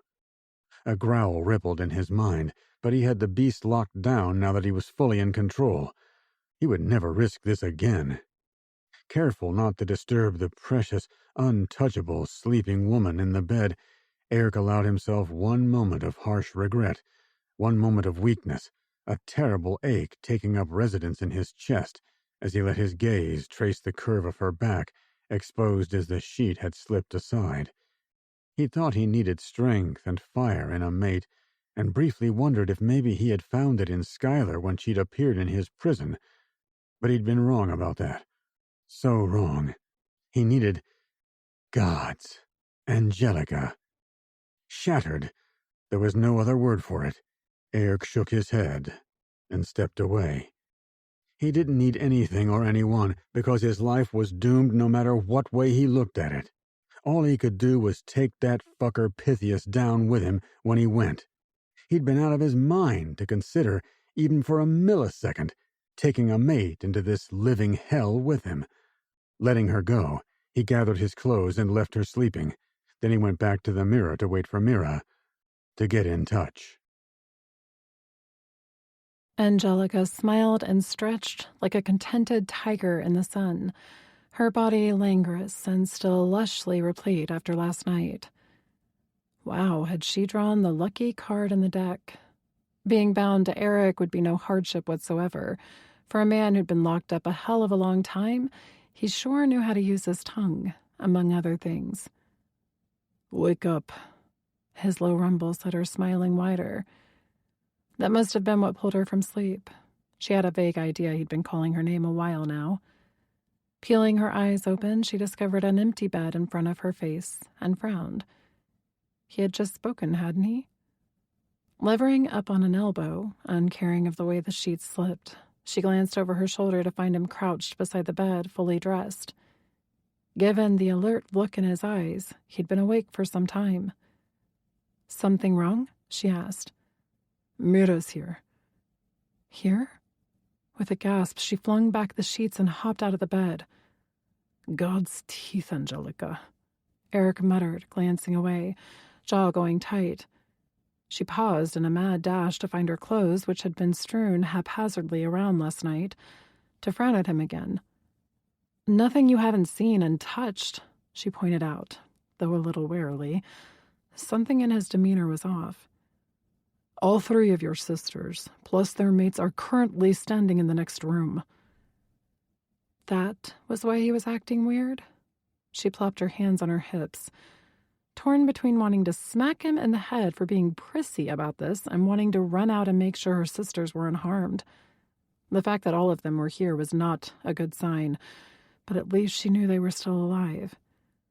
"This better not be that you're embarrassed you slept with me," she warned.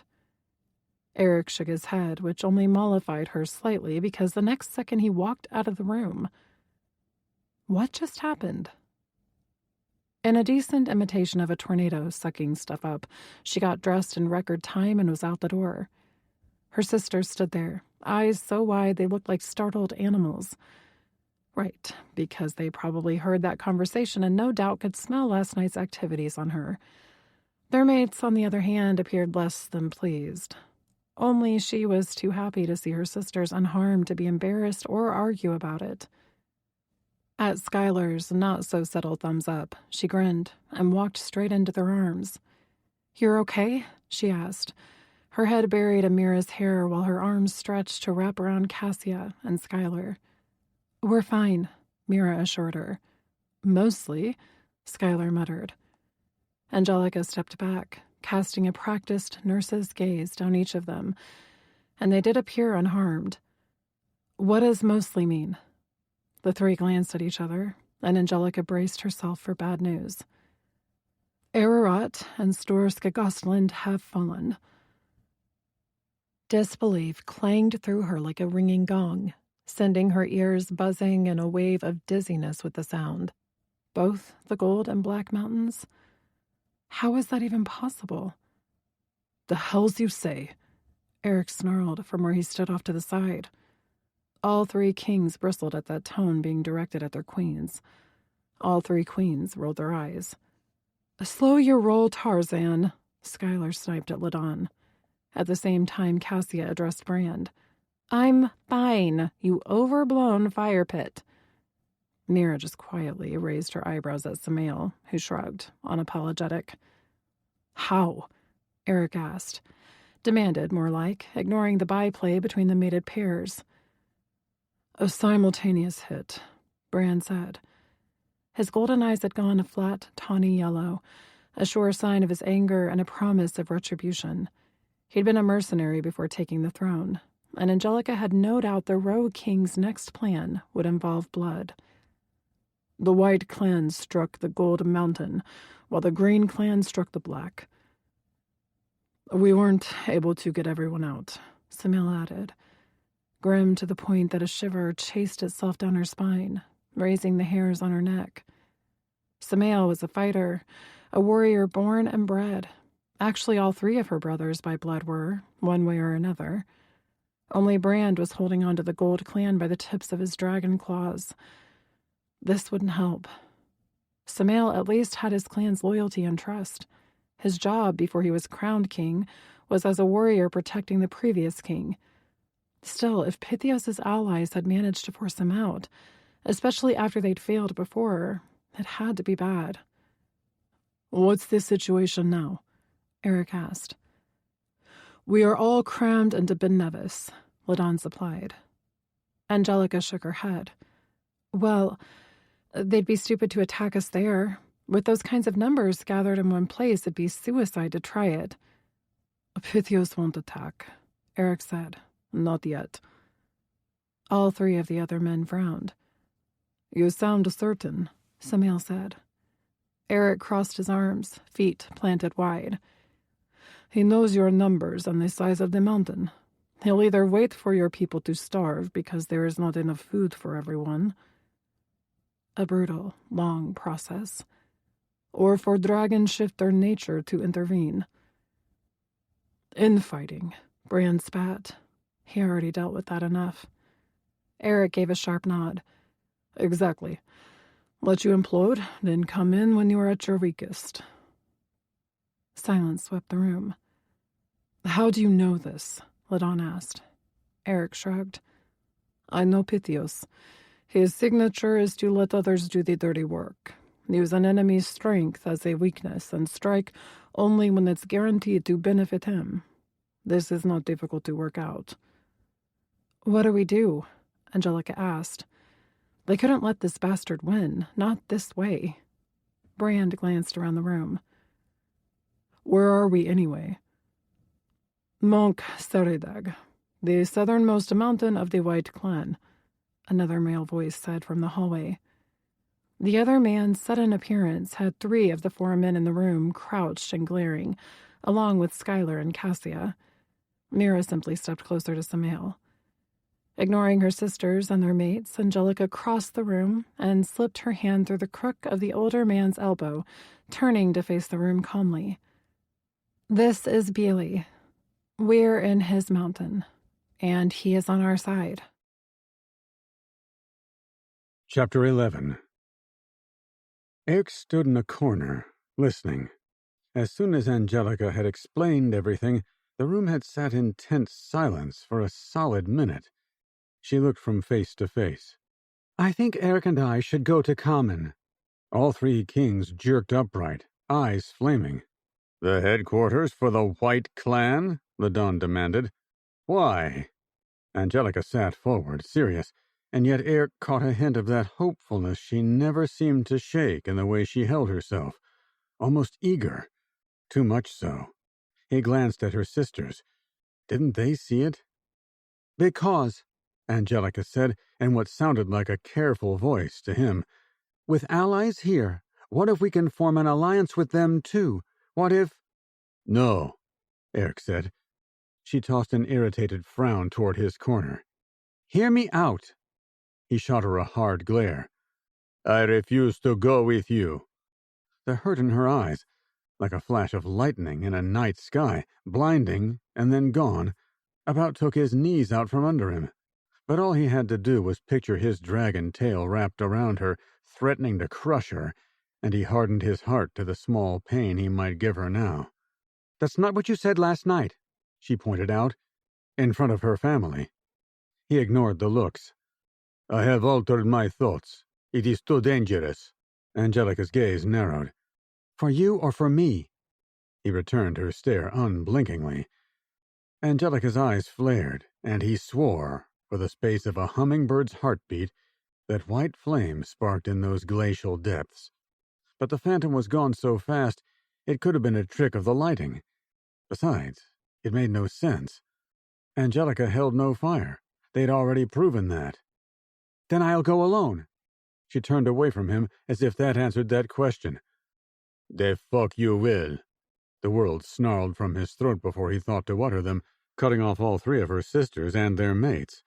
Beely watched silently, clearly reserving judgment. Despite the way everyone else looked askance at his unusual show of emotion, she merely shot him an unimpressed glance over her shoulder. You said you're out. You don't get a vote here. Eric's dragon snarled so loud in his head, the other dragons in the room must have sensed it, because they each tensed one at a time, turning their bodies so that they faced the predator in the room. The threat. Exactly what he'd always be. The tension ratcheted up another 10 notches, but apparently Angelica was either oblivious or ignored it. After an assessing pause, she stalked across the floor, right into his space. "May I speak to you in private?" she asked in a low, tight voice. She didn't wait for him to say anything, just turned and expected him to follow, which he did, jaw aching with the way he was clenching it. Did she take him into the room they'd shared on purpose? Because he could still smell her, smell them, in here. Damned if his traitorous body didn't send every ounce of blood straight to his cock. Hells. "I don't know what is going on with you," she said quietly as she slowly turned to face him. "One minute, you're in my bed and mating is finally a real possibility. The next, you can hardly stand to look at me." That is not true. He mentally grimaced. Words were popping out without his permission, but he couldn't stand the edge of hurt beneath the veneer of calm she was projecting. Angelica crossed her arms. "Then what is true? I'd love to know." Hells. Last night, we were not sure of the situation with our clans. Now we are. With White and Green so clearly siding with Pythios, the risk is too high. She glanced away, everything about her appearing brittle. Did she really care that much? "It's worth the risk," she insisted, not looking at him. Not with me along, it is not. Angelica opened her mouth as she looked back at him, then paused, her gaze seeming to take in something in his expression which he kept carefully blank. Not with you, she said, eyes narrowing as she worked things out in her head. Why not? The danger, he repeated again. Her lips flattened, but the compassion softening her expression was harder to ignore. Try again. I am dangerous, damn it. I woke up this morning partially shifted. The last thing he expected was for delight to flare in her eyes. Almost as though melting, her body let go of the tension, and Angelica crowded into his space, hand on his arm, lips curving into the softest smile. That's wonderful. He jerked back, ignoring her frown. No. You shifted partially and still maintained control. That's an incredible first step. I was not in control, he snapped. Gods, why was he even telling her this? Despite not knowing her for much time, he was more than convinced that Angelica couldn't walk away from a wounded creature, and that's exactly what he was to her. Wounded. Broken. Sure enough, rather than fear, her gaze narrowed with speculative interest and a hint of concern. I wasn't murdered in my sleep by a feral dragon. That sounds like control to me. His beast snarled at that description from her lips, the sound rumbling up Eric's throat.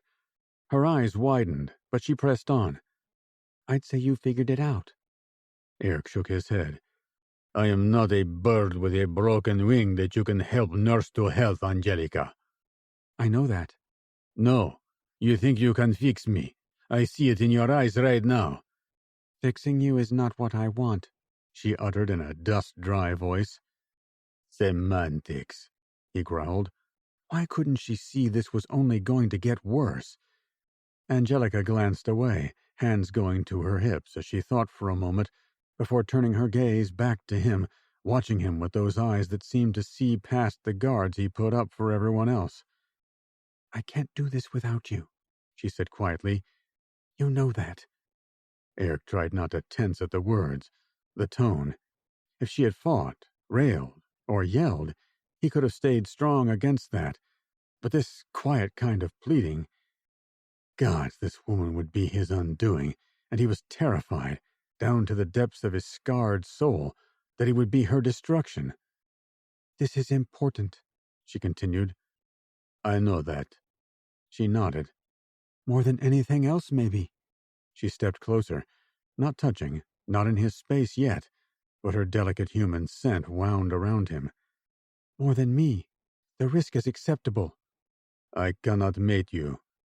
The woman who'd shared pleasure with him last night, who even as he fought against the pull she had for him, he wanted to throw on the bed and bury his face between her legs and watch as she shattered under his mouth. That woman turned ice cold, her eyes suddenly the warmest thing about her. So unlike her that it made him hurt in places he didn't know existed inside him. Fine, she said, not angry, just firmly resigned. Mating is back off the table. What? No. The knee-jerk reaction lined up exactly with his dragon suddenly thrashing inside him, sending pounding pain through his mind, his skin rippling with iridescent scales. Eric shoved all of it, the dragon and his own needs, into a dark fucking hole and buried it. Fine. A new word for him, but it got to the heart of his frustration fairly well. With a nod, as though things had been decided, she marched from the room to the others waiting outside. Eric followed more reluctantly. He walked in right in time to hear Angelica announce, "We need a witch or warlock to perform a binding spell." "Fuck that." This from Brand. "I'm not asking." Angelica shot at the gold dragon. "This man has given us his loyalty." She waved at Beely. "And you wish to prove it with a binding oath?" Brand wasn't letting this go, despite Kasia wrapping a hand around his wrist. "Yes." Eric had to give it to her. Angelica wasn't afraid of anything. It would get her killed one day if she wasn't careful. He couldn't be around to witness that. It would destroy him. The Don growled. "You don't know?" Mira sighed. "She does know. Mother told us all about it," Kasia said. "Do we know of anyone we'd trust?" Skylar looked between the men. "You're going to let her do this?"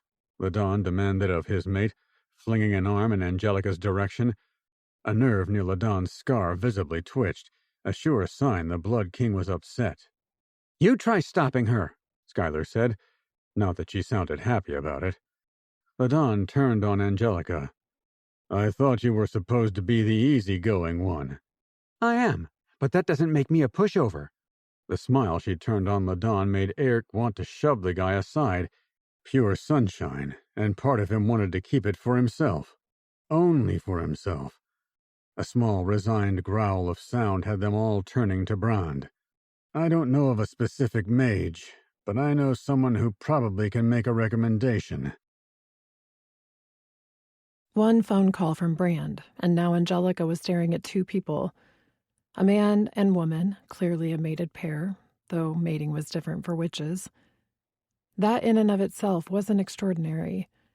What had struck her speechless was the fact that they arrived only 5 minutes later, silently appearing. No rush of wind like a mage who could teleport. And this mountain, like all other dragon shifter locations, had been warded against teleportation in general. So how had they gotten in? "I know you," Ladon said slowly, studying the man closely. He received a nod of greeting. "Alasdair Blakesley, head of the Coven's Syndicate." A warlock. Extremely powerful to head the group that governed all mages in the world at such a young age. Early to mid-30s at most, and handsome with it. Raven black hair and blue eyes that seemed to stray to the woman he arrived with more often than not. "This is my wife, Delilah." She nodded. No one asked what she was, which was considered rude. She was dressed in a pristine white pantsuit, and her black hair was pinned in an elegant chignon at the nape of her neck. Her demeanor might cause one to assume she was the less dangerous of the two, but Angelica got the sense that, if anything, Delilah was the more powerful, and not necessarily a witch. "Which of you wishes a binding oath performed?" Delilah asked. "I do." Angelica stepped forward. Richly dark eyes turned her way, assessing and yet unthreatening. "You understand what you ask?" "Yes." "These oaths can act unpredictably," Delilah warned. Again. "I'm well aware." "Very well. Let me understand what you wish the oath to be." "You will be performing it?" Eric asked, glancing between Delilah and Alasdair. The woman's smile could be in the dictionary next to the word enigmatic. "I am more familiar with these particular spells." So she was a witch, or not? "How do you know Brand?" The question slipped out, that darn curiosity cat-killing thing she had. Delilah's eyes slid in Brand's direction, and she smiled primly. "I offer all my clients and contractors privacy and discretion." Which meant she wouldn't answer for him. Angelica's estimation of this woman went up a few notches. Delilah turned her gaze to Angelica. "Who will be involved?" "This man," Angelica indicated Belai with a wave. "And others?" "Others?" Cassia frowned. "You said nothing about multiple binding spells," Skylar snapped. "I don't like this." "One spell," Angelica said, her voice indicating this was no big deal, even though she knew full well it was. But she was determined. "Multiple people." "I'll have them summoned," Belai said, and hurried away before anyone else could argue. "While he's doing that," Delilah said, her gaze on the man's departing back, "why don't you explain exactly what you want to happen and why?"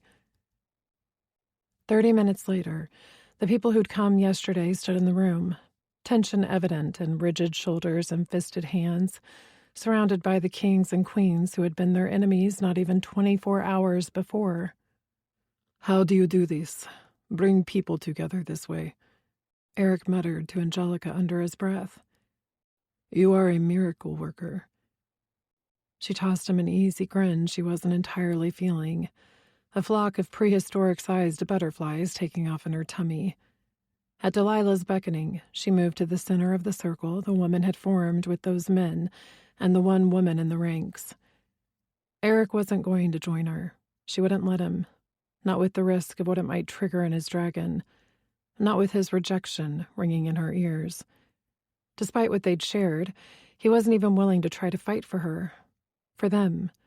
And the dull anguish that had left in her heart went beyond chemistry or political alliances. When this became about her and him and not the rest, she wasn't sure. "Ready?" the sorceress, or whatever Delilah was, it still wasn't clear, asked. "Last chance to change your mind. This is necessary." No hesitation. Angelica was sure of the need for this action, even if it backfired on her. Desperate times and all that. Deep down, she knew this was the right path, even if where it ultimately led remained shrouded in darkness. "All right," Delilah nodded. "Hands up." She'd already walked those participating through what had to happen. Each person standing around Angelica lifted a hand, holding it palm facing her. "Here we go." As she stood at the center of the circle, Angelica looked as ethereal and as fragile as she was, yet strong as dragon steel. The woman, Delilah, started chanting, and immediately a familiar electric buzz of magic filled the air. A string of ancient words passed her lips, known to Eric only because of the one friend he had had on the inside. Nether had taught him the oldest language in existence, that of angels and demons. Eric jerked at the shock of recognition, fisting his hands to keep from stopping her immediately. What in the hells was this woman? Raising their own voices, those in the circle, including Angelica, repeated the words with her, over and over. The words wound around him and through him, penetrating, becoming part of him. The chant took up space inside his head, crowding in there with his dragon. Pounding. Eric found his lips moving with Angelica's lips, though no sound came from him. Then she gasped. Her eyes flared wide, gaze landing on him, and he lurched forward a step, only to stumble to a halt as she started to glow. Not the others, still chanting, just Angelica. Bright lights of all colors of the rainbow came from every part of her, illuminating her as though she were her namesake, an angel in every sense of the word. "Keep going," Alistair called as others stumbled over words, including Angelica. "Don't stop until it's finished." Angelica's lips started to move again, but she didn't take her gaze from him. The words, still a part of him in the strangest way, only grew louder in his head, more insistent, more frantic. The light coming from Angelica intensified, turning near blinding, and yet somehow he could still see her eyes, wide in her face. And she was terrified. Eric was across the room before deciding to move. "No!" Delilah called. But he didn't stop, moving between two of the men in the circle. He stepped right into the woman who scared him more than just about anything in this world. He took her face in his hands. Gods, she was shaking. "Do you still want this?" he asked. She nodded. "Then keep going." Holding her gaze, he spoke the words with her, one after another, until the sounds blurred together, the beat primal, pumping to the heavy, unfettered beat of his heart. The glow around her encompassed him, folded around him, like being pulled inside her embrace last night, and he never looked away, never stopped. Then, with a sudden flare, white heat lanced through the flesh on the back of his hand between his thumb and forefinger. He'd hardly grunted in reaction when everything stopped. Silence fell over the room, so loud it was practically deafening, and he had to blink a few times, clearing his gaze after the brightness. "What just happened?" He was vaguely aware one of her sisters asking, worry in her voice. "Fuck-a-doodle-doo," Brand muttered. "What?" That was Ladon. Eric finally raised his gaze from Angelica, though he didn't release his hold on her. "What?" He echoed the Blue King's demand. "My king's mark," Tovar said, awe and something else in his voice. "It's changed." He held up his hand, and sure enough, a new symbol, no longer that of Volos, graced the flesh there. Eric jerked his own hand up and stared at an identical symbol, now stark against his own skin, a new mark of loyalty where before there had been none. The change hadn't come with the usual searing pain, either. The sigil was not Brand's or Ladon's or Samael's, as they'd expected. The intricate twisting and turning lines were the same as those that had once graced his hand as a child, and his father's hand, and his mother's. He traced the familiar shape, connected to this symbol more now than he'd been as a boy, the tug of loyalty and another emotion, a physical presence in his chest. The mark of the Ammon family. Angelica's family. Chapter 12. "I guess that answers the question about if they are the true phoenixes," Someone in the room, Tovar maybe, muttered. Angelica swallowed, unable to draw her gaze away from the tattoo-like symbol now magically emblazoned on Eric's hand, as though it had always been part of him. Her mother used to draw that exact symbol, doodle it absent-mindedly wherever she went, in the dirt even, before paper and ink or pencil were readily available. The sign of Seraphina's dead mate, which had never shown on the back of her own neck because their bond hadn't solidified before Pythios had killed Zalond. The same soul-deep sadness struck Angelica now at the sight of it. "Mama," she whispered. God, she hoped her parents had found each other at last in the afterlife. "But which Amon is the one to follow?" someone else asked. "The one you just pledged your oath to." Eric's low snarl of words pulled her gaze up to his face to find his eyes trained on her.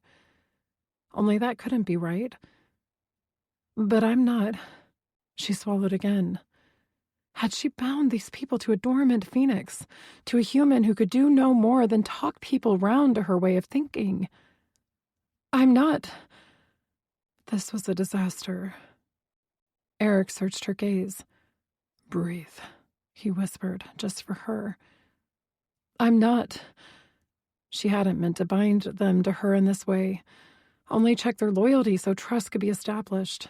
Not as ruler to subject. This wasn't how this was supposed to happen. Eric reached for her hand and placed it over his heart. The steady thump, thump, thump palpated against her palm. "Breathe," he said again and inhaled, the same way she'd done to help calm his dragon. The kindness of that simple act, from this man in particular, knocked her back to normal. She sucked in deep, let it out, then turned to Delilah. "Why do they bear my father's mark?" Delilah pursed her lips, then glanced to her husband, Alistair, who tipped his head in what might have been a shrug or maybe a more, "You're the one to tell her." "Best guess," Delilah said, "is it's your mark." "But wouldn't her mark be a combination of our father and mother?" Cassia asked. Unlike human mates who took on their mate's mark at the back of their neck, phoenixes were known to meld the two family crests into a new pattern. They'd never gotten to see what the Aman and Hanyu crests would look like combined, but Cassia was right. Cassia's mark was a blend of brands and their parents, Skylar the same way with Ladon's, and Mira's too with Samael's. Mine should be a blend as well. Delilah shrugged. Magic is mysterious. Her lips tipped up. Since her phoenix sight is dormant, perhaps her only magical connection is with her father. Ouch. With a wince, Angelica dropped her head forward, wishing her hair wasn't still up in that damn braid crown so that she could use the fall of it to hide what those words did to her insides. The stark pain of losing her mother ripped through her all over again, leaving her heart beaten and bloody. She may look like her father, but her mother's blood was in her too. She knew it, but the longer she went without her, without powers, the further away her mother felt. A gentle hand landed on the nape of her neck. Eric again. She turned her head slightly, leaning into the pressure of his hold, trying to absorb his silent strength. Because, damn it all, she needed it right then. She hated that she did, and at the same time appreciated that small gesture more than she could say. If anything, she wanted to turn into him and bury her face in his chest. But she feared suddenly that he wouldn't let her, reject her in front of all these people and add to the sense that she was alone, truly alone in this world. She lifted her head slowly, careful not to dislodge his hand. We should go. They'd already explained to her newly oath-bound followers the plan of going to the headquarters of the White Clan, the seat of the king. Actually, Tovar stepped forward, breaking the circle around her finally, which almost gave her a reason to breathe easier. I think you should send some of us ahead of you. Let us prepare them, get a feel for things, and turn some strategic allies to our side. But, Skylar cut her off. It's a solid idea. Except she'd worked herself up to going. However, even she could see sometimes when caution was the better part of valor. Very well. She'd just wait, like always. Her sisters all huffed visible sighs of relief, which made her lips tighten in the same instance that Eric's hand did. He didn't like the reaction either? Funny.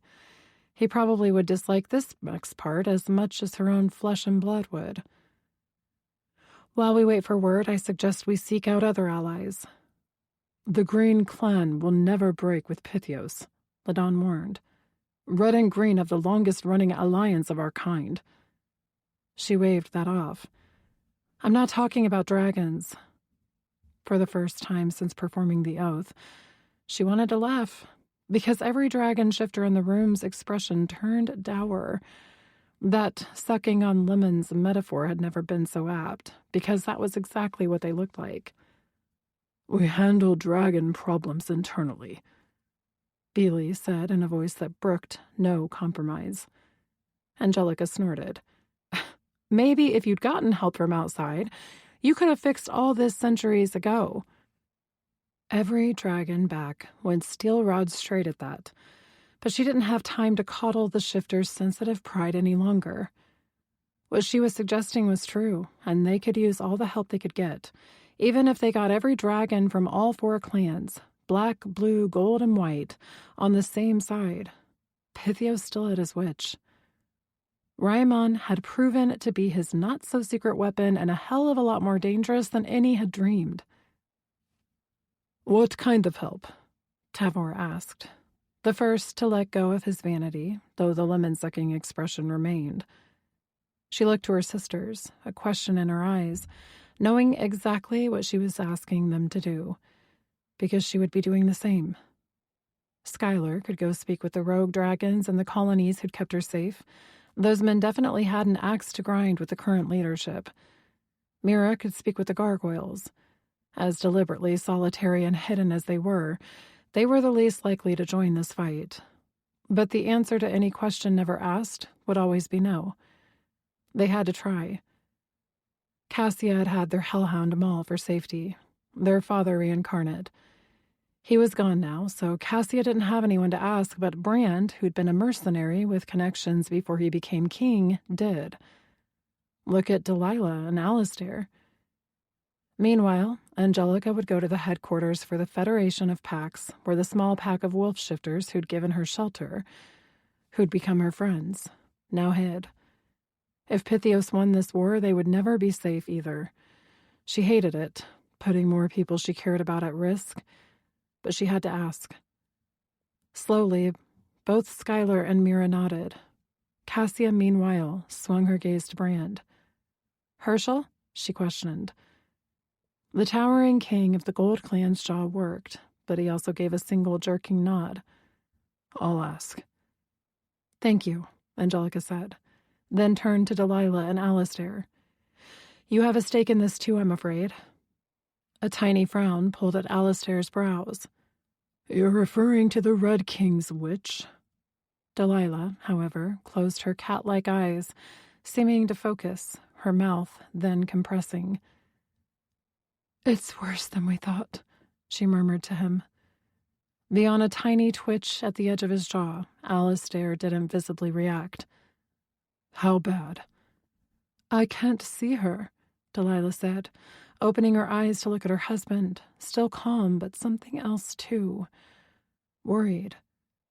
"I mean nothing at all. Nothing. As though she doesn't exist." "So pretty damn bad," he muttered. "Cassia can fill you in," Angelica said. She turned to the people who'd pledged their loyalty to her. "I'm not sure how long this is going to take me. You know what to do, here and elsewhere." Beely and Tovar both nodded, though Tovar's eyes remained trained on Eric when he did. Right, plan in place. Time to go. "Mira?" She didn't need to specify to her sister what she was asking. Mira simply walked over to the mirror she and their sisters had come through, igniting into flame as she walked. "I can't get you inside," Mira said, speaking of the Federation's home base. And she should know, as she was the one who'd sent Jed and the rest of Angelica's wolves there recently. "Only nearby, but they have sentries posted all around it. You head into the mountains southeast from where I send you, and they'll pick you up eventually. And hopefully not kill them before they asked questions." "I should..." She shot Eric a glare. "If you say you should go alone, I'm leaving you here to wait for me." He stared at her, long enough that a tiny bit of regret for snapping like that had her wrinkling her nose. She wasn't a snapper, not usually. When he caught the small gesture, he shook his head. Though he didn't smile, a spark of humor turned his eyes bluer. "I was going to suggest I stay here. I think the wolves would be more inclined to listen to you without a dragon around putting their fur up." "Oh." His show of confidence in her also made her want to wrap her arms around him and kiss the man. "We need a dragon representative," she said. "And I need a bodyguard." He didn't accept that right away, though, searching her expression. "Maybe someone who can shift..." "No," she cut him off. "You." "Why?" he asked. Good question. The answer had mostly to do with suddenly feeling fairly certain that separation from him might kick off an anxiety attack. That was new. She'd never been prone to those, but already her chest was tightening. She latched on to the first solid reason her brain could come up with.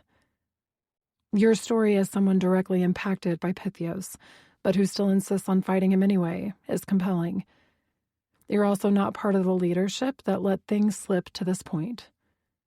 She leaned around him to look at the others. "No offense." She straightened, paused, then leaned over again. "Actually not sorry, that's the truth. Now you're doing something though, so good for you." She meant it kindly, but it came out more Skylar than her. A choked sound from Eric might have been a laugh, but when she straightened again to look at him, his expression told her he was still on the fence. "Please," she implored. His gaze settled and blinked at the same time, but even so she sensed steadiness more than anything. "I will come." Relief whooshed through her, way more than was probably warranted. Good. She turned to Mira, and the reflection in the mirror changed, showing a narrow alleyway between pristine white plaster-sided buildings. The closest I can get you is the town of Victoria at the foothills of the mountains, Mira said. No one needed to question where they were going. The Federation didn't bother hiding from other supernaturals the way they did from humans. For a little over a century now, the wolves had been headquartered in the Fagaris Mountains, the southern part of the Carpathian Range, where it ran through Romania. Obviously, there were no mirrors in the forest, and Angelica would rather not use the reflection of a pond, which Mira could do if the day was still enough, and arrive wet, but... Is there no reflection inside the castle to use? Angelica asked. Mira shook her head. They've covered all their mirrors since... me. In other words, Angelica's wolves had shared Mira's powers, and the wisely wary wolves took pains to keep them out. That does not bode well for us, Eric muttered, apparently reaching the same conclusion. Stretching her lips into a smile meant to project confidence took more effort than usual, thanks to more nerves fluttering in her gut. I guess I'll have to be extra persuasive. Another choked sound from the man at her side, one that could have been a snort of derision or of sympathy for the wolves. She wasn't sure which, and didn't get a chance to check, because Eric didn't wait for her, stepping right through the portal Mira had created between reflections. Blowing a kiss to her visibly worried sisters, she followed, and immediately the side window of a storefront in the middle of a quaint Romanian town was all she could see as Mira cut off her power. They'd have to contact Mira the usual way, via modern technology when they were ready to leave. Until then, they were on their own. Thank you, she said to the broad back of the silent man with her. He glanced over his shoulder, dark brows pulling together slightly. For what? For getting me through that, and for being here with me now. He stilled as she stepped into him, a hand on his chest as she went up on tiptoe and pressed her lips to his cheek. You know what, she whispered, the stubble of a day's growth of surprisingly black whiskers prickling her lips. She dropped to flat feet, the warmth of him under her palm penetrating, the cherry and smoke scent of him wrapping around her almost protectively. An emotion she couldn't possibly hope to interpret flashed at her, there, then gone. Still, he hesitated, and she waited, wondering for a brief second what he would do. But he turned away. Where are we? Transylvania. His shoulders went rigid, and without moving beyond that small tell, she got the impression he was ready to fight the next thing around the corner. Vampires. No, she shook her head. The bloodsuckers abandoned this region after it became popular following the publication of Bram Stoker's supposedly fictional book, Dracula, in 1897. Apparently all the vampires around here were being hunted by frightened humans and decided to go elsewhere. The wolf shifters took advantage and moved right in, including requisitioning an abandoned castle. Smart. She pointed at a peak in the distance, one Jad had made her memorize pictures of long before their falling out, just in case something happened. That's where we're going.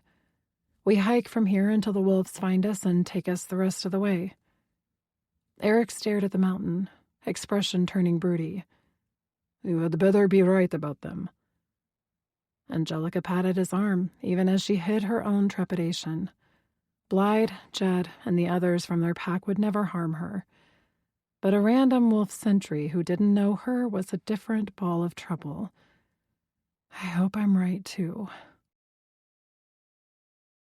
Eric leaned against the trunk of the piney tree they'd taken shelter under for the night, the bark rough poking through the thin layer of his shirt, a vague irritation.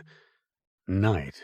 This was a bad idea, coming here at this hour, not just because of the chill in the air, but night was when all the worst of the supernatural creatures that walked this planet decided to come out. Hopefully, the wolf shifter's presence in the region scared off any truly bad ones. Still, the forest was a welcome change after so long sleeping against stone. Anything different was good. He tipped his gaze to the skies. The room where he'd been held in the dungeons of Everest was built inside the peak of the hollowed-out mountain, the precipice. Generations before him had hewn those walls from the very mountain itself, turning it hard as diamonds, strong enough to continue to support the weight and designed to allow those inside an unimpeded view of what lay outside. Any being standing outside saw only the rock, snow, and ice of the most massive mountain on the planet. The mountain was so huge, they didn't really worry about discovery by the humans determined to scale it. But putting the dungeon at the top, that was the perfect prison to torture dragon shifters. A view of skies where they could look, but not touch.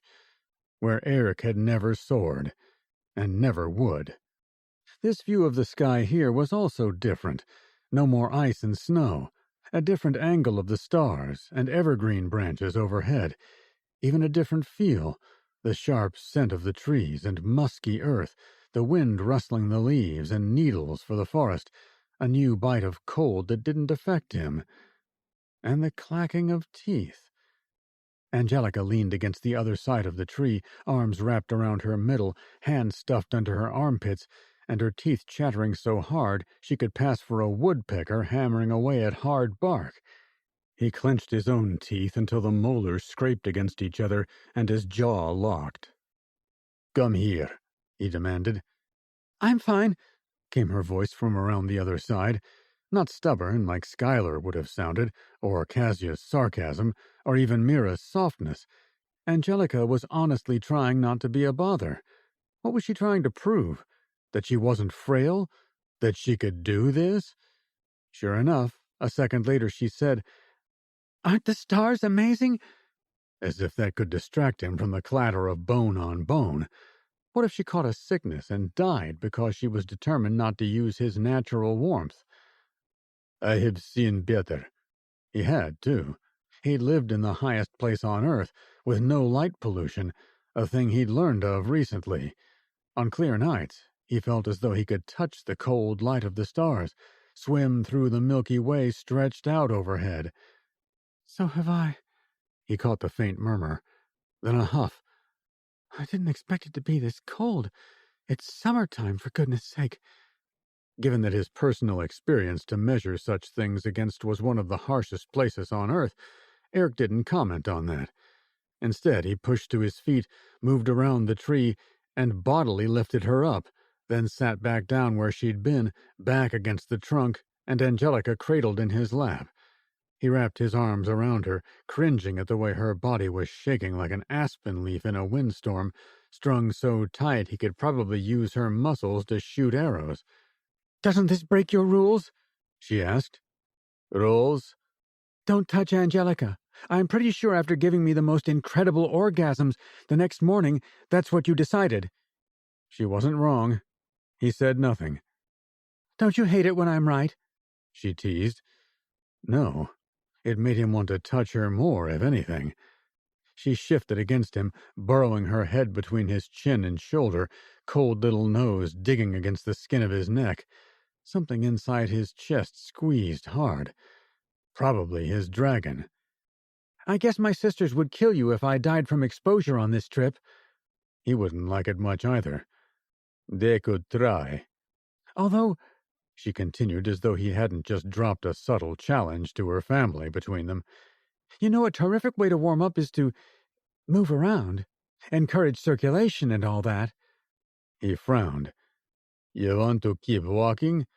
They had been traveling by foot, over rough terrain for much of it, all day. "We need rest." Or she did. "True. He waited for whatever came next. He'd started to pick up on the fact that when Angelica was worried, or rattled, or trying to be brave, was when she tended to come up with ideas. "I've been told fucking is a great way to get the blood pumping." Holy shit. Yes, his dragon growled in his head, more than enthusiastic about that idea. Mine. Not ours, though. The word his animal side used was distinctly possessive and singular, almost as though, given Eric's reaction this morning, the dragon side of him had decided Eric wasn't part of the deal anymore. Damn it. With Angelica's sunshine scent wending round him, her body against his, the softness of her hair tickling his jaw, Eric was already locked in a battle of wills with the beast inside and his own desires. Blood pumped through his body, swelling his already semi-hard cock to pulsing, painful life. Holy hells, what do I do now? Let go of her and move back to the other side of the tree. That was what he should do. Or say no. The word should have burst from him, but his mouth refused to form around it, and he didn't remove himself from her. Better that we keep our clothes on for warmth, he muttered. Her raspy chuckle, the sexiest damn sound in the world, was close to his undoing. I'm sure we could get creative. Fuck. He dropped his head back against the tree with a painful thump and squeezed his eyes shut. Images, lusty, sensual, beastly images of what he'd do to her, bombarded his mind, and he couldn't even say they were from his dragon, because all the hells and heavens be damned, he wanted her. One time had not been nearly enough. Now he was picturing what he'd do to her, with her, in graphic, sensory-filled, brutal detail. He'd lift her from his lap and place her on her hands and knees where he could lower her pants just enough. Then, releasing his cock from his own pants, he'd surge inside the tight, hot, wet heart of her, pound into her until the forest was filled with her cries of desire. He tried to put a stop to the thoughts, but his mind was already far down that road. He kept going. Nether had brought him more than just books about combat. There'd also been rare tomes, and among those had been the Kama Sutra, though Eric doubted Nether had read that one. But memories of some of the pages suddenly took on a whole new meaning as he pictured himself and Angelica in all those positions. Sexual positions drawn in titillating detail that he'd beat off to in his cell, his only form of release, now sent ideas and even more ideas slamming into him. Her skin glowing in the moonlight. To have him push his thick cock inside her while he used his hands to stimulate other erogenous zones? He wanted to lay claim to every part of her, leave his seed everywhere until she was his in no uncertain terms. Even then he wouldn't be done. He'd sit, back against the tree like he was now, and have her straddle him, ride him, have her take her own pleasure from his body while he watched her come and come and come, fill her body so full of him until they wouldn't know where he ended and she began. Hells, if he could do that, there were so many ways he could take her, trap them both, in a sexual, beautiful haze, and have the unique pleasure of having her come all over him, over and over and over. It might be decades before he let them up for air, the kind of prison he'd never want to escape. A low, feminine moan yanked him out of his own head, one of those fantasies so real he almost cried out at the loss, only to freeze solid, to find his hands down her pants, fingers buried in her slick heat, and thumb pressing against that bundle of nerves that seemed to be the key to her pleasure. Fuck! Don't stop! Angelica begged on another moan, shifting her hips to get him moving again. Gods, what had he done? How had he... She shifted positions in his lap, back to his chest, legs on either side of his, spreading her legs wider, and Eric clamped his eyes shut even as he was bombarded by everything that was Angelica.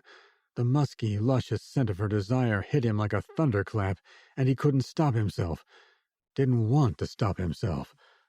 Fuck, he said, then said it again. Eric? He hated the uncertainty in her voice, and that he'd put it there, almost more than he adored the feel of her. Closing his eyes, he locked down the beast inside him, pushing him so deep he couldn't be part of this, then moved his hands. The catching in her breathing, the way she relaxed against him. He would have smiled if he wasn't using every part of his control to give her this pleasure while holding the worst of himself in check. Gods, he hoped he was touching her right. Exploring her slick folds by touch alone was fascinating, and he kept losing himself in that. But at the same time, he returned to anything that made her breathing hitch, and that seemed to be working. Inside me, she begged, urged. Happy to obey, he slipped one, then 2 fingers into her tightness.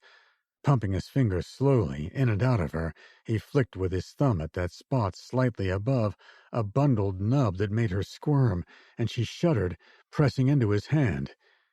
Yes, fuck my fingers. She undulated her hips, and the action pressed her ass into his pulsing cock, which was jutting straight up, trapped between his stomach and her body. Eric grunted. She must have caught what caused the sound, because she did it again. This time, he couldn't hold back a low groan.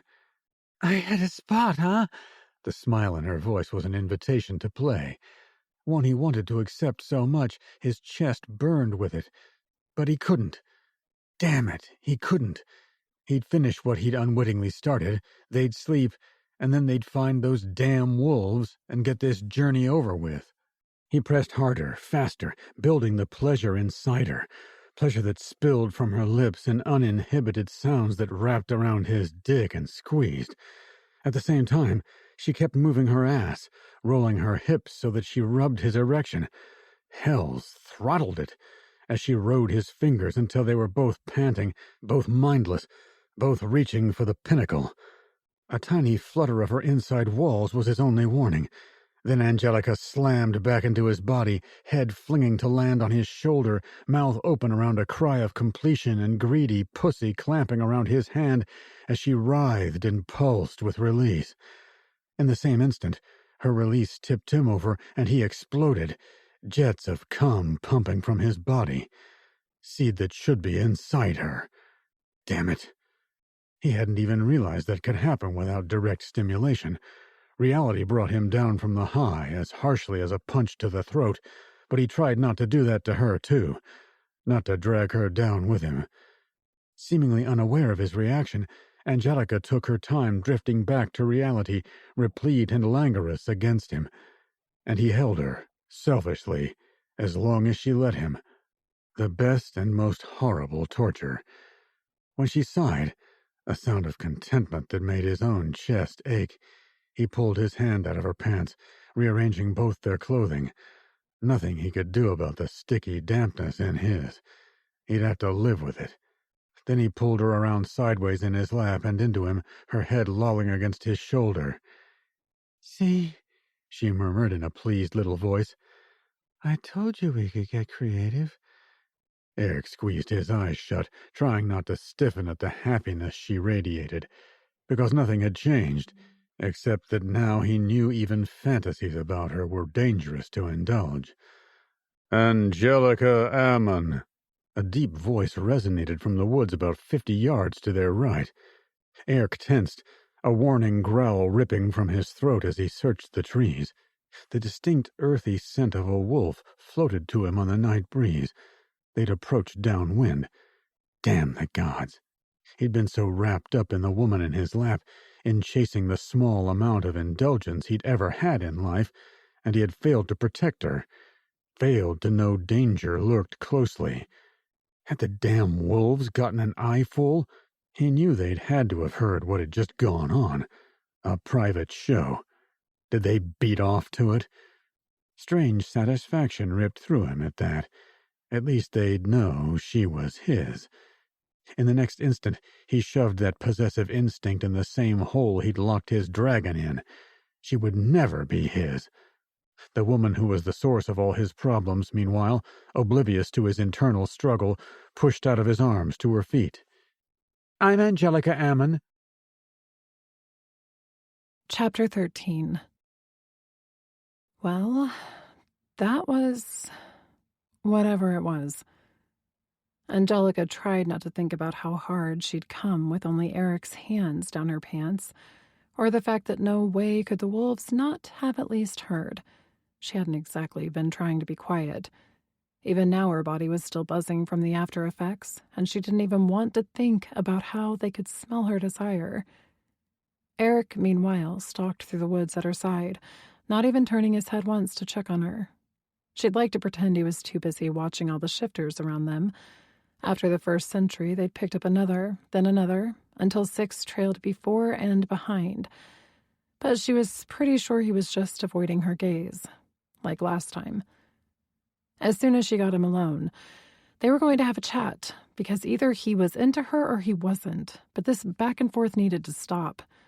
After all, she'd been teasing with her comments about getting creative. He was the one who trailed those provocative fingers over her skin, brushing her breasts with the backs of his knuckles, then inching up her shirt to tease the sensitive skin of her belly before pushing lower, as though compelled. Best to stop thinking about it, or she might spontaneously orgasm off the memory alone. The castle chose that moment to rise up out of the dark, and Angelica paused, mouth open.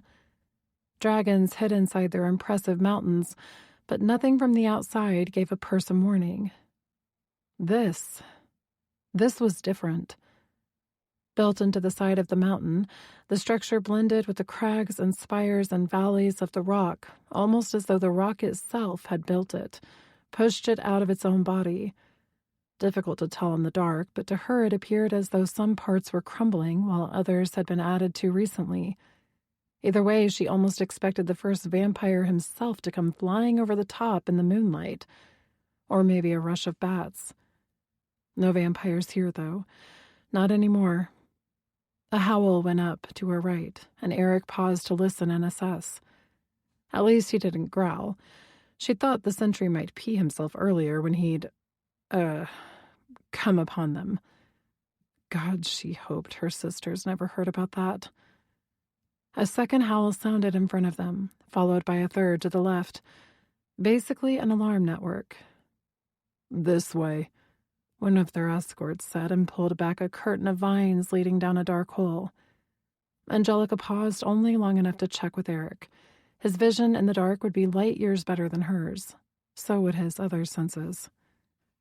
Shock skittered through her as he took her hand, pulling her behind him as though using his body to shield her, then stepped into the darkness. His hand wrapped around hers was pure strength, totally steady. To help keep her balance, she placed the palm of her other hand flat against his back, syncing her steps to his so she didn't trip them both. Her rock in the dark. Without her sight, beyond a very vague ambiance to allow her to walk, impressions hit her all at once. The cooler, dank air, sounds of dripping, and the mineral taste of humidity on her tongue. This might be a cave or an ancient tunnel formed into the bedrock of the mountain itself. Either way, it seemed to be leading them into the castle. Hopefully, not the dungeons. Even then, she had faith that her friends wouldn't allow her to remain there long. Eric, being a dragon shifter, was another matter.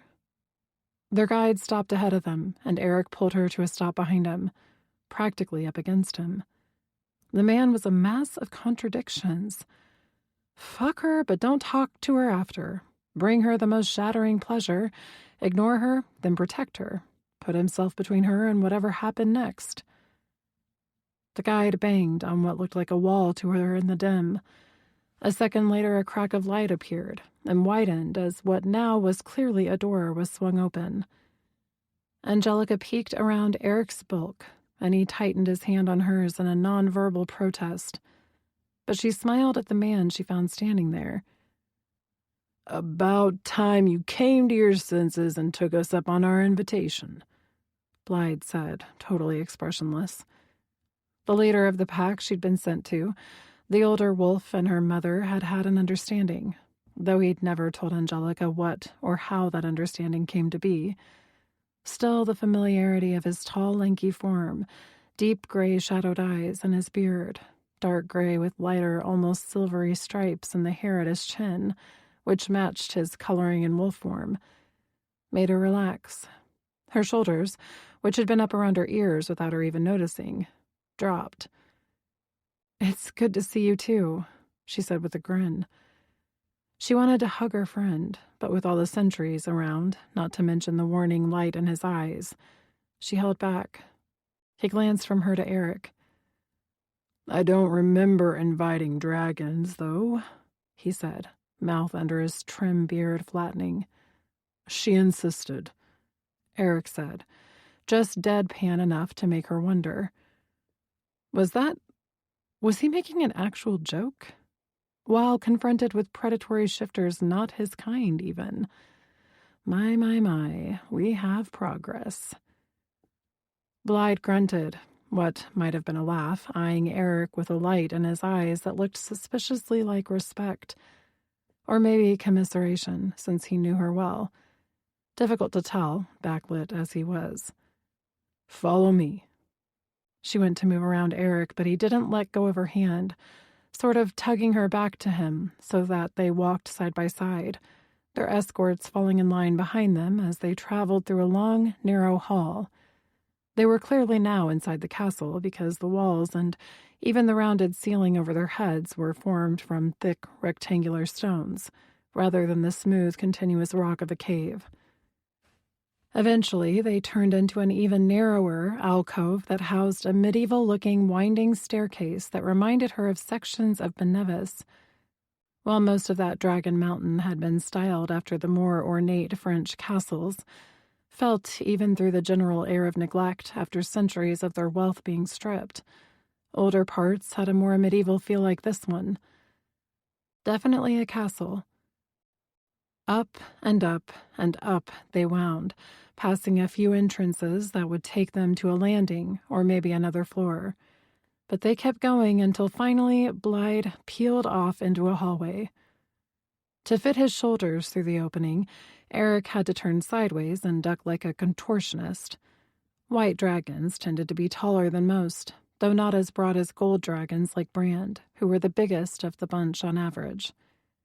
This area of the castle was more ornate, almost as though the vampires had not only abandoned it, but taken nothing with them when they went. The original decor seemed to remain, giving one the sense that the building hadn't been touched by centuries of time. Rich tapestries, coats of armor, iron weapons on the walls, and she even spotted a room lit up in myriad colors thanks to intricate stained glass windows. Definitely not dungeons, so that was something. In here, Blythe said. He opened a thick wooden door and ushered them into a room with a single piece of furniture, a glass and steel table, a modern monstrosity that felt so incongruous after the ancient hallway. Angelica even paused. A conference room rather than a cell. She could work with that. Blythe came in with them, turning at the door to address the sentry who'd found them in the woods. Tell Madrigan we're ready. The sentry gave a sharp nod, then flicked his gaze to Angelica. And Jed? He asked. Jed didn't know she was here? She tried not to wince.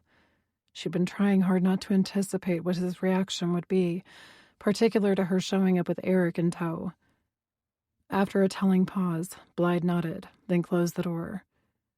As he turned slowly on his heel, his face broke into a broad grin, and he opened his arms wide. With a sigh, Angelica walked right into a strong, all-encompassing bear hug. We missed you, Blythe said, his voice a rumble against her. Me too. She really meant it. Several years living with the pack, being protected by them, getting to know them and love them, trying to fight with them even when they wouldn't let her. They might not be blood, but they were her community, her extended family.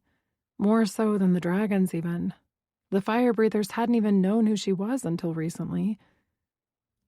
As happy as I am to see you. Blythe stepped back, his expression turning serious. Why are you here? For a second, Angelica debated not getting into the details with Blythe, waiting for the leader, or maybe leaders he'd no doubt summoned to join them. But if this was going to work, she needed Blythe on her side. My dragons need allies. Blythe rocked back on his heels in the closest thing to shock she'd ever seen from the calm wolf. Answering surprise sparked in her chest. Did he really think she'd changed her mind and chosen to come here to stay with them? To take them up on their offer of a permanent place in the pack? To take Jed up on his offer to mate? Well, shit. Maybe she should have thought of that. She'd break her friend's heart all over again. The door handle turning had her stiffening, readying herself for the confrontation with her friend. Only the man who stepped inside wasn't Jed. This had to be the leader of the Federation of Packs. Taller than Blythe, and broader too. He could almost pass for a dragon shifter in human form, except his features were more pointed, sharper, and his body leaner. Onyx black hair, skin a light olive shade, and eyes the color of jade in the sun. She'd bet he was also striking in wolf form. "My name is Madrigan," the man said in a thick accent Angelica guessed hailed originally from Eastern Europe, maybe even from this region of what was now Romania. "I am the head of the Federation." No specific title. The small detail got lost as a soft but dangerous warning growl came from the corner of the room where Eric had tucked himself. Madrigan's gaze snapped to him, though he didn't otherwise move. "You are not a wolf shifter," Eric stated, low and certain. "You are something else." Madrigan, however, didn't bristle. He didn't even change expression, though she thought maybe a hint of surprised respect flitted over his features. True. A non-wolf shifter was leading the worldwide federation of them? How is that possible? What are you? The question bubbled up, but she swallowed it back. Asking that was considered rude, and she needed to start on the right foot with this man. "What are you?" Eric asked. So much for the right foot. Before Madrigan could reply, Eric raised his head as though scenting the wind. "Canine of some sort. Powerful. Ancient." Still no visible reaction from the leader. "You have a good nose. Most don't pick up on the difference." Eric crossed his arms and waited for his answer. Beside her, Blythe didn't move, but the tension rolled off him all the same. Or maybe the way he subtly scooted so that he was between her and both men was a sign. One of the strongest men she knew was nervous? Why? Was Madrigan dangerous? Madrigan tipped his head slowly, jade eyes glinting. "I am a berserker." She blinked, rapidly, not expecting that answer. Really? She didn't tamp down on her interest fast enough, and it came out in her voice. Luckily, the man didn't take offense, sending her a smile that might have been amused if it weren't so stiff. "Really?" The ancient species was said to be extinct, or so the stories went. Longer than phoenixes had been gone, almost 2,000 years without a sighting. Legends now, even more than phoenixes had been. "That's not possible," Eric said. "Berserkers are—" "Choose your words wisely," Madrigan warned. Eric's lips pressed together, but he gave a sharp nod, a show of respect from one apex predator to another. "All my readings would indicate that a berserker is even more dangerous than a feral dragon. How are you not a threat to others?"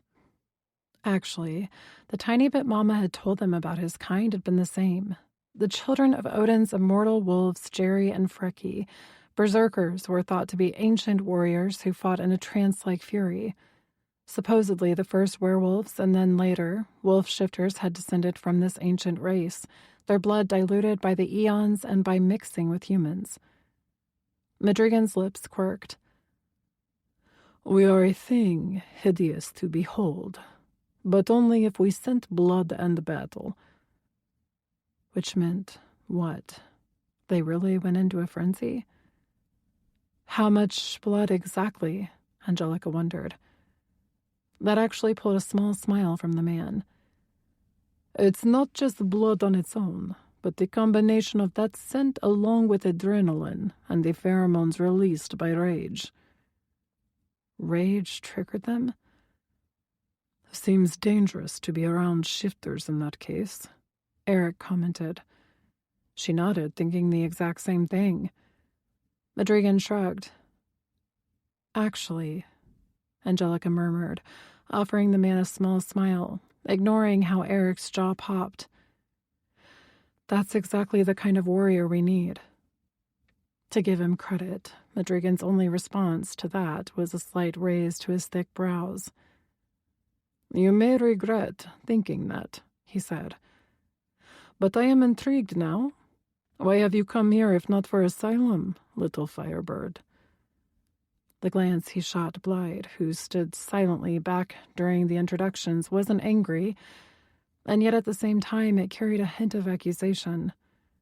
Her old friend shrugged, then flicked a glance at Eric as though saying, I thought that's what this was about until he showed up with her. Showed up with his hand down her pants, finger-fucking her into a glorious orgasm, no less. At least they'd left that bit out of the commentary. Angelica drew herself to her full, though compared to these men rather dainty height, gaze steady on the berserkers. The dragon shifters need your help. Madrigan stared, full of 2 heartbeats before he threw his head back and laughed. Not a harsh bark, but a full-bellied laugh that took him several moments to curtail while she glared. Why is that funny? She demanded, when his laugh was finally reduced to chuckles. Dragons asking wolves for help is fucking hilarious, princess.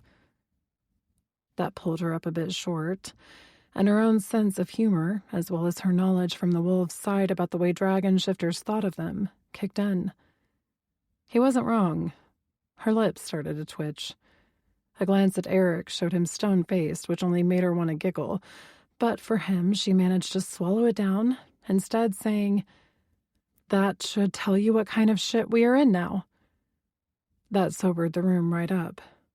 We? Madrigan questioned slowly. I believe you are the unmated phoenix, unless things have changed.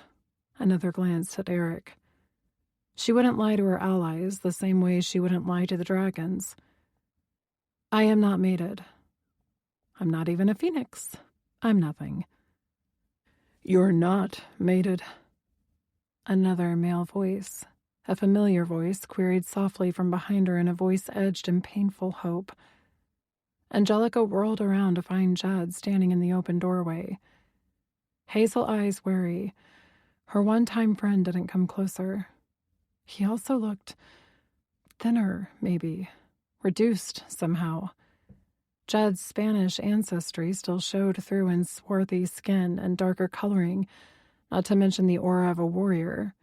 Even his black hair screamed, no funny business, cut military close, a tad longer on top. She used to tease him by saying the way it stood straight up made him look like a fuzzy teddy bear that needed a cuddle. She didn't dare tease him now. I'm not mated yet, she said. The yet gentle but deliberate. She couldn't let him get any ideas or give that hope soil to grow in. That wouldn't be fair to him. The way his strong jaw tightened slightly at the word, he caught her meaning. Her warning. Why are you here, Angelica? He asked, harder and harsher than a moment ago. For help, she said simply, trying to be gentle with it. For allies. Jed glanced at Eric, and she almost expected a growl from that corner. None came, but a muscle in Jed's jaw started to tick. We don't need allies, he stated in a rough voice she'd only heard from him those days before the wolf pack left her with the dragons. Without another glance at her, he turned and left the room, closing the door quietly behind him. Eric caught Angelica's wince and the way she glanced at Blyde.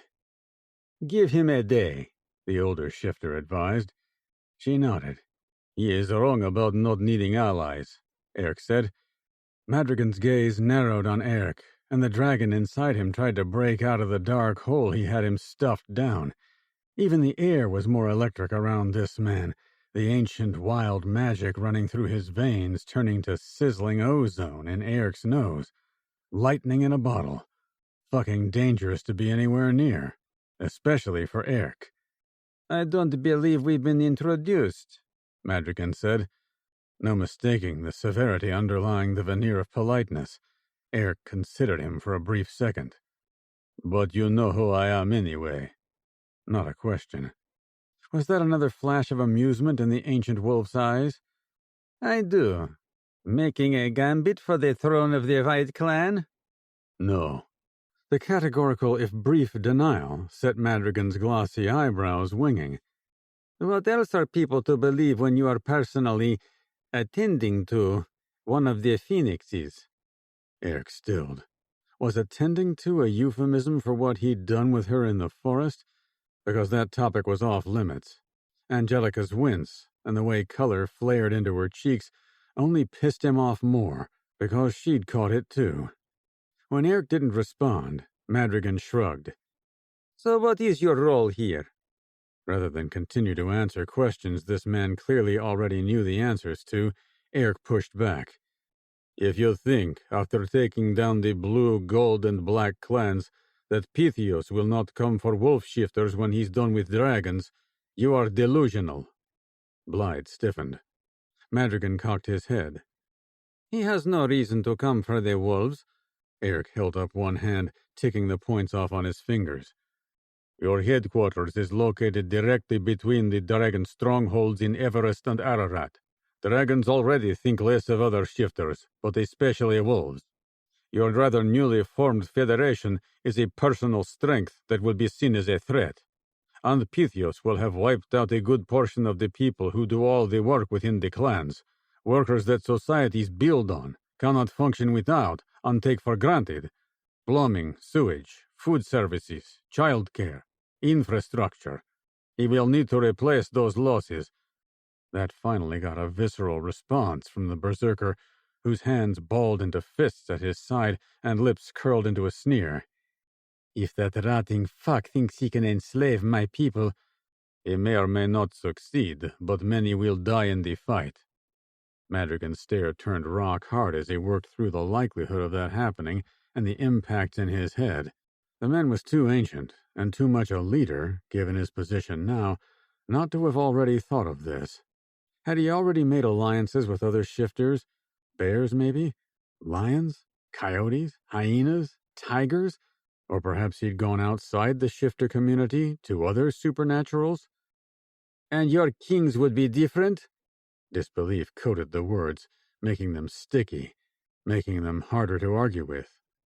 Yes. Why would I believe you? Because of her. Eric nodded toward Angelica. She startled, though she didn't move. He could still see it in her somehow. Did she doubt him? Or doubt herself as a reason worth mentioning? Didn't she know what she inspired? How those white dragons all fell under her spell? Believed in her? Hells, pledged themselves to her in such a way they were bound for life? Me and my sisters, she qualified. Eric stared, waiting for her to shift her gaze his way so he could shake his head. Angelica alone was enough. But she didn't, or wouldn't. She kept her focus trained on the berserker. Phoenixes, Madrigan mused. They'll bring their kings to heel.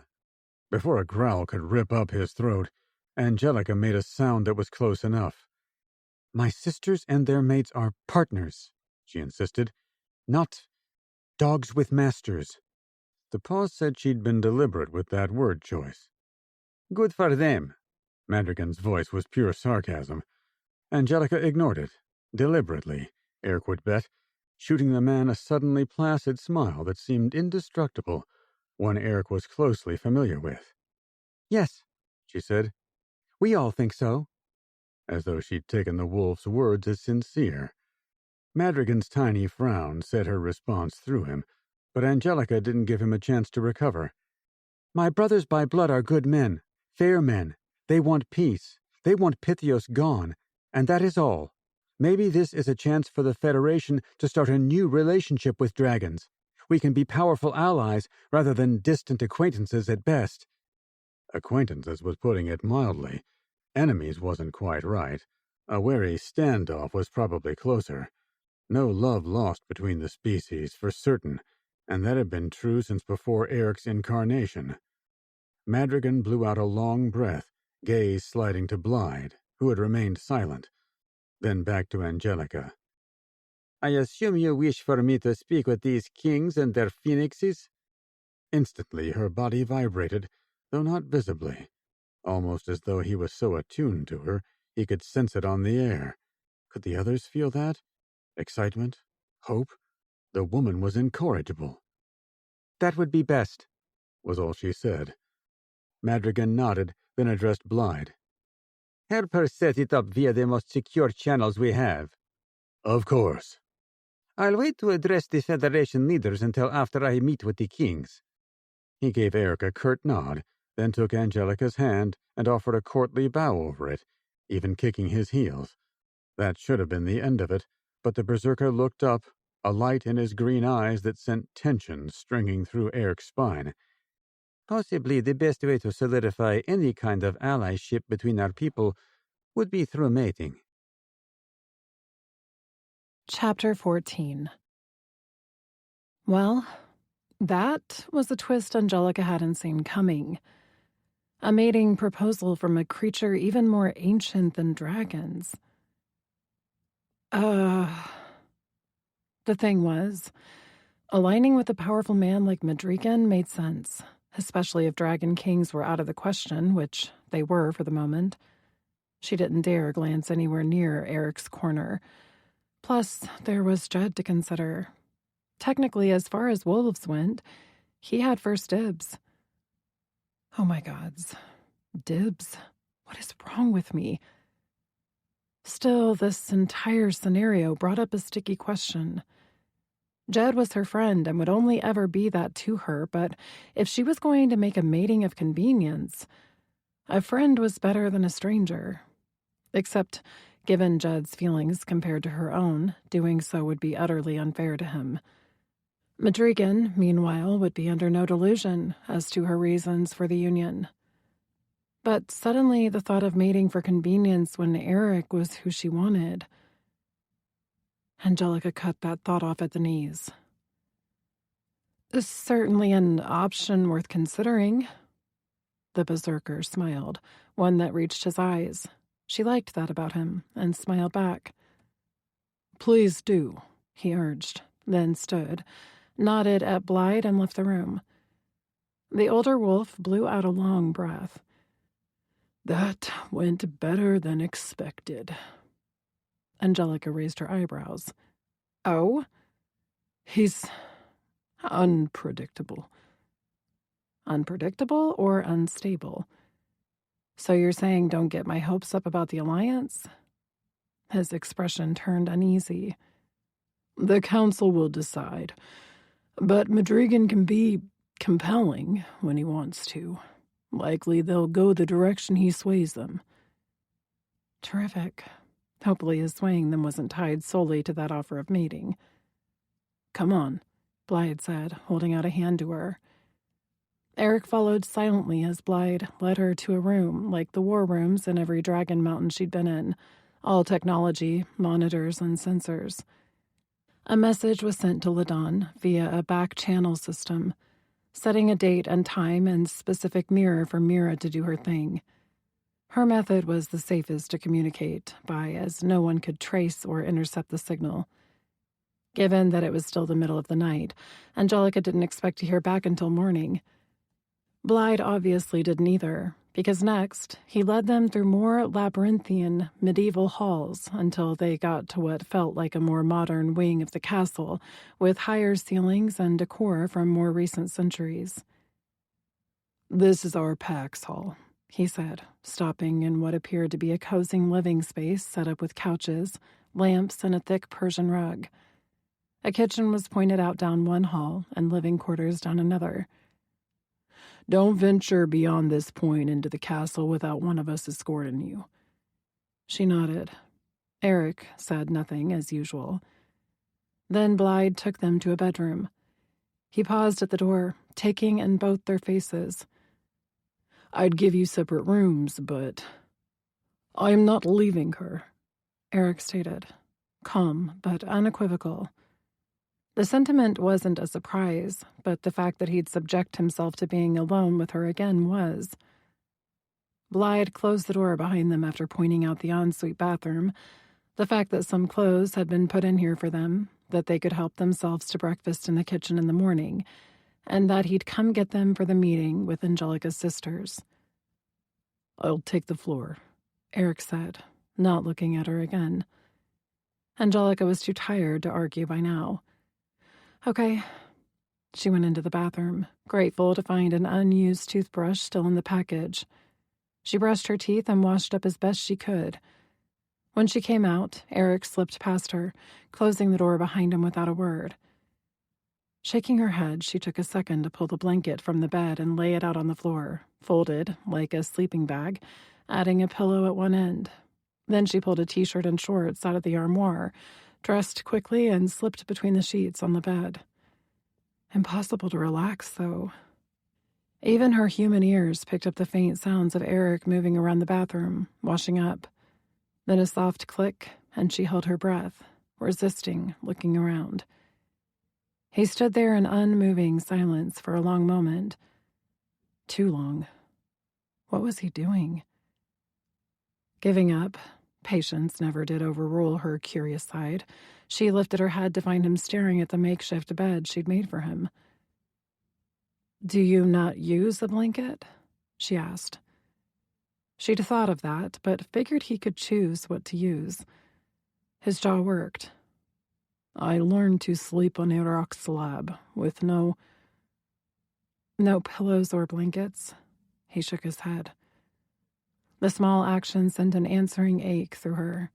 An ache for a boy who learned to sleep without even human comforts like a pillow, treated no better than an animal. He must have felt so alone. "Do you use a bed now?" Now that he was out and had a choice. Maybe he'd grown so used to the rock that he preferred the floor. They'd used a bed when they slept together after their first time, but that could have been his way of taking care of her. His shrug could have meant anything. "You won't hurt my feelings if you don't use those," she said. Another beat of silence. What would he do if she got up and wrapped her arms around him, urged him to bed and snuggled into him, not for sex, but for a little warmth and companionship? Except she had promised herself that she'd stop all that, leave him be, for her sake as much as his now. Angelica dropped her head to her own pillow, staring at the wall illuminated by the light from the bathroom. "Good night, Eric," she said.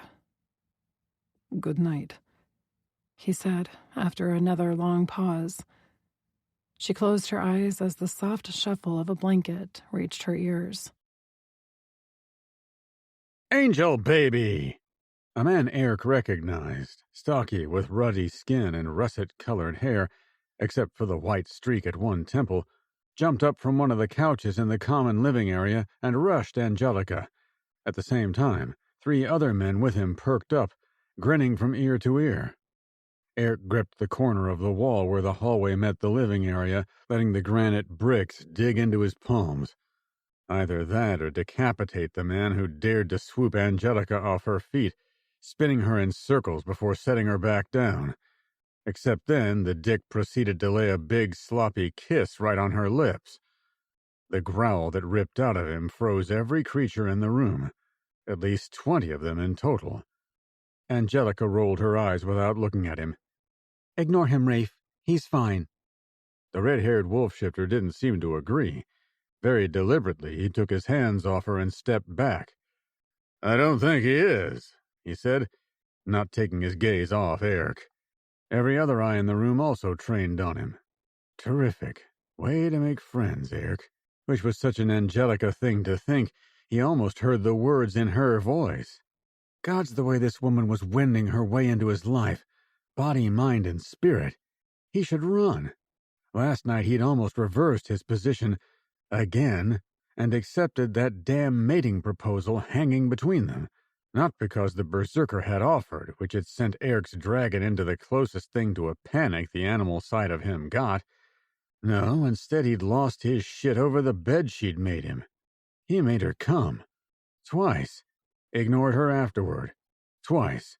But despite all that, there she went, making him a soft place to sleep. Fuck. "I am fine," he said, although his voice was still dragging. He swallowed, forcing himself to find that place of numbness. "I am fine," he repeated, sounding more normal. The wolves in the room visibly relaxed and turned back to Angelica. The other three men who'd appeared the most delighted got to their feet to hug her, though each cast him a wary glance as they did. "We knew you'd come to your senses." A man with black hair, blacker eyes, and deeply sable skin gave her a half-cocked grin. "After all, who could deny our awesomeness?" Angelica laughed.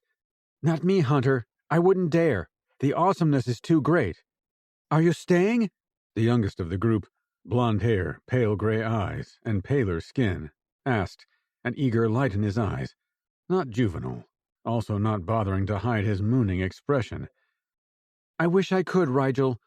Angelica reached over to give his arm a squeeze, and the adoration only increased. "It's not fair to ask her that," the other man snapped. Sandy brown hair, lightly tanned, and a pretty face, marred only by a previously broken nose. He cast a glare in Eric's direction, as though he were directly responsible for Angelica's not being able to stay with them. Or was that a general hatred for dragons putting that hard light in the man's eyes? "Cairn." Angelica said his name in a soft voice, more pleading than warning. Cairn pulled his gaze back to her. The Wraith fellow grinned suddenly, though he didn't try to hug her again. "Damn, it's good to see you again." She chuckled. "It hasn't been that long. When one of our pack isn't here, we all feel it," Rigel insisted. The pack? They'd accepted her into their ranks, officially? A similarly youthful woman crossed the room and hugged Angelica before curling into Rigel's side, a tad possessive, though Eric knew she had no reason to be jealous. Anyone could see with Rigel it was more a case of heroine worship than puppy love. "We missed you is what they're saying. I missed you too," Angelica said, no longer teasing. A pulse of something reached for him, as though her emotions were tangible. Sadness. A deep sadness he was more than familiar with.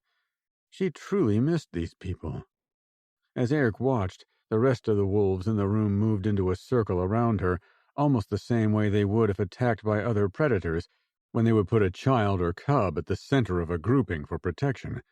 The act was so obviously one of welcoming one of their own back that even his dragon didn't protest this time. If anything, both Eric's human and animal halves watched from the outside with the strangest urge to be included. Angelica seemed to inspire this kind of personal connection and loyalty wherever she went. The circle broke up, and everyone returned to seats throughout the room, and he found himself able to breathe again. Angelica cast him a querying glance. Eric crossed his arms and leaned against the wall. He wasn't moving, a signal she clearly understood because she shook her head and sat down, facing him at least, so he could read her expressive face. "Tell me everything I've missed," she urged, which got the discussion rolling, as though they'd been waiting for the chance to share with her, mostly about the wolves and what they'd been doing since they'd parted from her. Eric had to admit, the way Angelica listened and the questions she asked, she was frankly interested and invested in each as a person and a friend. No wonder people fell in love with her. The soft tread of footfall behind him had Eric sniffing the air, then relaxing. Not Jed or Madrigan. "Ready?" Blythe asked, prowling into the room. Angelica stopped mid-chuckle to look at the alpha wolf, sighed, then got to her feet. "We'll catch up more later," she promised. Eric came off his wall, and together they followed Blythe from the room. It didn't escape Eric's attention that Jed never made an appearance. No doubt Angelica noticed as well, though she kept her thoughts on the matter to herself.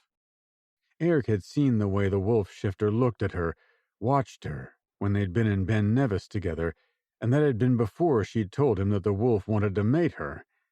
Eventually, they stepped into a room that had clearly once been the music room of the castle.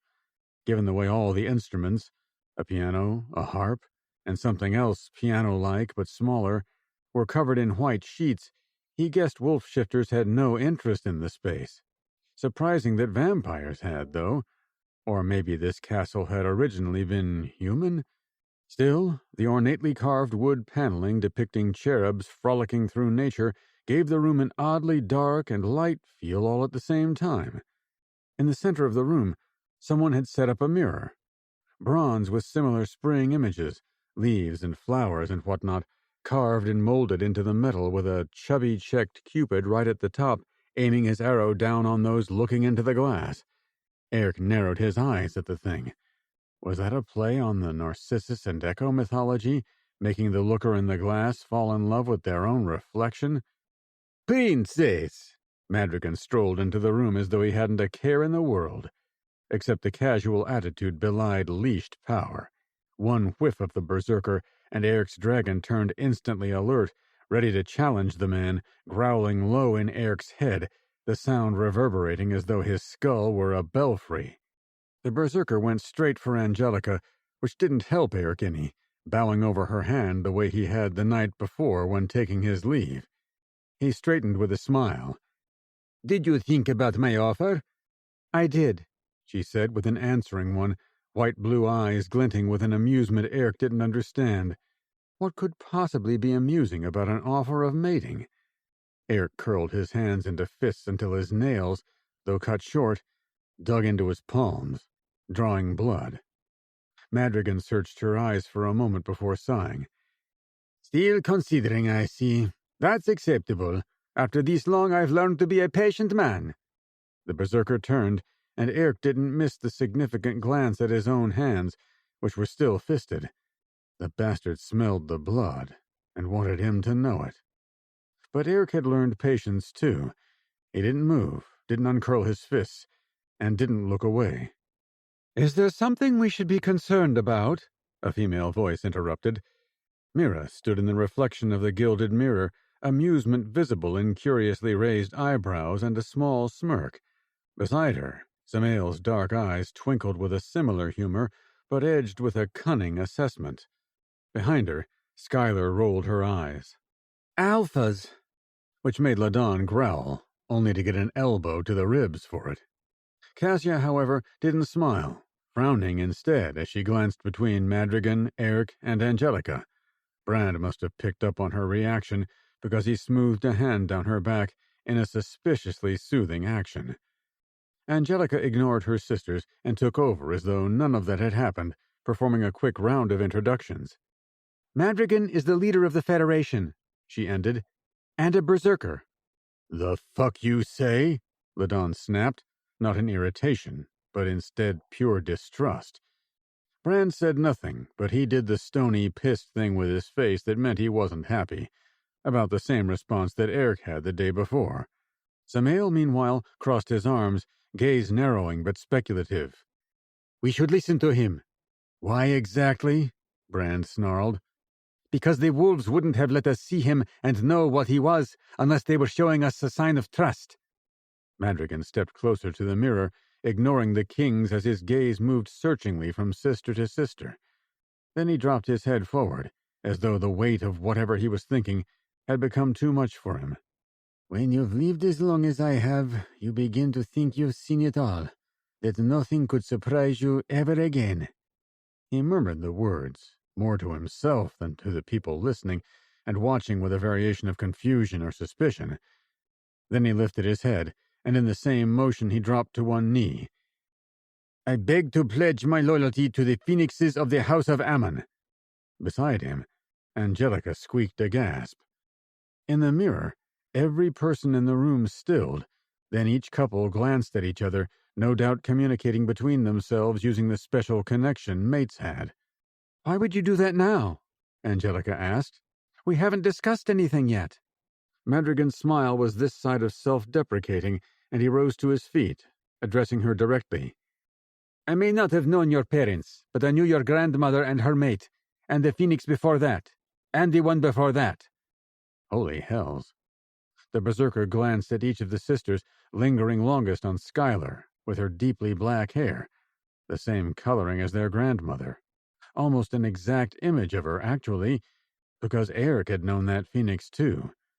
Hells, her final prediction both saved his life and ruined it. "There is no denying, looking at you, what blood runs through your veins," Madrigan said.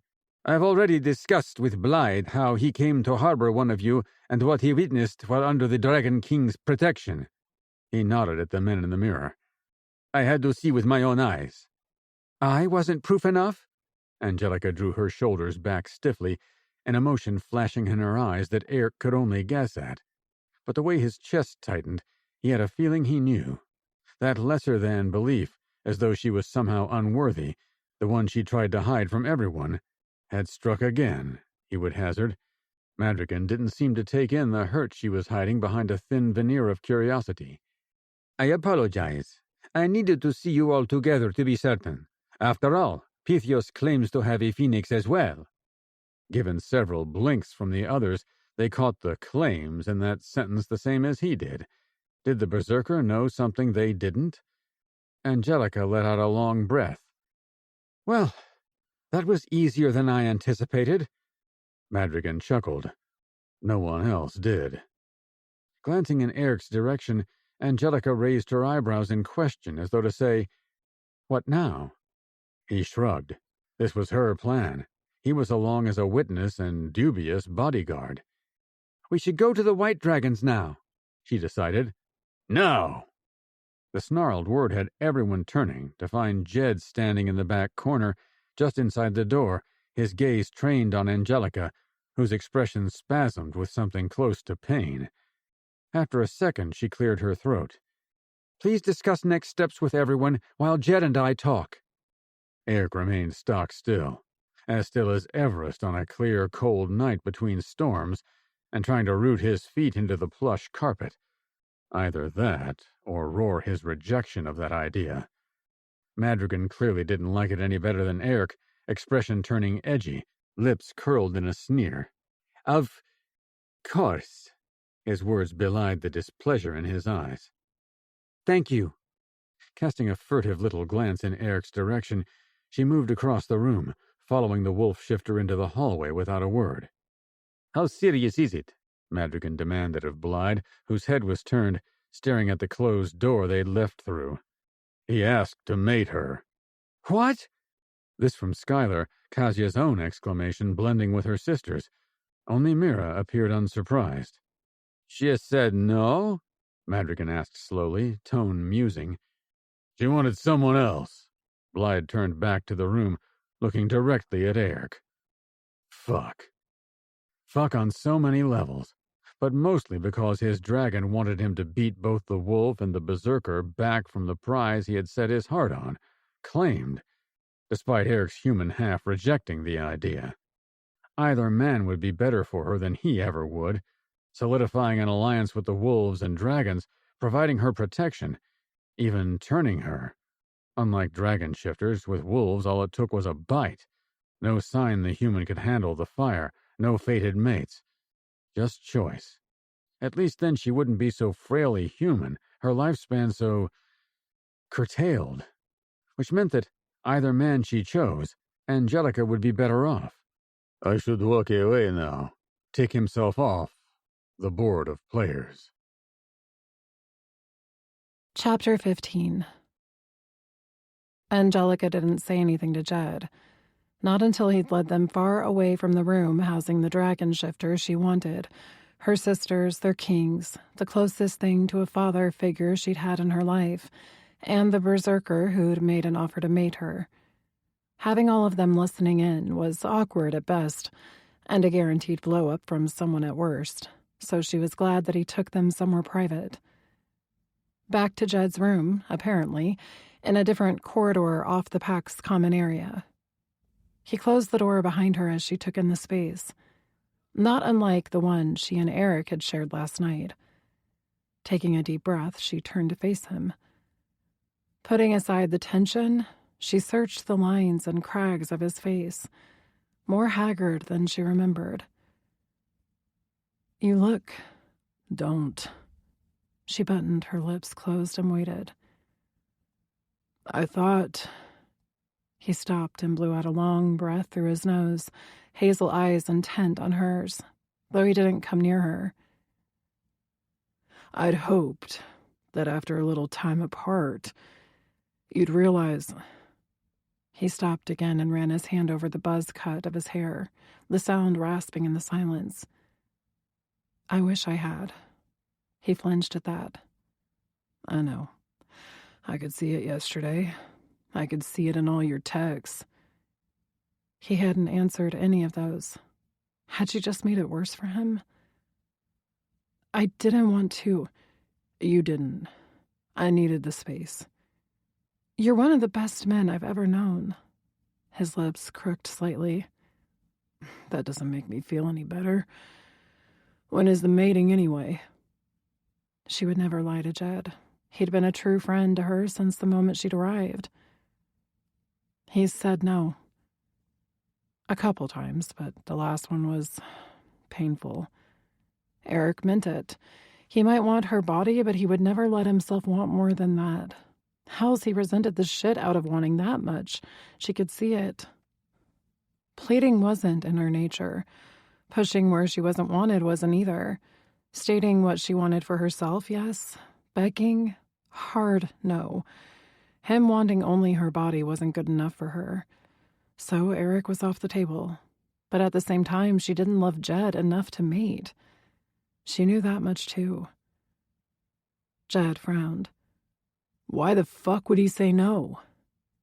Angelica huffed a laugh at the question, loving her friend all the more for being baffled that Eric could turn her down. He thinks he's too dangerous to be around me. Jed straightened, suddenly very much the warrior he was. He's right.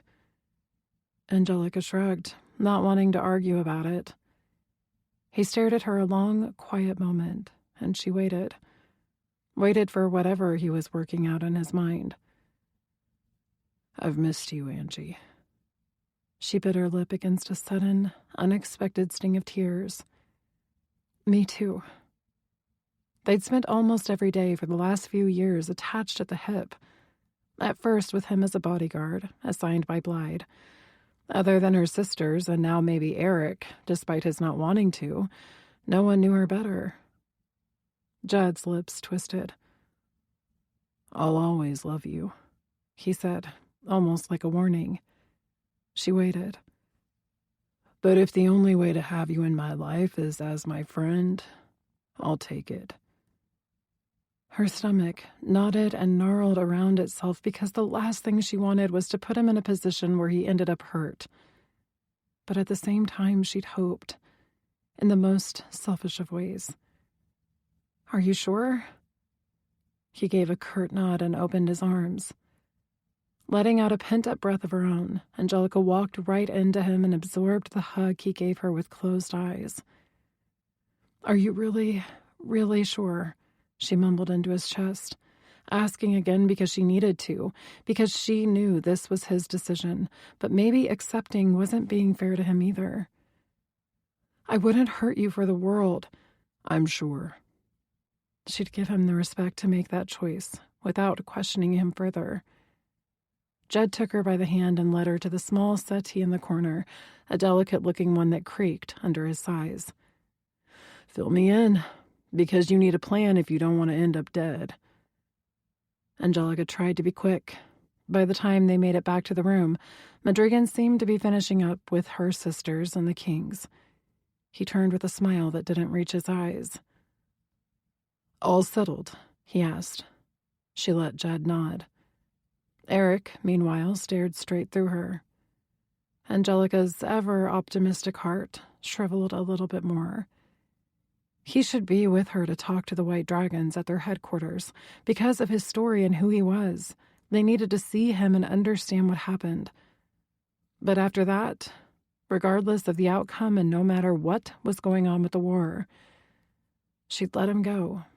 To be an assassin, to go rogue, whatever he decided. Decision made. She tipped up her chin and walked straight to Madrigan. The move Jed, at least, was braced for because they'd already discussed it. She would consider the Berserker's offer more seriously. If she couldn't have Eric, mating elsewhere for the political alliance was still worth considering. Jed's heart was too involved. Madrigan's wasn't, which would put the mating on equal footing. I must go, she said. Madrigan tipped his head, searching her eyes. I know. Your sisters explained. She hesitated. How the heck was she supposed to lead into something like this, especially with the particular audience she was dealing with? Maybe after your trip, we could get to know each other a little better, he suggested. Angelica wasn't sure if she was breathing a sigh of relief that he'd handled that for her, or sucking in the bravery needed to go through with it. I would like that. Abruptly, Eric stepped closer, though nowhere near touching. Are you ready? Madrigan's smile turned mischievous, was the only word that came close. Then suddenly, he leaned down and placed a chaste kiss at the corner of her mouth. But to Eric, it would look like a lingering caress. Seems you have some decisions to make, Angelica Amon. Angelica huffed a surprised laugh. Whatever this man was, he had sworn loyalty to her sisters, pledged the Federation of Pax as an ally to dragons, and offered her a place of safety and leadership at his side, not to mention harboring what she suspected might be a wicked sense of humor. Maybe he was more worth considering than she'd convinced herself of already. Some lucky girl should snap you up, she whispered back, and earned a laconic shrug. That girl could be you, he pointed out in a wry voice. Time would tell. Following her heart, granted with a good dash of revenge and logic, had gotten her only so far. Rather than give an answer, she kissed his cheek, then turned to Eric, who might as well have been one of Mira's gargoyle friends carved from stone. Together they stepped through the mirror to where her sisters and mates waited in Ben Nevis. Thanks to time zones making it almost bedtime there by now, she and Eric both took time to eat, shower, and change. This time into something appropriate for a princess and a man with royal blood in his veins. A feminine power suit in navy with a pencil skirt. The jacket showed off some cleavage, was belted and ended in a ruffle, no blouse underneath. And her shoes were pure boss bitch, shiny and cream-colored with peep toes 3-inch heels. Not really her style, but she'd live with it for what they needed to get done. Eric, meanwhile, had refused to wear a full suit. Instead, he'd gone with the suit pants, an ultra-fine button-down shirt, and a vest that only highlighted the power of his shoulders and back. Her lady parts pulsed several beats at the sight, and damned if he didn't still, then lift his head slightly as though scenting her reaction, which she probably could. Damn it.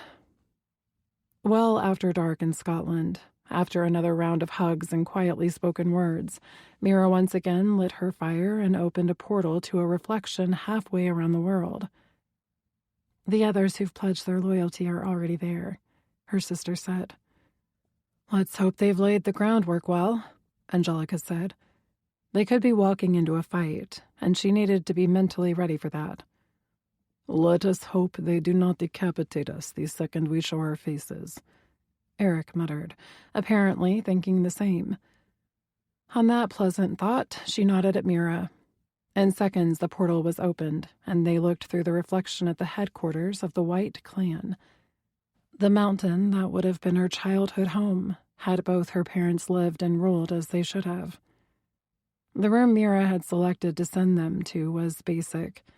An empty conference room with a glass wall, one that was supposed to be near the room used by the current temporary ruler and Volos Curia Regis for their daily meetings.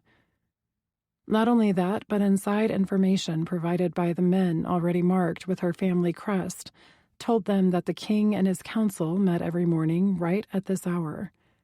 Perfect timing. Before Angelica could step through, a spark suddenly jumped out of the mirror. Glowing red gold, it hopped across the stone floor of Mira's room, like embers coming off a forger's hammer. Frowning, she glanced at Mira. Was that you? Her sister's identical frown, turning more and more confused, told her enough. I don't think so. The answer came not a second later, as a line of sparks and embers appeared in the upper right corner, Then the line of fire crawled down the glass, almost as though eating away the mirror before them. The further down the reflection it moved, the more another reflection was revealed, like peeling away a sticker or label to show something else underneath. Impossible to determine what, until a viciously handsome, vomit-inducing visage appeared and the space cleared. Red-brown eyes alight with fire, high cheekbones, warm golden skin perfect and glowing with health, and hair as black as onyx. Pythios. No longer rotting, entirely whole, and smug as a son of a bitch. "I see the gang's all here," he murmured in a voice slick as snail snot and coated in ash. No matter the improvement in his outward appearance, his voice remained the same. The line of embers crept lower and farther out, revealing his witch, Raymond, behind him, white curls floating up around her face and eyes inky pools as she worked her magic, making this happen. "Now, where could you be going?" Pythios amused. In a move that she didn't see coming, Eric grabbed Angelica's hand, yanked her through the portion of the reflection still showing the White Clan's conference room, then turned and smashed the wall of glass. All the reflections disappeared in a resounding, shattering crash. Fuck. Eric was starting to understand why that was Brand Astaro's favorite word. All the kings, come to think of it, but that one word encompassed a plethora of situations. "I guess we just announced our presence with authority," Angelica muttered at his side. "We came for you," he said, and winced.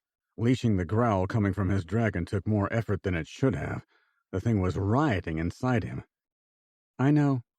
No reaction from her. "He can take over Mira's reflections." She cringed at that. "Yeah, that's a problem." "We have no idea if he saw where she sent us." "Then we better work fast." Before he could stop her, she stepped through the gap left by the wall he'd smashed, her shoes crunching on the shattered glass, and out into a corridor beyond.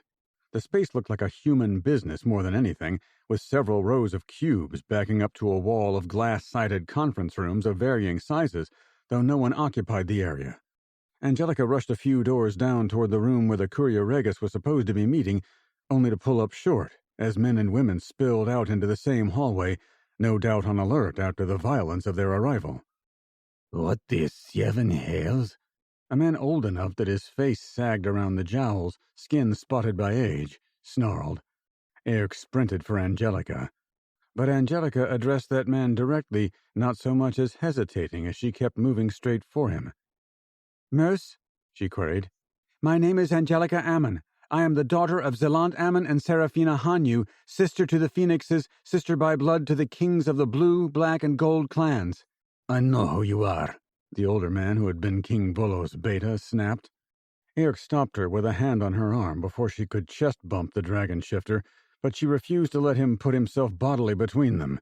She bent a look so full of hatred on the white dragon shifter, Eric jerked in shock to see such an emotion on her delicate, usually kind and smiling features.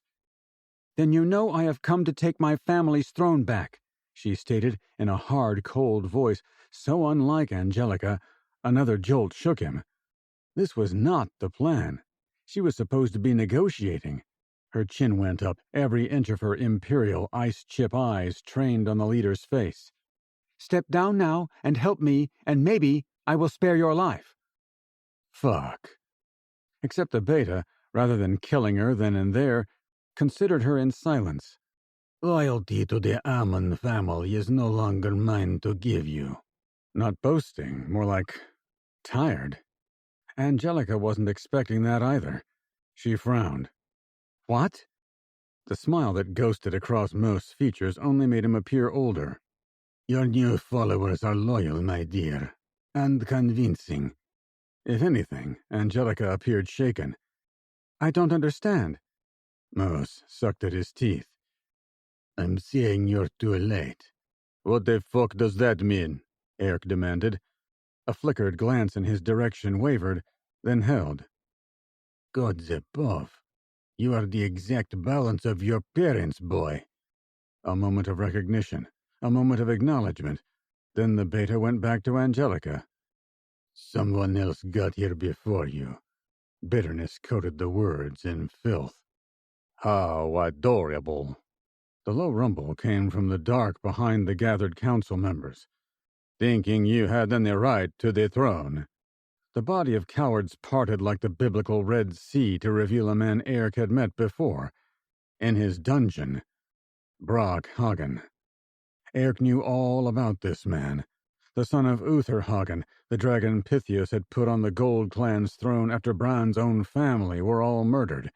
Uther had stood there and watched with glee as Pythias had killed Eric's parents. Helped even. Of all the kings, the one most culpable for following that rotting-souled red prick. His son Brock now claimed Brand was the usurper, and the gold throne was his by right. More than that, though, Pythias had declared this man to be his own legal son and heir. Brock, like Brand, was massive, a wall of muscle. His dark bronze eyes, which could almost pass for a black dragon's, were trained on Angelica, glinting with savage satisfaction. After I claim this remaining phoenix, Brock said, I shall rule over 2 clans, both gold and white, bowing only to the High King himself. Pure instinct crashed through Eric in a conflagration of flame and fury. With a roar that came from some unholy place within him, he rushed the man. Plowing his shoulder into Brock's gut, Eric drove his legs. Astonishment at the violence and speed of his action, perhaps, stayed the gold dragon's reaction, allowing Eric to propel them both through the council's larger conference room, chairs flying in their wake, and straight through the window that looked out into the mountain-high atrium. With a splintering of glass, they burst through, and then gravity yanked them both down. Except Brock could shift and fly. Eric couldn't. Chapter 16. Angelica wasn't sure if the screams in her head actually made it out of her throat or not.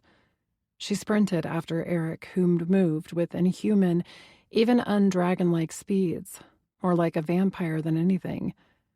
The dragon shifters beat her to the broken window and were already staring downward by the time she got there. Pushing her way through bodies with frantic hands, she leaned over, careful to avoid the jagged edges of the knee-high ledge left by the remaining wall. But she couldn't see him. No plummeting bodies, no dragon wings, nothing but a tall chasm.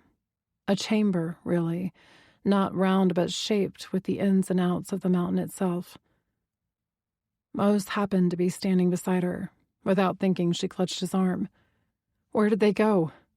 Please, gods, don't let him be dead. The beta's answer didn't help, though. Brock shifted and took Eric outside.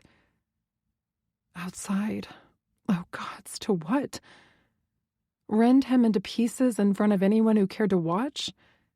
She jerked her head around, looking over the shocked faces of the men and women with her.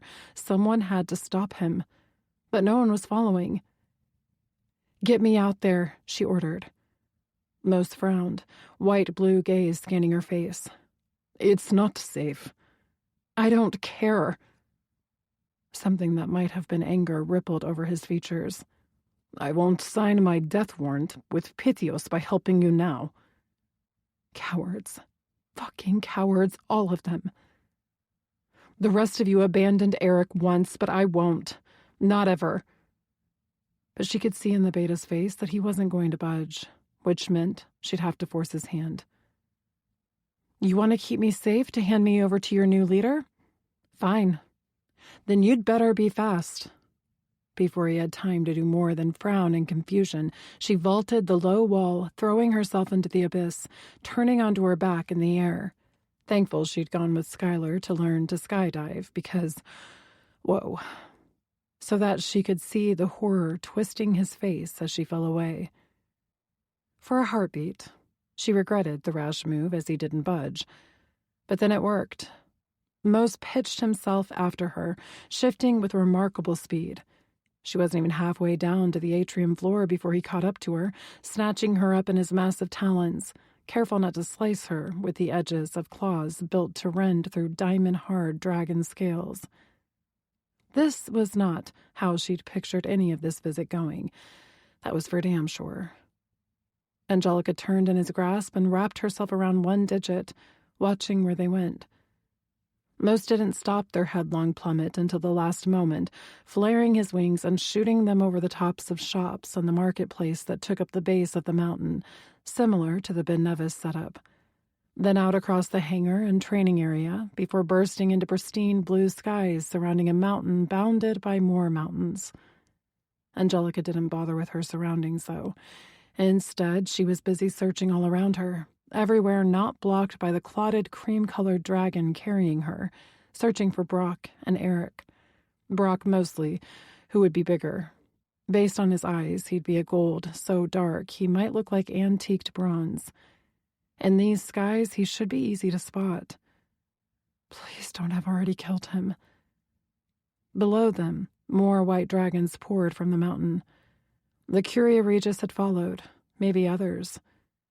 "Tell them to find Brock," she yelled at the beta. "Get Eric away from him." A sound that she'd never in her life heard screeched from somewhere out in front of her, lower to the ground. A sound of pure agony ripped from the throat of a man.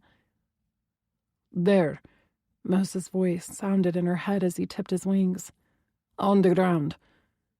Wind rushed around her, stealing any further sounds she might have caught as she searched the ground in that direction. She couldn't see anything other than trees and mountain below until a patch of dark brown started to move. What was vaguely difficult to make out at first transformed gradually in her sight into wings, then a tail, until finally Brock lifted off from the ground. "Do you see Eric?" she asked Mose. "No." Pause. 7 hells. He tipped his wings, turning them back toward the entrance, away from where Brock and Eric were. "Wait!" Angelica tried to turn in his grasp, but he tightened around her, not letting her move. "Where are you going? Eric—" "Dead. Brock is coming for you, and I am not getting caught between a dragon and his prize."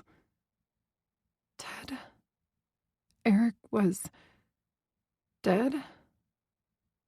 Angelica stilled in Moses' talon, eyes closing tight against the detonation of sorrow that hit her heart so hard she thought it might stop beating altogether.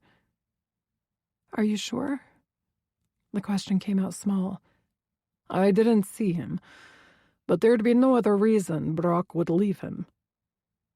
The old dragon was right. Angelica dropped her forehead against the leathery digit she was wrapped around, breathing through her nose, trying to keep her head even as everything inside her was splintering, shattering with cataclysmic force. This was too much, too many sacrifices. How could she do this without Eric beside her, keeping her out of trouble while she dragged him headlong into it? Those landing on the outcropping that turned into the large indoor platform jerked her out of her agony, if only for a second. She needed to take Brock down. She couldn't be taken. She'd fix that first, then mourn when the danger was past. Released by Mose, she stepped back on shaky legs and lifted her gaze. "Please," she begged. Scaled brows drew down over one large dragon eye facing her. "You'll have the backing of my sisters and their kings, 3 clans behind you. Don't let him have me, and you have my word." The white dragon shook his head, but there had been a smidge of hesitation. "Do you really want a gold dragon on your throne? Is that what is best for this clan?" The eyes she could see went hard, then lit with the fires of fury. Suddenly, Mose pivoted, wings out, blocking her from Brock's view, and blasted a challenge at the gold dragon now visible in the skies. At the same time, more white dragons landed or appeared from behind her, lining up on the beta's right and left, and behind her, surrounding them both. All with wings out, presenting a united front. "Eric, I wish you could see your kin. They only needed a chance. Even Mose. She'd done nothing to earn this loyalty beyond being who she was and the promise she'd made, but she vowed that she would in that moment. even without Eric. A notion that wrapped around her heart like a clamp, and the fates were turning the screws tighter and tighter. "Where are you, little firebird?" Brock's voice sounded in her head. Angelica shifted closer to Moses' leg, trying to stay out of sight, listening for Brock flying overhead as he searched for her under the veil of dragon wings. A shadow filtered through, passing close by. The white dragons held their positions. Brock would have to have a death wish to try to get her out from under them. "She is mine." He was speaking to all the dragons now. "Release her to me, and maybe I'll convince the High King to let you live."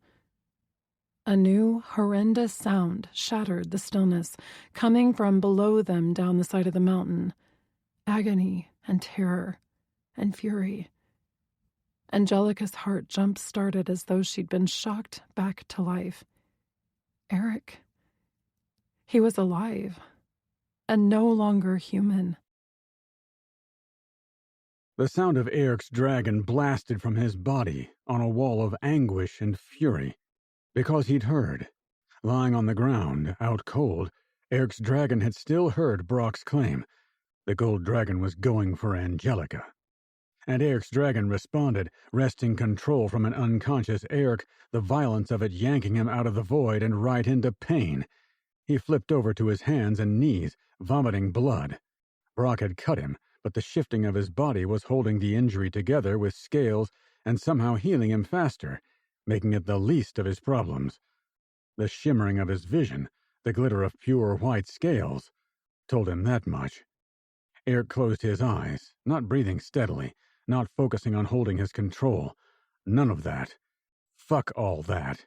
He could die on the ground in a pathetic human heap, leaving Angelica with people he didn't trust for protection from what was coming for her, or he could use the only weapon at his disposal.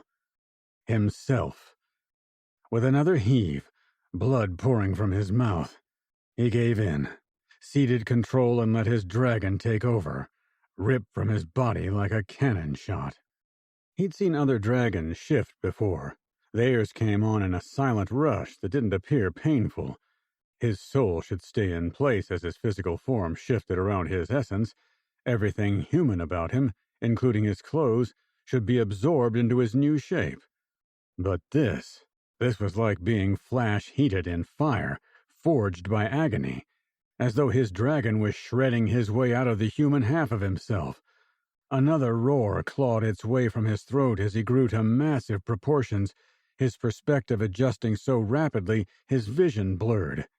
Already on all fours, he felt his claws gouge long marks in the mountainside as his talons curled and fisted with the torment of the change. Eyes open now, his perspective changed, allowing him to see over the tops of the trees. His sight sharpened, and he could make out details of the dragons protecting Angelica miles away, and the bronze bastard overhead. Rage blasted through every single nerve ending, and Eric lost himself to the dragon, any part of him still human, melding into the beast. All emotion, all control. He unfurled the wings tucked behind his back, and before the full transformation had completed, he launched himself into the air. He'd never flown a day in his life, but the dragon took to the air like he'd been born there. Not yet fully shifted, he finished the details as he flew. Scales both malleable and hard as diamonds, so white they glinted opalescent in the sunlight with all the colors of the rainbow, long tail trailing behind him like a rudder, razor-sharp teeth, spiked ridges along his back. In this form, his sense of smell honed to a greater degree, and Angelica's sunlight-warmed scent drew him, but the next scent hit, smoke and bitter ale, and his dragon zeroed in on the dragon threatening her life. No one touched Angelica. No one. Brock was already coming for him, flying straight at him with murder in his eyes. Eric's dragon blasted a challenge and flew faster. Matched one-on-one, a white dragon should be no opponent for gold, who were brutishly large and good only for pulverizing, while white dragons, who were longer and leaner, were pretty flyers who could go longer distances. More than that, Eric was untrained and untried. But Brock didn't count on dealing with a feral fucking dragon. They clashed with a boom that rang out through the skies, but Eric's dragon was smarter than he'd given the creature's sight of him credit for. From deep inside, he watched in fascinated horror as, rather than attempt to take the gold dragon down in his turf of the sky, Eric's dragon pulled in his wings and turned himself into a dead weight. Brock's attack turned from beating against Eric to mortally wound, to trying, at first, to slow them down, then trying to let go. Except while the gold dragon had been distracted with bloodlust and then survival, Eric's dragon had wrapped his tail around Brock's like a dog could wind a leash around its human's legs. Brock thrashed and beat at him, trying to get to Eric's underbelly or his gizzard, where the scales were easier to slice open. But Eric had been beaten before. Even in his human form, he knew how to self-protect. Apparently, his dragon had paid attention, curling in on himself to present only the spiked back, and the gold dragon couldn't land a blow. The problem was, Eric's dragon was so determined to kill Brock, he was blocking other instincts for self-preservation. Eric could feel the creature letting go and readying himself to ride this to the ground. 7 hells. He'd kill them. The rage would kill them both. Flip over, Eric willed his animal half. Nothing. The ground was rushing at them. They had seconds at most. Flip over. He was yelling now at the creature he'd become. Still no response. If you flip and survive, you can rip into this fucker. Leave a message for any dragon who ever thinks to come after her. His dragon snarled in his head, and Eric couldn't tell it even heard until the last moment, ground screaming up at them, when it stuck out a wing that caught the wind and whipped them over so hard his long neck twisted harshly, pain splintering down his back. Even flaring his own wings and Brock's already out, they hit the ground with bone-crushing force, and Eric feared